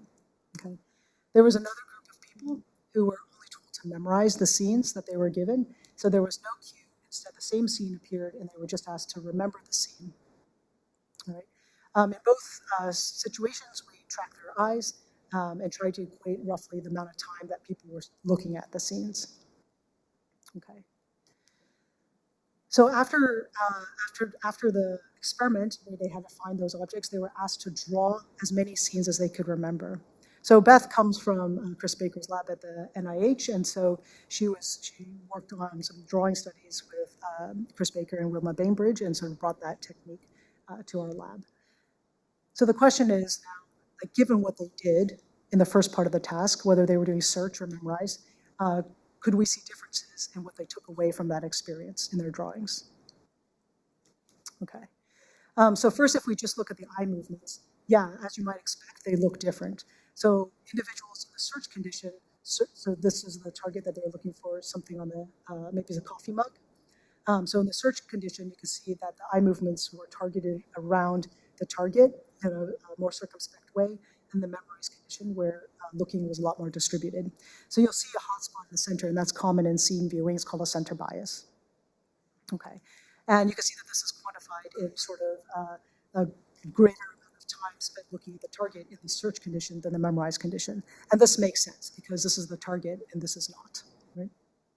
Okay, so that is as you expect. But next, what we wanted to look at was what they took away from that experience. They were looking at the same scenes, even though in slightly different ways, but they were looking at the same scenes and they were asked to draw them afterwards. But what you can see immediately is that individuals who drew the images after search versus those who drew the images after memorize looked very different. So there seems to be an obvious qualitative difference. Okay, but we wanted to quantify that qualitative difference. And so Beth spent a lot of time getting ratings from individuals on mTurk and other sort of online platforms to quantify what was drawn given what the original image was. So for example, this was an instruction in one of these online studies, post hoc studies, to ask what the viewpoint of the drawing was. So the purpose of this question is related to boundary extension studies that have been in the scene literature for, like, I don't know, 50 years, right? So Helene Entraub first reported that this phenomena where if you showed people a picture of a scene, they tended to draw the boundaries extended of that scene. Okay, so like there's an expansion of the representation of space when you're looking at scenes and then remembering them. Okay, so this was a bit of a follow-up on that and asking whether task-based exploration affects scene compression versus expansion. And what you can see here illustrated qualitatively first is that, yeah, there appears to be a difference. So after search, it seems like the area that people would draw was much more limited and compressed relative to the original scene than what they drew after the memorized period. Okay, and so if you do this systematically over many readers, what you can find is that that does seem to be true. That there's actually, instead of expansion, there's scene contraction in the search condition and less so in the memorized condition. Okay, if anybody wants to talk about like where this dot is relative to 0 or minus, I'm happy to do that, and we have some other studies later. All right, but in any case, what this suggests is that there's kind of a zooming in memory of the scene, given that you are looking for a specific object, and presumably the zooming in is happening around the target object. So what we did next was try to ask more about what was remembered about the target. So given that there's scene compression, we would expect that the target would be remembered, for example, more often and larger than in the search condition than in the memorized condition. So this again was quantified through thousands of mTurk workers working hard and rating whether an object was, then a red box was drawn in the image, and then drawing these ellipses around it to indicate the size, right? And as you might expect now then, what we found was that the target object was more likely to be drawn in the search condition and the memorized condition. And it was more likely to be, when it's drawn, it's more likely to be drawn larger. So this was not true of other objects in the scene. So other objects that were not the target were drawn to be like equal in size between the two, the search and the memorized condition. And similarly, the anchor objects, or the objects that were highly associated with the target, were also tended to be large already and were drawn equally by the two groups. So it's really that the target was sort of overrepresented in memory, and the whole scene contracted around the target. Okay, so this suggests that scene memories are actively constructed by task-driven looking behaviors, and this leads to a zooming in around the task and task-relevant information. Right? So our memories, obviously, and our experiences of what is associated with what are highly determined or influenced by what we are trying to do during that experience. Okay, so in the last few minutes, I just want to share a study that has taken a lot of years actually to get going, and we are just beginning to collect data on it. But I thought I would share it because I'm really excited about this study and this idea. And really what it's about is about how incidental curiosity or incidental experiences shape learning. Okay, so in the previous example with the seed drawing, we told people what the target was. But again, in the natural world, oftentimes we are just exploring before we start to exploit that space, right? So what we're doing here is we've created, we have a couple of VR environments. They're about the size of an American football field, and putting people into these VR environments in sort of two phases. In the first phase, they're just asked to explore the space and learn it. And here's, for example, a person who's experiencing this, looking around. It's kind of like an IKEA, because that really is the epitome of the human experience. And so we wanted to be sure to capture that. And so you can see this person sees this robot and is animated. There's some sound, but sorry, the sound isn't coming through. So they're teleporting over to look at this object, and then they keep going and exploring. Okay, and I'll just let it run for a couple minutes because it seems like we have time. I've gone a little faster than I expected. And you can see as they look around that this is, in fact, very IKEA-like in the sense that there's some rooms with lamps here. There's probably also a divorce lawyer at the end, which I often look for when I go to IKEA with my husband. And they teleport around, and they have 5 minutes to do this. And while they're looking around, there's some of these incidental objects. Some of them are animated. Many of the objects are static. Okay, and this goes on for a while. And so the question of interest is really how are people exploring this space, but more importantly, how are these incidental objects shaping the exploration of that space? So for example, in this case, because you begin this activity and you have 2 ways to go. You can go in this direction or you can go in that direction. But in one direction, there's kind of this interesting robot.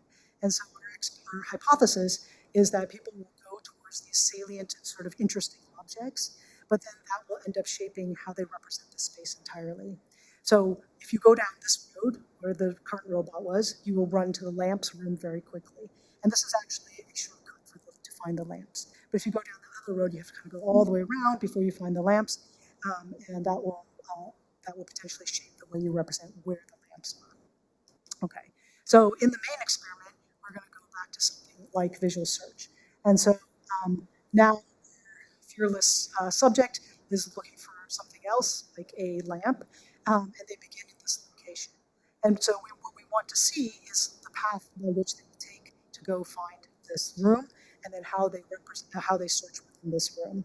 And we're expecting to, we're hypothesizing that the incidental memories that they've built during their exploration phase will shape which way they decide to go. So for example, if the robot was here, we expect they would be able to take the shortest path to the lamps room, but if the robot is here, we expect them to take this longer path before they can get there, right? So, of course, if we give them a lot of time to explore and they learn the environment really, really well, then we would expect them to always be able to find the shortest path to the target. But given, like, say, 2 5-minute periods of training, we would expect that they would be more rigid in their representations. So this is how we're trying to move more towards what many of you have been doing for a lot of years in terms of thinking about how curiosity and incidental experiences shape knowledge.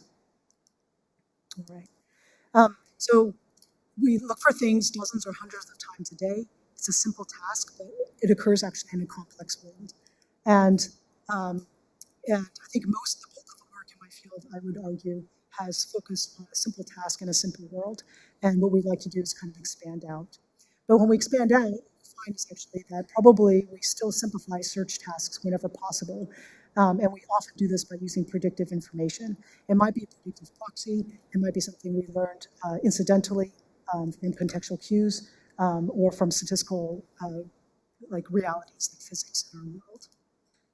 So we learn these contextual cues actively based on how we explore, and we're really interested in understanding that better. So hopefully I've shown you a few studies that illustrate how what is known from the past is integrated with what is in the current environment to guide attention and information seeking.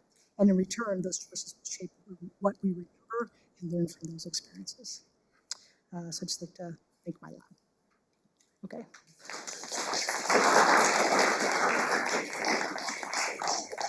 And we have time for a few questions. Start at the back, go ahead. I'm wondering, with this example, this looks very much like a backrooms or a Doom scenario. If you expect this room to be later filled with monsters, then you will certainly IKEA is full of treat monsters, it, your own ghosts. differently from a place which you just explore neutrally. So if people are put there, do they have context? What may have happened later or not? Yeah, so in our first experiment, no. So this is just the first phase of the first experiment is just exploration. So we tell them, here's like something like a furniture store, and we want you to explore it and learn the layout. And that's it. And then after they do this for 2 5-minute periods, then we say, okay, now we give them inside the VR an object, and they have to go recover that object. And then we're going to see what paths they take, how they look, and hopefully we'll use fMRI with their own first-person videos to see how they represent that hierarchical task. Okay, so in the beginning they do not know it's neutral. Yeah, they don't know. Well, yeah. So I suppose you mean if the robot will attack them, for example. Yeah. Yeah. I mean, yeah. they don't know what will happen later, right? So depending what the expectation is, I would think that exploration might look very different. Yeah, and that is true. And so this is actually, there are probably 1,000 experiments that one can run in this kind of space. Another version of this space that we have is an aquarium. And so I think exploration could look very different in a place like that, where you're more naturally drawn to things like the fish tank or the starfish and other things like that. Yeah. Thanks. Okay, thanks. I'm so short. Hi. Gabriel from Johns Hopkins University. Out of curiosity, your first experiment, you said that when the faces are different, people don't use the context as a cue. Have you tried decoding context and face information in the delay time in that condition? Yeah, no, so we ran a lot of behavioral experiments before we ran the fMRI experiment, and we didn't run the fMRI experiment for what we thought was just a control.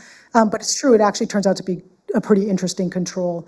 And I guess I would just hypothesize that you would not get the scene information in the delay period there. Yeah, but yeah, thank you. Hi, I have a question from Nadler Coursera online, and they're asking, how do people with ADD or ADHD score in these exploration tests? Yeah, that's a really good question. So actually the origin of these studies was a collaboration with Julie Schweitzer at the Mind Institute, who's an ADHD researcher. And we've been working on a VR classroom for a lot of years where these distractions occur. So I don't know, but we did have one really interesting finding, early finding with kids, which was that, so this is just anecdotal, but a really potentially interesting finding is that distractors aren't just distracting in their acute state. And so what we found is that when kids were distracted, some kids would kind of lose the plot afterwards, right? And so they're supposed to be paying attention to a teacher in the classroom, and then some kid starts coughing over here. And so you look, but a lot of kids will just look back and then start doing whatever they're supposed to do. But some kids would kind of just get lost after that. So even after the distraction or the incidental event ends, there's a lot of, they sort of start to mind wander. So that would be a really interesting thing to find here as well. It might not have the same cost as in a classroom. It might actually just lead you to explore in different ways. And that's something I would think would be very interesting, just to find different sort of patterns or strategies in different individuals and how they explore. Do you mind if I ask a question? Yeah, sure. Great talk. I love these drawing methods and these unusual methods of getting behavior out of people. And I wonder, in the tasks that you have you ever just asked people what they're doing? Like I think of this scene strategy, right? Like I start encoding the scene during the delay. If you ask people, do they say that's what they're doing? Are they aware of it? Yeah, that's really interesting. I mean, we are actually starting to. So some of these studies we started in the pandemic, and as you might know, it's pretty variable what you get online. But we've started asking people a lot of qualitative questions, and we get actually a lot of information from them, and I would highly recommend that. So in this particular case, we did, in the scene drawing experiment, they don't seem to have awareness of contraction versus expansion, for example. So they don't say like, oh, I'm just trying to draw you the target, because the instructions very clearly say draw as much of the scene as you possibly can. And they do draw quite a lot. And the spatial representation of the scenes is pretty good, right? So somehow it seems like even if you're zooming in or zooming out, even if you have more of this kind of object or this kind of object, the spatial layout seems to come for free. And this is something that I think Wilma Bainbridge and Chris Baker have also reported. But yeah, for like the first experiment, people will say that they, well, okay, I'm trying to remember that particular case. I don't know if we asked them, but in similar kinds of experiments in other cases, people are very good at reporting which feature dimensions they use. So in other studies, they'll say like, oh, I relied on color more, or I relied on shape more, and that is consistent with their behaviors. Yeah. All right, thanks. Well, let's thank Joy again.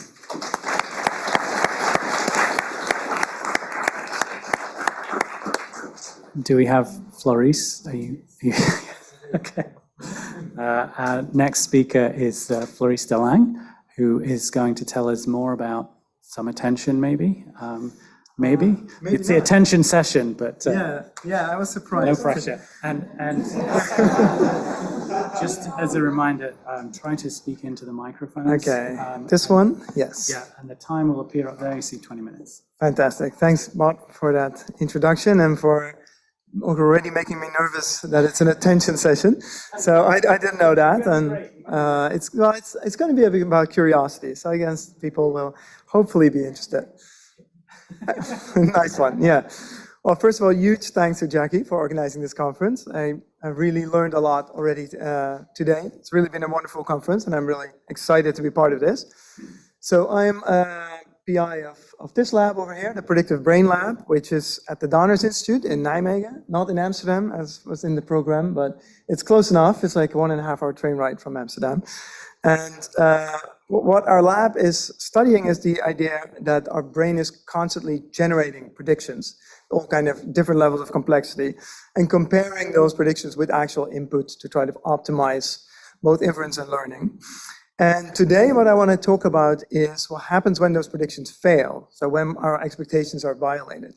And I will talk about how this affects neural processing in sensory and non-sensory areas, and ultimately also a little bit about how that might lead to curiosity behavior.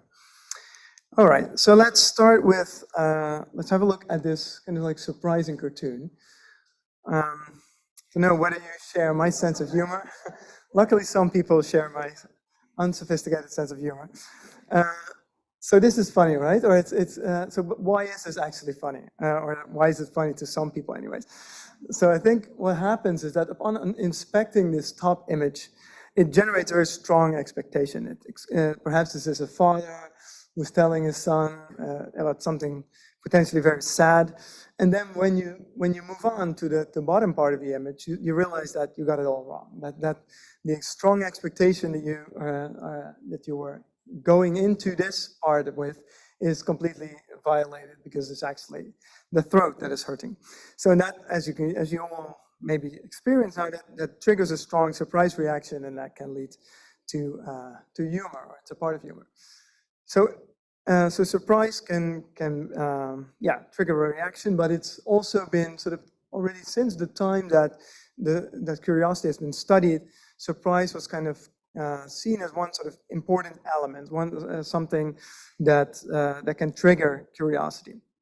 So dating back to sort of like the founding father, Daniel Berline and Charles Worth, Lewinstein, there's like many people, many psychologists that identified sort of incongruity or surprise as kind of a strong driver or ingredient of curiosity.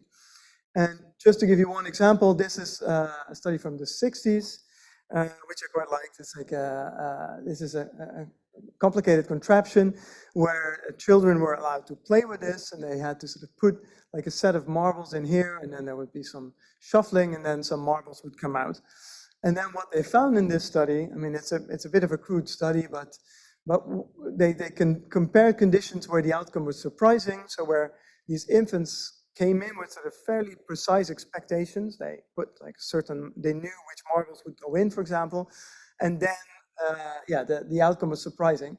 Now, if that happened, they were playing with this machine for much longer than in a situation where their expectations were not violated. So when they would put in some marbles and they would come out the same way, or if there were no strong expectations, or if there was like a kind of number of control conditions. So in other words, sort of this surprise here can lead to curiosity. I think there's many examples of that. But what happens actually in our brain when something surprising happens, or when we perceive something surprising? Now, there's been a wealth of studies that looked at this, and I'm going to give you just a few examples. So this is an example from the lab of Carl Olsen that I quite like. It's a very nicely controlled study. And what they did here is they trained monkeys to sort of expect certain events. So they had, in this case, they had 6 leading images, 6 trailing images. And let's say that the monkey would be presented with this mushroom image. Then almost all of the time, the next image, so the trailing image, would be this blue butterfly here. Now, and after the monkeys were strongly trained on this, then they would occasionally start violating those expectations. And then while they were measuring from the inferior temporal cortex, area TE, which encodes these images, you could say, which is a visual area, sort of in the ventral visual stream, what you can see is that for the same image, there's like a drastic reduction of activity when that image is expected. Or equivalently, you could say there's like a massive increase in activity when that same image is not predicted at that point. So here it's the same image, like a massive difference in activity engendered by the stimulus, simply by virtue of the image being expected or surprising. And while this happens in monkeys, of course, you can also study this in humans using fMRI. And time and again, we found very similar behavior, where we see sort of like an upregulation of activity in the visual ventral stream for the same image when that image is surprising compared to when it's not. Now that's the sensory brain. In a follow-up study, we looked sort of like more brain-wide, not just at the sensory regions, but also at the rest of the brain. And what we found is, and in this case, what we did is we sort of wanted to track the surprise response in the entire brain as individuals were kind of like building up their prior. So when they were building, when we changed sort of the context periodically so that they had to sort of relearn the association between images.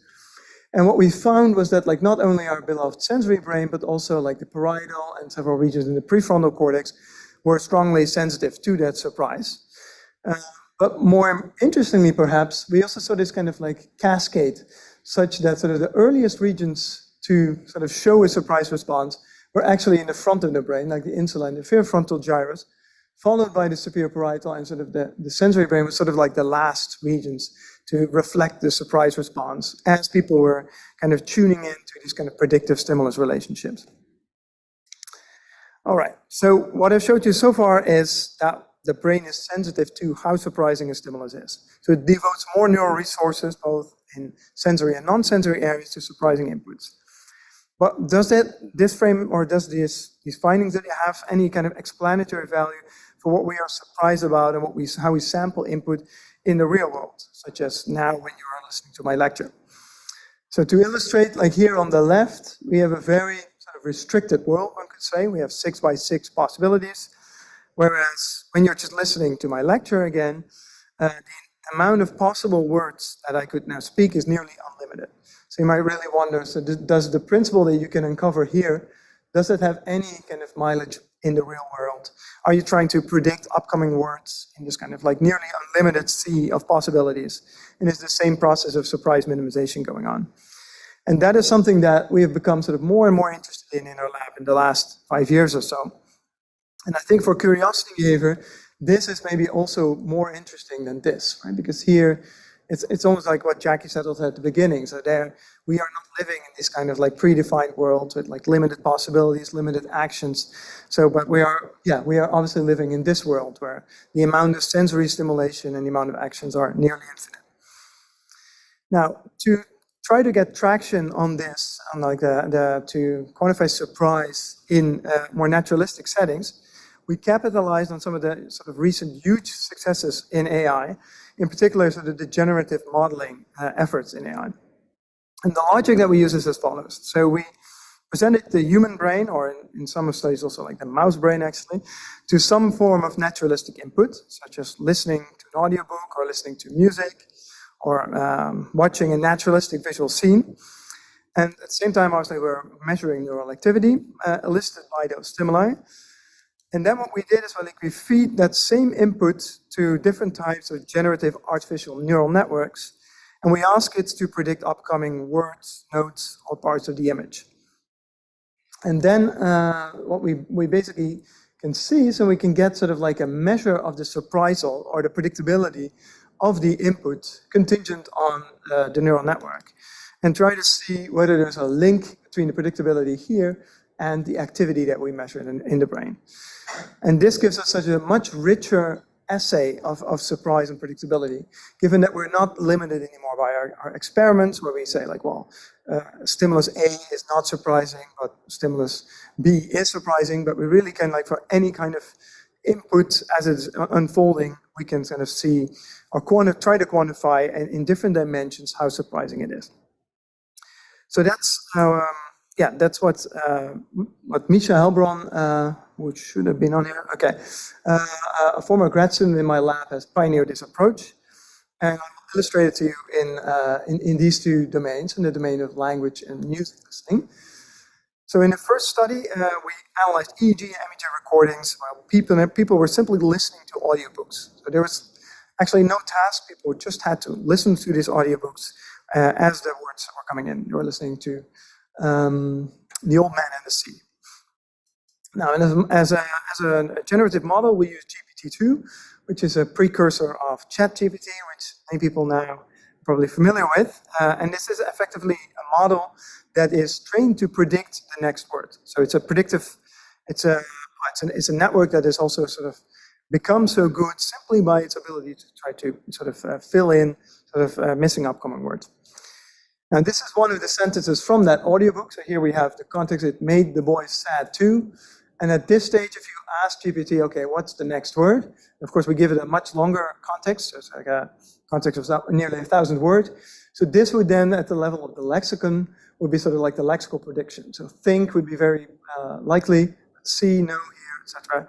And you can basically make a probability distribution for all the words in the mental lexicon. So you can, for any word, you can calculate how likely it is.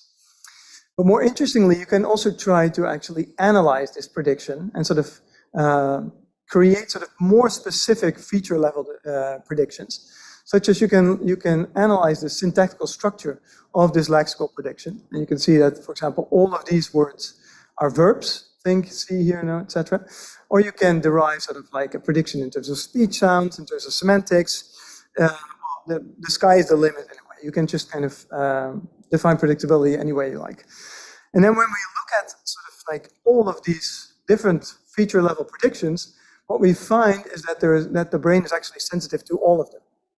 So in this case, by just having people passively listen to language input while recording their EEG, and then using this kind of generative model to kind of try to quantify surprise over all these different dimensions, we can have a look at sort of like how fine-grained or what kind of ingredients the brain is actually predicting.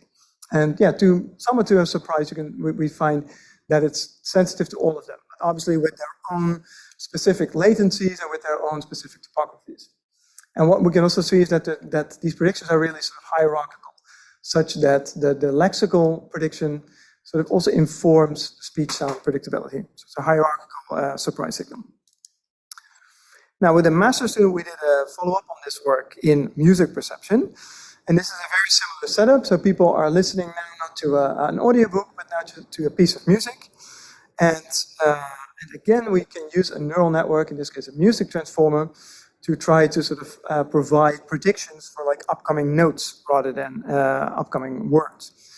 Now, so here we have our computational model, and then we include sort of the surprise as well as uncertainty as predictive factors, alongside sort of like a whole host of control things related to acoustics, adaptation, etc. Now, and yeah, perhaps unsurprisingly for you now, we find that the surprise elicited by the tones strongly modulated again the neural response. So here we find that over the auditory cortex, there's like a strong response that is sort of like linearly related to the surprise of this artificial neural network. But what's perhaps a little bit more interesting here is that we didn't just use one artificial neural network, but we compared like a whole zoo of artificial neural networks that varied in the degree of complexity. And in particular, they varied in the degree of like how much context they took into account. And this is another way of asking the question of like how many notes in the past does the human brain actually use to try to form a prediction about the next note. Now, when we just for first look at the power of which artificial neural network is performing better, we can see that if you take a sort of a more powerful neural network, so a neural network that takes into account more context, well, what we find then is that it's better able to predict the music itself. Now, that's in a way it's self-evident, but it's still nice to see that if the network has access to more context, it actually does better. But at the same time, this is of course not what we are interested in. We want to see like which network actually looks like the brain the most. So which network shows sort of like a similar surprise response as the human surprise response. And here we find, wrong way. Here we find something quite different. So we found this in one data set and we replicated it in another data set. We find that actually the neural networks that have fairly small amount of context, so in the order of 5 to 10 nodes, those are actually the networks that capture the human surprise response the most. So what this, I think, shows is that unlike a language, the tone predictions in music are perhaps quite low level, short range, and confined to the early auditory system itself. So they are, they're not as sophisticated as the predictions that we are making in language. Okay, so now so far I've only talked about the effects of surprise on neural activity in sensory and non-sensory areas, but can we also establish a link between this kind of naturalistic surprise and something that is a little bit closer to curiosity behavior? And this is something that we're currently trying to find out, and in one project that has really just started up, we're examining gaze behavior, so where and how long people are looking at different elements of a scene as a function of different forms of surprise. And here, the hypothesis that we have is that what is surprising to humans, and also and therefore what they will look at for longer, is perhaps not so well captured by just visual characteristics, because this field is, I think, been dominated often by focusing on things like visual saliency, visual surprise, etc. But the hypothesis that we want to test here is that as material starts to make more sense to people, for example, when we have these kind of picture stories where there's like a meaningful sequence of visual inputs, and when people can really generate hypotheses that are more of a narrative form, such as the narratives that you see here, that their gaze behavior, their sampling behavior, will effectively start to reflect that, so that they might be less influenced by physical or visual surprise, but that they start to become maybe more sensitive to sort of the narrative salience and surprise. So that's what you see in this kind of hypothesized graph here. This is not data, this is just hypothesis. So the idea being that as we move from like not just individual images, but like meaningful sequences of those images, that we can start to explain gaze behavior more in terms of like narrative features that you can again quantify potentially by these large language models such as GPT, more so than sort of visual salience models such as deep gaze. Now, if you want to know more about this is really work by Eva Barlot, a postdoc in my lab, who is also here today, or who's here in the whole conference, but she has a poster today, so you still have a chance to meet her and hear more about this work. So far, this is really mostly a hypothesis. We have some encouraging data, but it's really still in its infancy. All right, so let me wrap up then. So what I tried to convince you of is that the brain is building generative hierarchical models of the world, and it's doing that perhaps in a way not so dissimilar from how some of these generative AI models are doing. So by trying to predict upcoming inputs and using that sort of as a sort of a self-supervised teaching signal to try to continuously adjust its internal models and build ever more refined predictive models. Now, whenever the models are incorrect, you could say, that will lead to some form of incongruity between the model and the input, in other words, a surprise signal. And these surprise signals can indicate a possible lacuna in the model. Now, what I showed you is that generates, in general, stronger neural activity. That may have several consequences. It might sort of also draw attention. So the last minute I used the word attention. It can draw attention to surprising input. It can increase sampling behavior. That's something that we're currently looking at. And hopefully it can also trigger curiosity. That's something that, that I'm also really interested in finding out more about. And I've tried to sort of advertise the idea that we can actually leverage the huge in recent successes of generative AI models as what you call hypothesis about what maybe about the predictions that we make, and therefore what we are surprised about in more naturalistic settings. So I think this has potentially also quite strong potential for the study of curiosity behavior. Now, as I said, we're really only scratching the surface with that. So if you are or know someone that is interested in this topic, please send me an email or come and meet me, because this is really something that, I'm excited about and that there's also funding for. So, and with that, I'm going to thank the people that actually did the work, and thank you for your attention.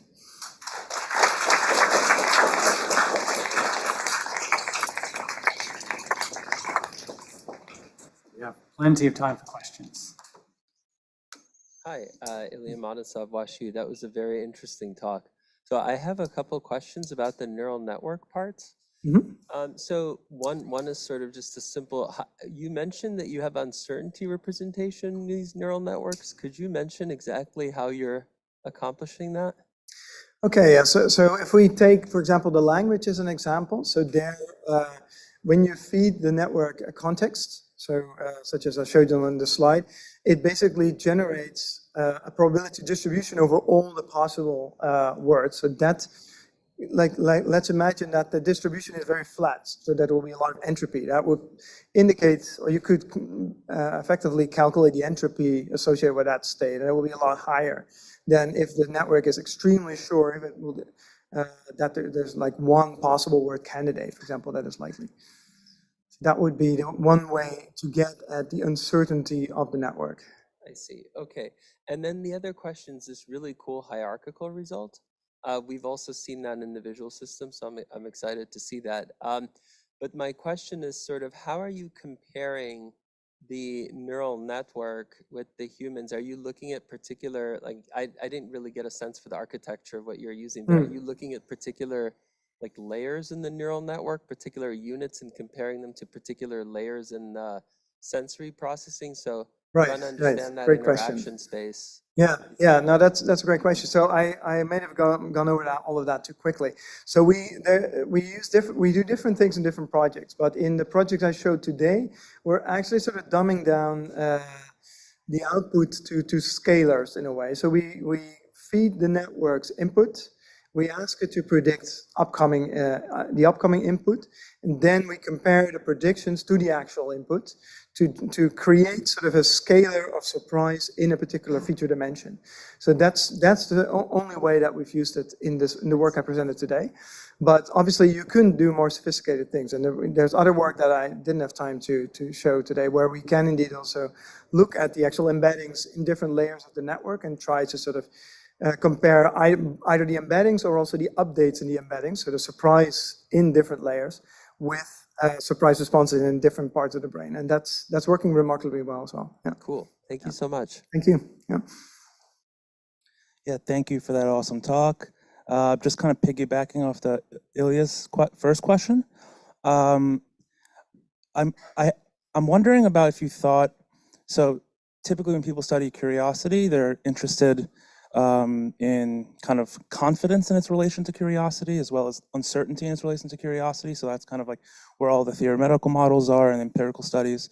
And I'm wondering if you thought a lot about how you think confidence might factor into the link between surprise and curiosity, because you might have a belief that you're very confident in and then be wrong. So that's, you'd be surprised. And you also might not be confident at all and then be right, and you might be surprised, right? So there's some weird interaction going that might be like nonlinear or something. So I'm wondering if you've like thought about that.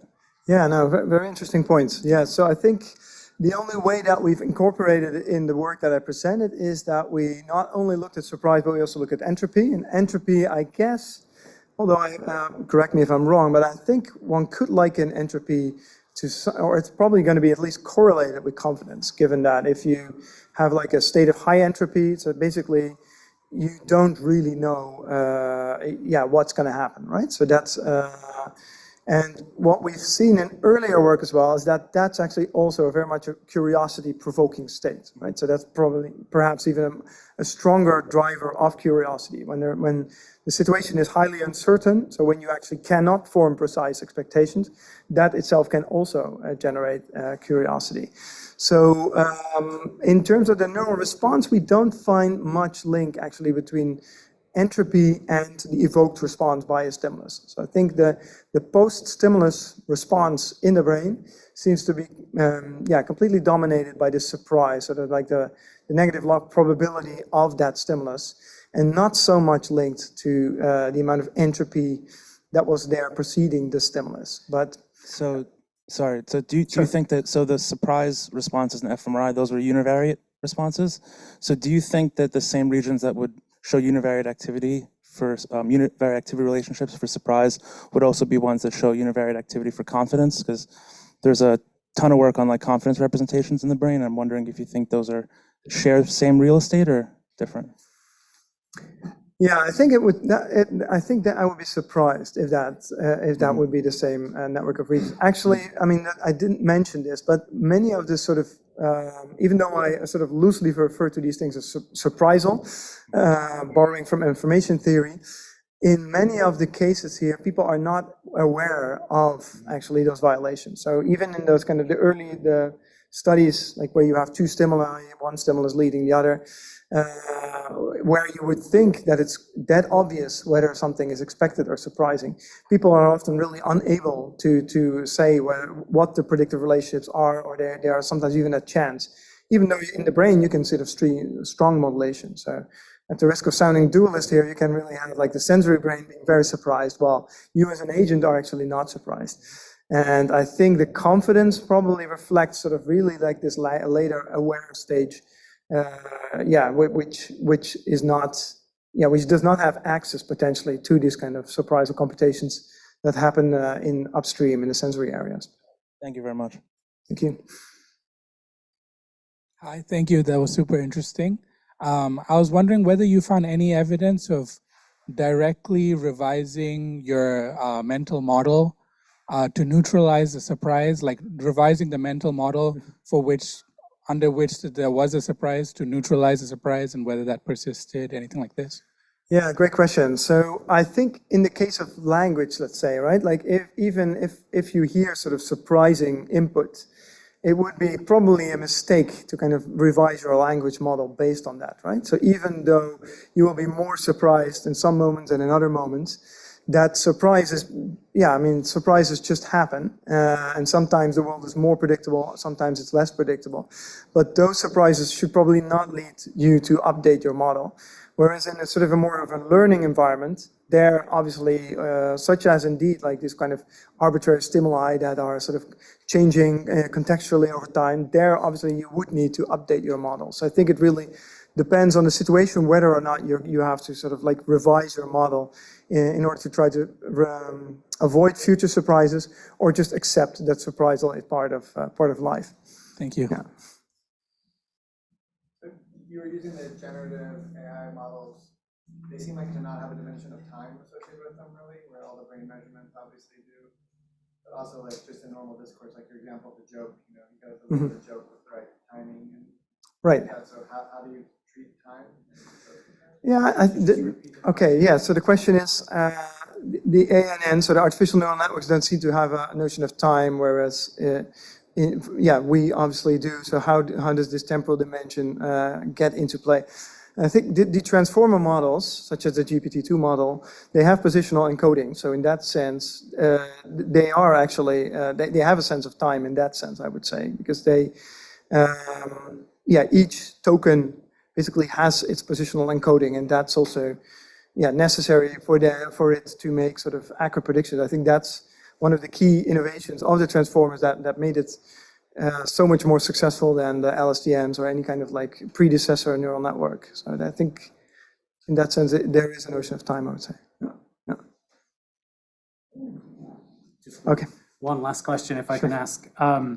So I guess my question, maybe you answered it already, is the difference between surprise and nonsense, right? Like you can have a surprising word that is just makes no sense at all, versus a surprising word that's kind of interesting. I think in music, right? Like some of the most beautiful music is somewhat surprising, but not so much. I wonder if you thought about that or could speak to that. Right. Yeah. No, that's a great question again. So I think you're right. So that there is, I mean, we have now studied sort of surprisal within the context of, like, let's say, a piece of music by Bach or The Old Man and the Sea, and obviously all of that is a highly meaningful input. I could imagine that if we would ask a language model to just come up with the most ridiculous, surprising input, it might actually break down, right? Simply because we would stop actually making any kind of hypothesis. So I think that this framework only really works indeed within the context of an agent that is trying to sort of incorporate new information within a world model. And if that's no longer available because the input is so surprising, then it might become the white noise situation where we just actually turn off and are not interested anymore. Yeah. Okay. Well, let's thank Florice again. Great talk. Thank you. Is this Russell coming down? Great. So our last speaker is Russell Goldman, coming from CMU, and you're going to talk, I don't want to say something about attention maybe, but actually information gap and curiosity. Be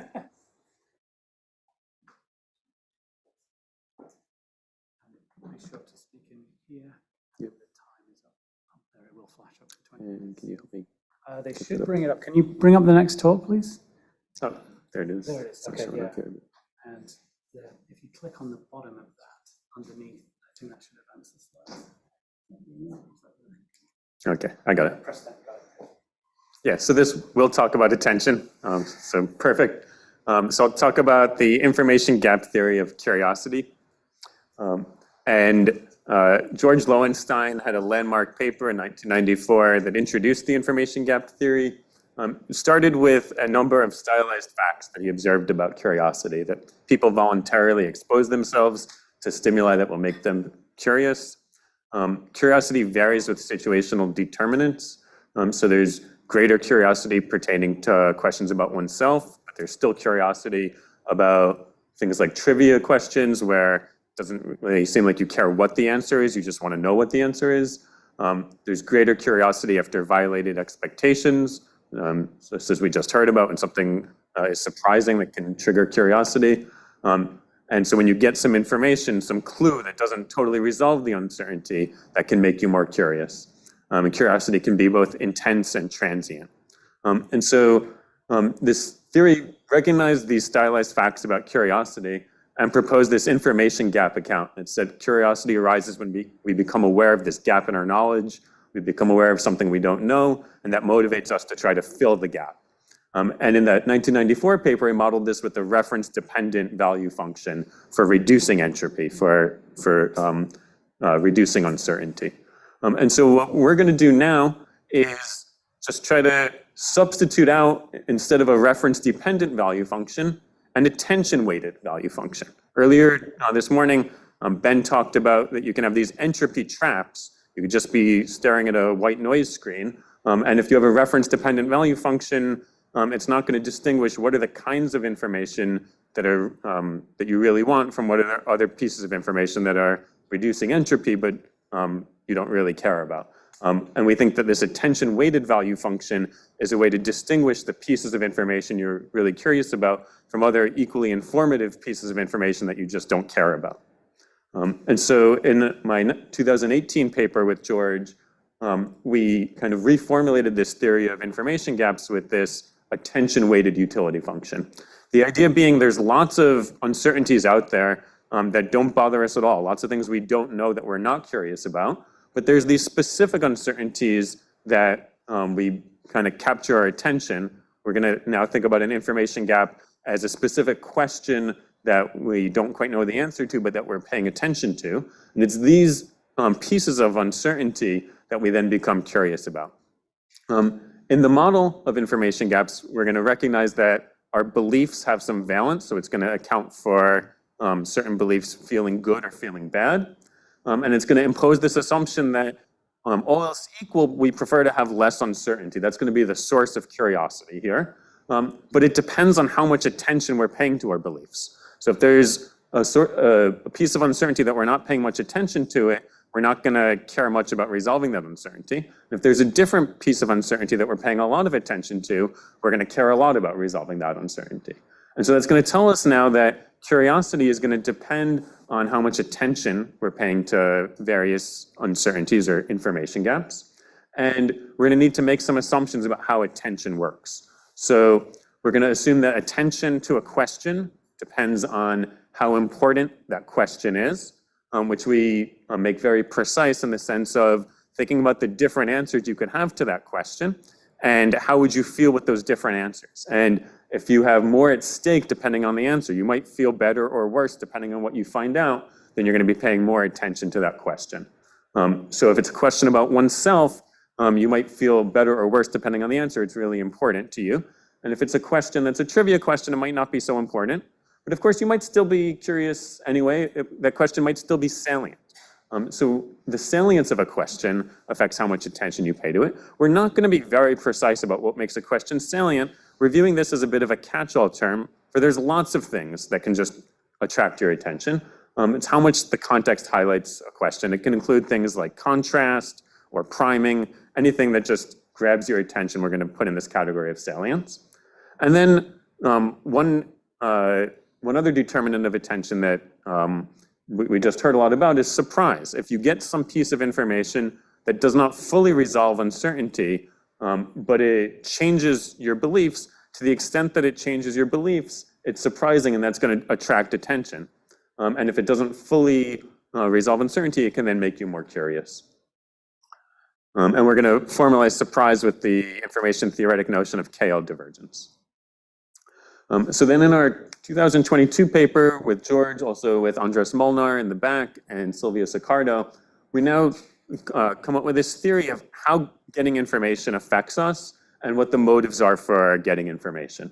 And so like in parallel with those three motives that Tali Shiro talked about this morning, we derive in this theory that there are these three impacts that getting information can have on your utility function. And so there's three motives for getting information. There's instrumental value, because the information can affect the choices you subsequently make. There's curiosity, because information can reduce uncertainty. And there's what we call motivated attention, that you want to savor good news and maybe not focus too much on bad news, because information can affect how much attention you're paying to different beliefs. And so in this paper, after identifying these three different motives, I can talk a little bit about them, and then we'll test some predictions about curiosity. I don't need to say too much about instrumental value, because that's well known, but the one thing I will say is that instrumental value is not just how it's changing your future behavior, but it's also how getting some information now affects some behavior that you're going to take in the future. So you could actually have negative instrumental value from a spoiler, where you would be getting positive value of that information in the future. If you get that information now, it might be satisfying your curiosity in a good way, but it might be ruining the future satisfaction of curiosity you could have gotten that would be even better. So you might want to avoid spoilers from what we'd think of in this context as negative instrumental value. You can also get curiosity, which, as I said, is now from a reduction in uncertainty or a reduction in entropy, specifically just about those information gaps that you're paying attention to. So the more attention you're paying to a question, the more curious you're going to be for that answer to the question. And that leads us to predictions like, if you make a question more important, you'll be more curious. If a question is more salient, you'll be more curious. And if you get some surprising information about a question, that'll make you more curious. And then this motivated attention is corresponding to what Tali this morning was talking about, how information can affect your affect. In this case, we think people want to focus on good news and not think about bad news. So people might enjoy opening a gift, finding out what that is. Whatever it is, it's good. People might not want to go see the doctor for a diagnosis. Whatever it is, it's bad, or maybe in best case, it's just neutral if nothing's wrong. So we think that often people want to get information about good news and avoid information about bad news. And we think the mechanism here is this attentional mechanism. When you find out the information, it draws your attention, because especially to the extent it's surprising, and you don't want to be paying attention to the bad news. So we're going to be thinking about curiosity specifically as a motive that's at play when you don't, when the beliefs don't have either positive or negative valence, when they're kind of neutral. And so we're going to begin by testing some of these predictions in a context where we think the different answers to the question are neutral. We'll have some additional experiments I won't talk so much about here, in a context where we think valence can be varied. But some predictions that come out of this model: if we increase the importance of a question, it's going to increase demand for the information pertaining to it. That's through curiosity. If we increase the salience of a question, it's going to increase demand for information pertaining to it, again through curiosity. And then this third prediction: if we increase the valence of the answers to a question, that's going to increase demand for information. We think that's this savoring motive, or what we call motivated attention. So in our experiments in the context of neutral information, we give people rebus puzzles. In these first couple of studies, we give people 5 puzzles to solve. The first 2 are just for practice. The next 3 are for a bonus. If they get all 3 right, they get a $2 bonus. This last puzzle over here is a very difficult one. Just to satisfy your curiosity now, the answer here is moral support. Most people did not get this puzzle correct, and so we're specifically looking at the people who did not get this puzzle. We want to see how curious are they for the answer to this puzzle. And our dependent variable measure here is we tell them, you missed this puzzle, do you want to see the solution? At first, they can just click yes or no, but if they click yes, we tell them again, please click if you want to see the solution. If they click again, tell them again, please click if you want to see the solution. If they click enough times, they find out. We think this is like a real effort measure of how curious they are. They're getting a little bit more frustrated each time. They don't know how many times they're going to have to click. And so the more times they click, we think that's the more curious they are to find out the answer to this puzzle. And so I think this is just what I described. In the first study, they had to click 10 times to get the solution. In the second study, we stopped it at 5 and just gave them the solution then. And in our first study here, we're trying to manipulate the importance of the answer to this puzzle. How we do that is we flip the order of the first 4 questions, which 2 are the practice questions and which 2 are part of the incentivized set. In the high importance condition, The practice puzzles are hard puzzles, and then the first two incentivized puzzles are easy. And that means that the last puzzle for many people is critical for earning the bonus. Most people don't get that last puzzle right. When they don't get that puzzle right, it's like, oh, if I had only gotten that right, I would have gotten the bonus. In the other condition, the low importance condition, we swap the practice puzzles with the first two incentivized puzzles. Now the practice puzzles are easy, but the first two incentivized puzzles are hard. When you get to those incentivized puzzles, when you get to the last one, you think, oh, I already probably lost the bonus. I don't think I got this. And so that last one doesn't feel as important anymore. I'm not talking about how useful this is. It's already too late to get the bonus. Everybody's already missed the last question. So this isn't how useful it is. It's just how much it feels important. We think if it feels important, it's attracting attention, and then it's going to make you more curious. So here's those puzzles. Let's not take time looking through all of them. We're just changing the order there. In our other experiment, we're trying to manipulate the salience of this question. We vary when you can get the information. So everybody attempts to solve the puzzles on day one. In the immediate condition, we ask them if they want to find out the answer to this last puzzle right after doing the puzzles on day one. Everybody comes back the next day. We're only looking at people who complete the whole study who are back on both days. On day two, they're just doing, in the high salience condition, they're just doing an unrelated task. In the low salience condition, day two, they do the unrelated task, and only then are they offered the opportunity to find out the answer to that puzzle from the previous day. Well, a day goes by and we think other things have come into your mind. You're no longer paying as much attention to that question. And we think people are going to be much less curious on that second day. And indeed, that's what we find in both of these studies. In study one, when there's high importance, people are clicking significantly more often to find out the answer to this puzzle. In study two, when they're offered the information immediately after doing the puzzle, they're significantly more curious. They click more often when they can get that information immediately than when they have to wait a day to get it.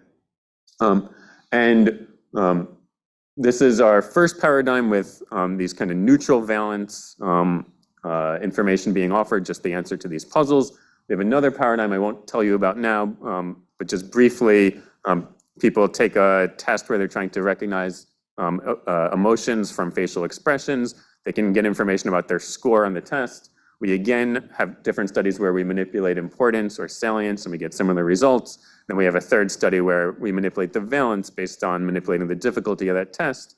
And again, people are much more inclined to find out their score if they think they've done well on the test. Instead, I now want to move on and tell you about some in-progress work. This is with a PhD student at the University of Michigan, Jingyi Qiu. And here we're now trying to test some of the predictions of this information gap theory in a naturalistic context where people can, they see headlines and they can click on that headline to actually read the news article. And we want to know what makes people read different news articles, what sparks their curiosity in a headline and makes them click. We know that people are biased in the kinds of news they seek out.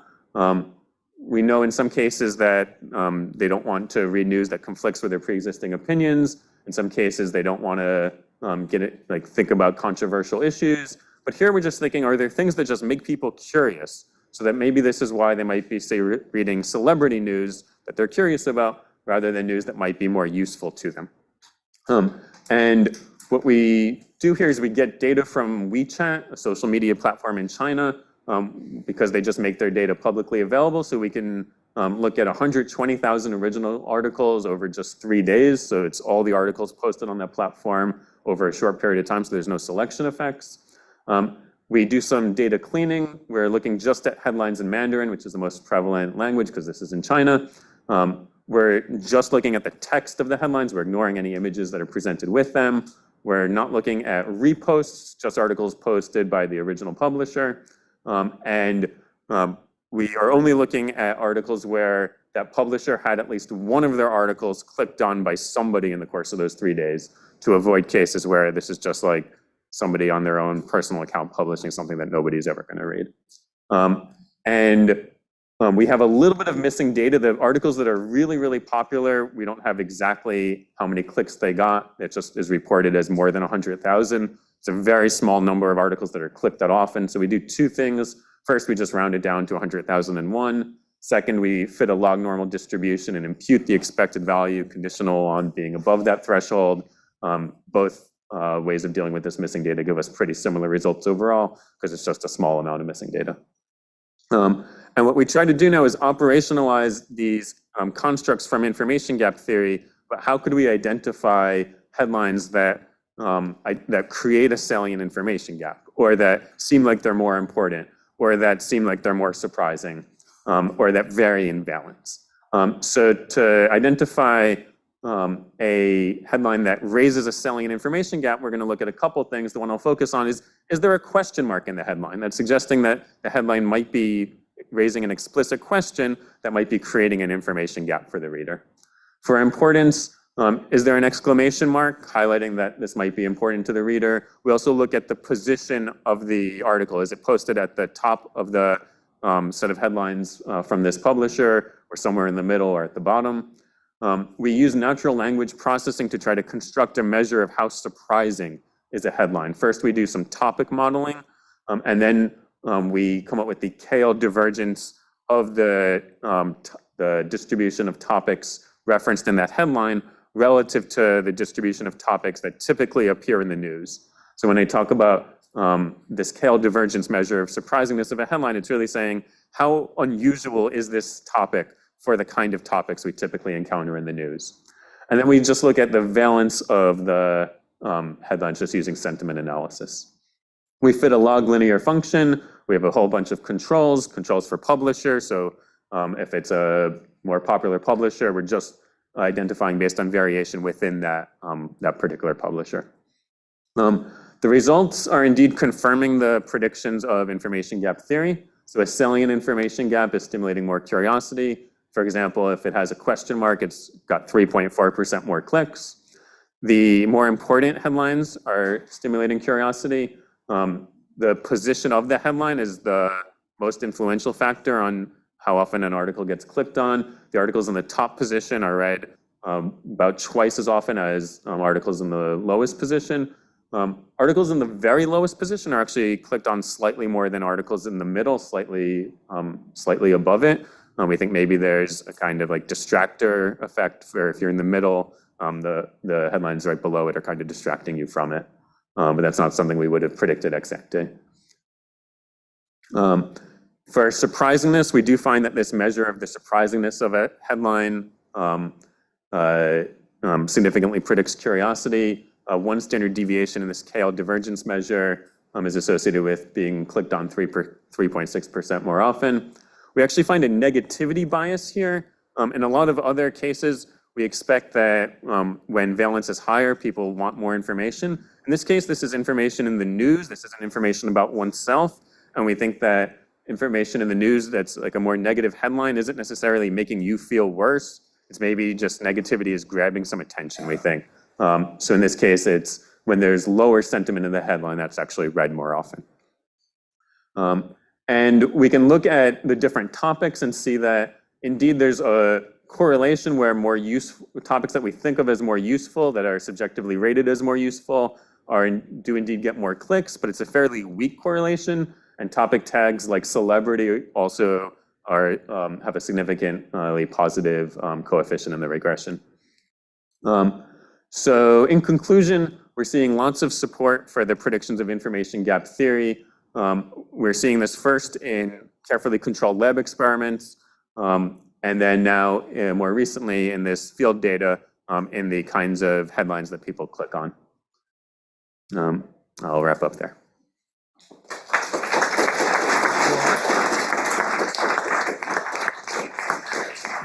So again, plenty of time for questions.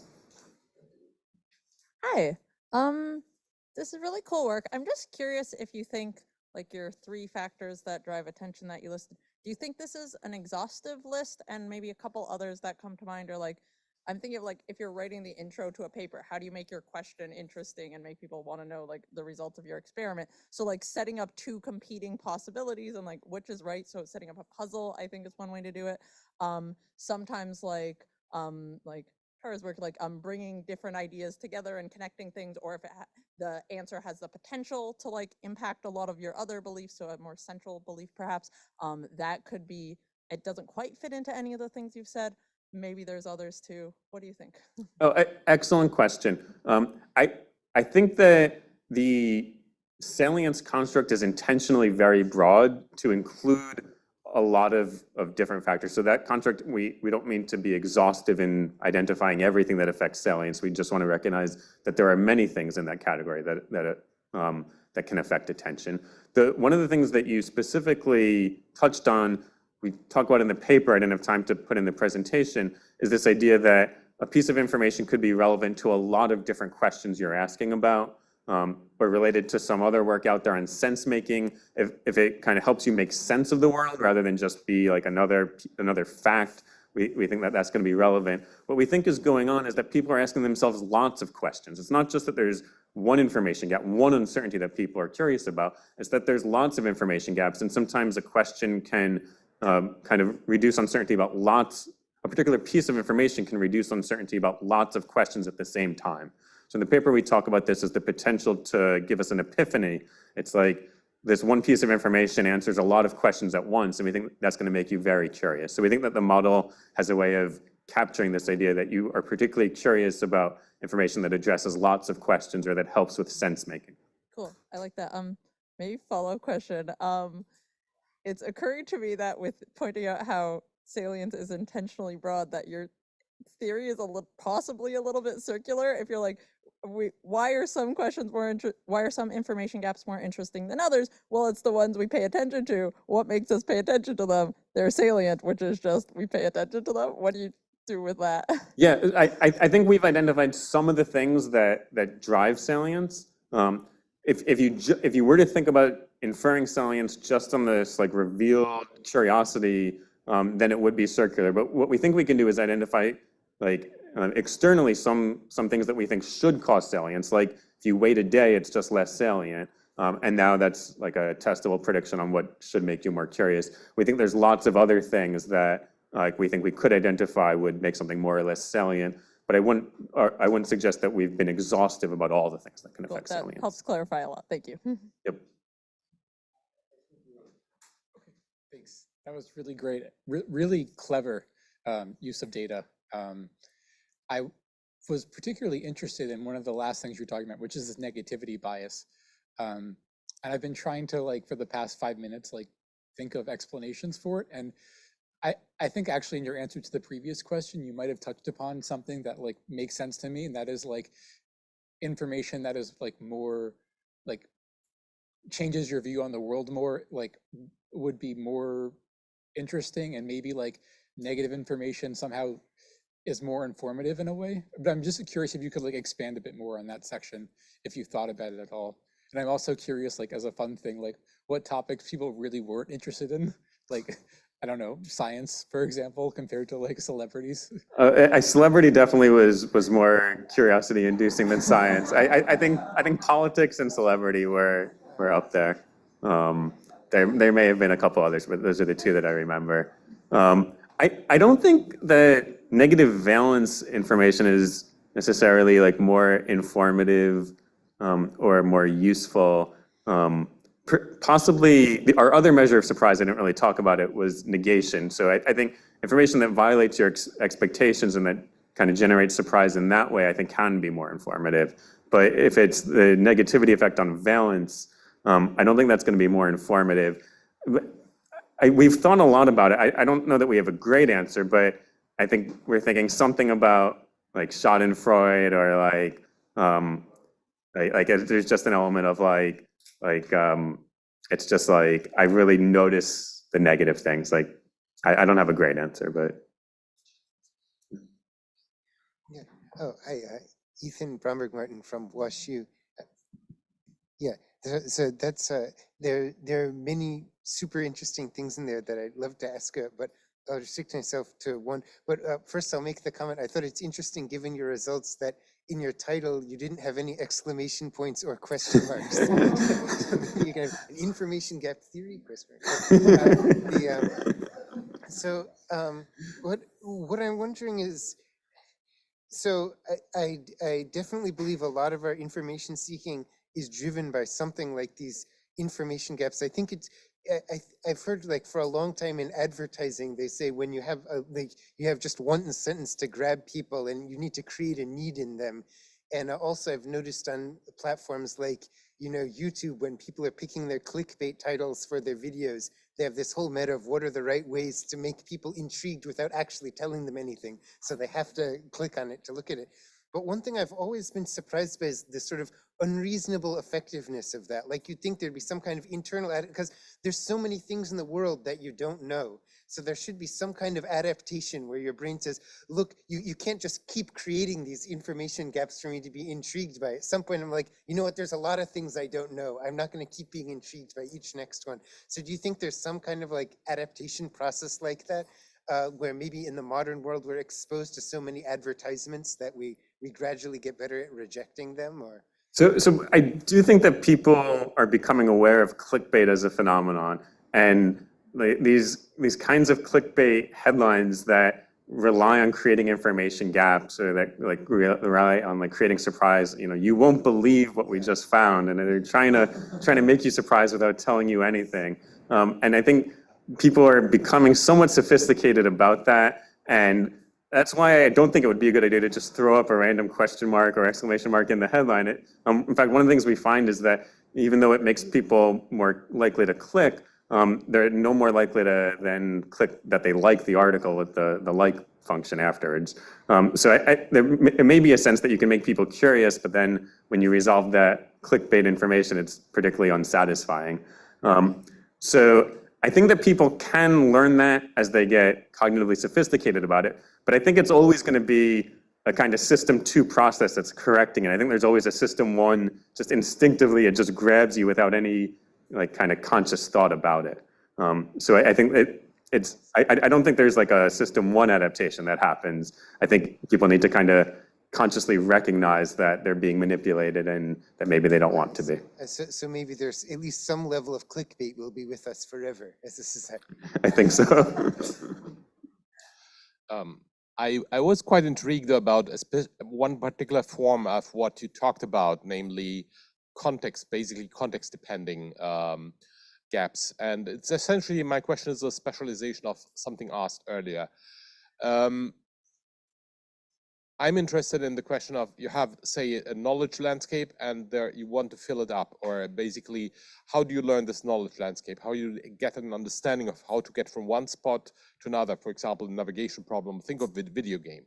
And I would wonder if you see a possibility of testing that, for example, in a scenario like a video game, where you have 2 types of video games, very similar type of game, but one, people are being taught, they learn how to play it, and become a little bit competent in that, but there is something they don't know about it, and that's where you offer information versus information about the other video game they have no relation to, although it's a very similar game, but has different goals and is slightly different.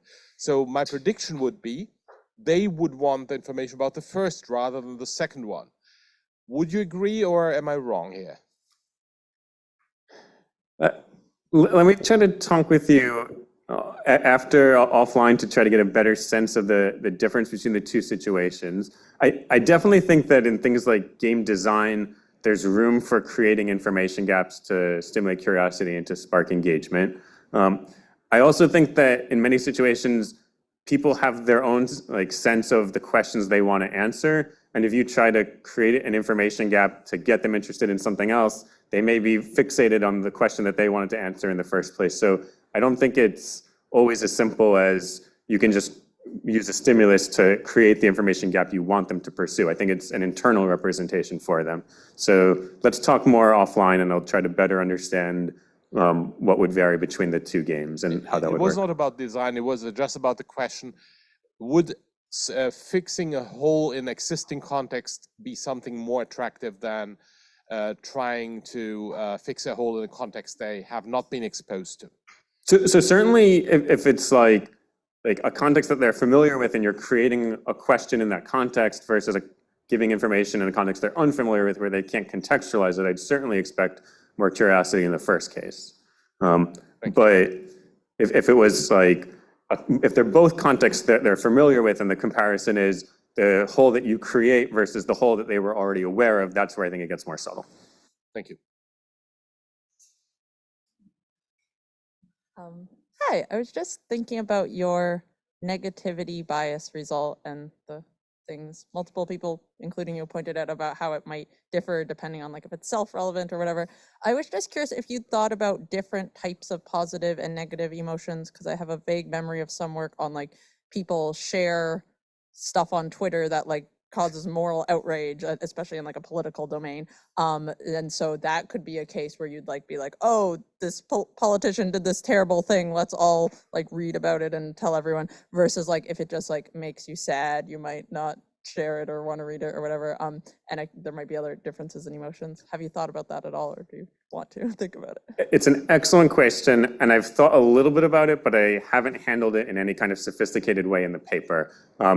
At an intuitive level, I totally agree that like if it's something like anger, I think that's going to increase your engagement. And if it's something like anxiety or fear, you may just want to avoid it. But in the paper, we just do this very simplistic one-dimensional sentiment analysis.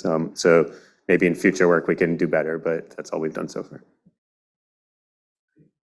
Well, thank you very much. Let's thank Russell again and all the speakers. And before we all rush out, Jackie's got some important comments for us. Yeah. No, there's beer and drinks. So that's it for the talks for today. So now we have time. We can stay in the building and mingle and drink and see posters as long as we want. I would say until 6, maybe around 10 p.m. they'll start throwing us out. But so we can also think about restaurant reservations and so on. So thank you all. Oh, and tomorrow morning, remember that there will be a breakfast, the Student Travel Award breakfast starting at 8. And then the talks, I will start, I want to make an interesting announcement or two at 8:55. So I'll start at 8:55, try to be a bit more on time than today. And we'll start with the talks. Thank you so much.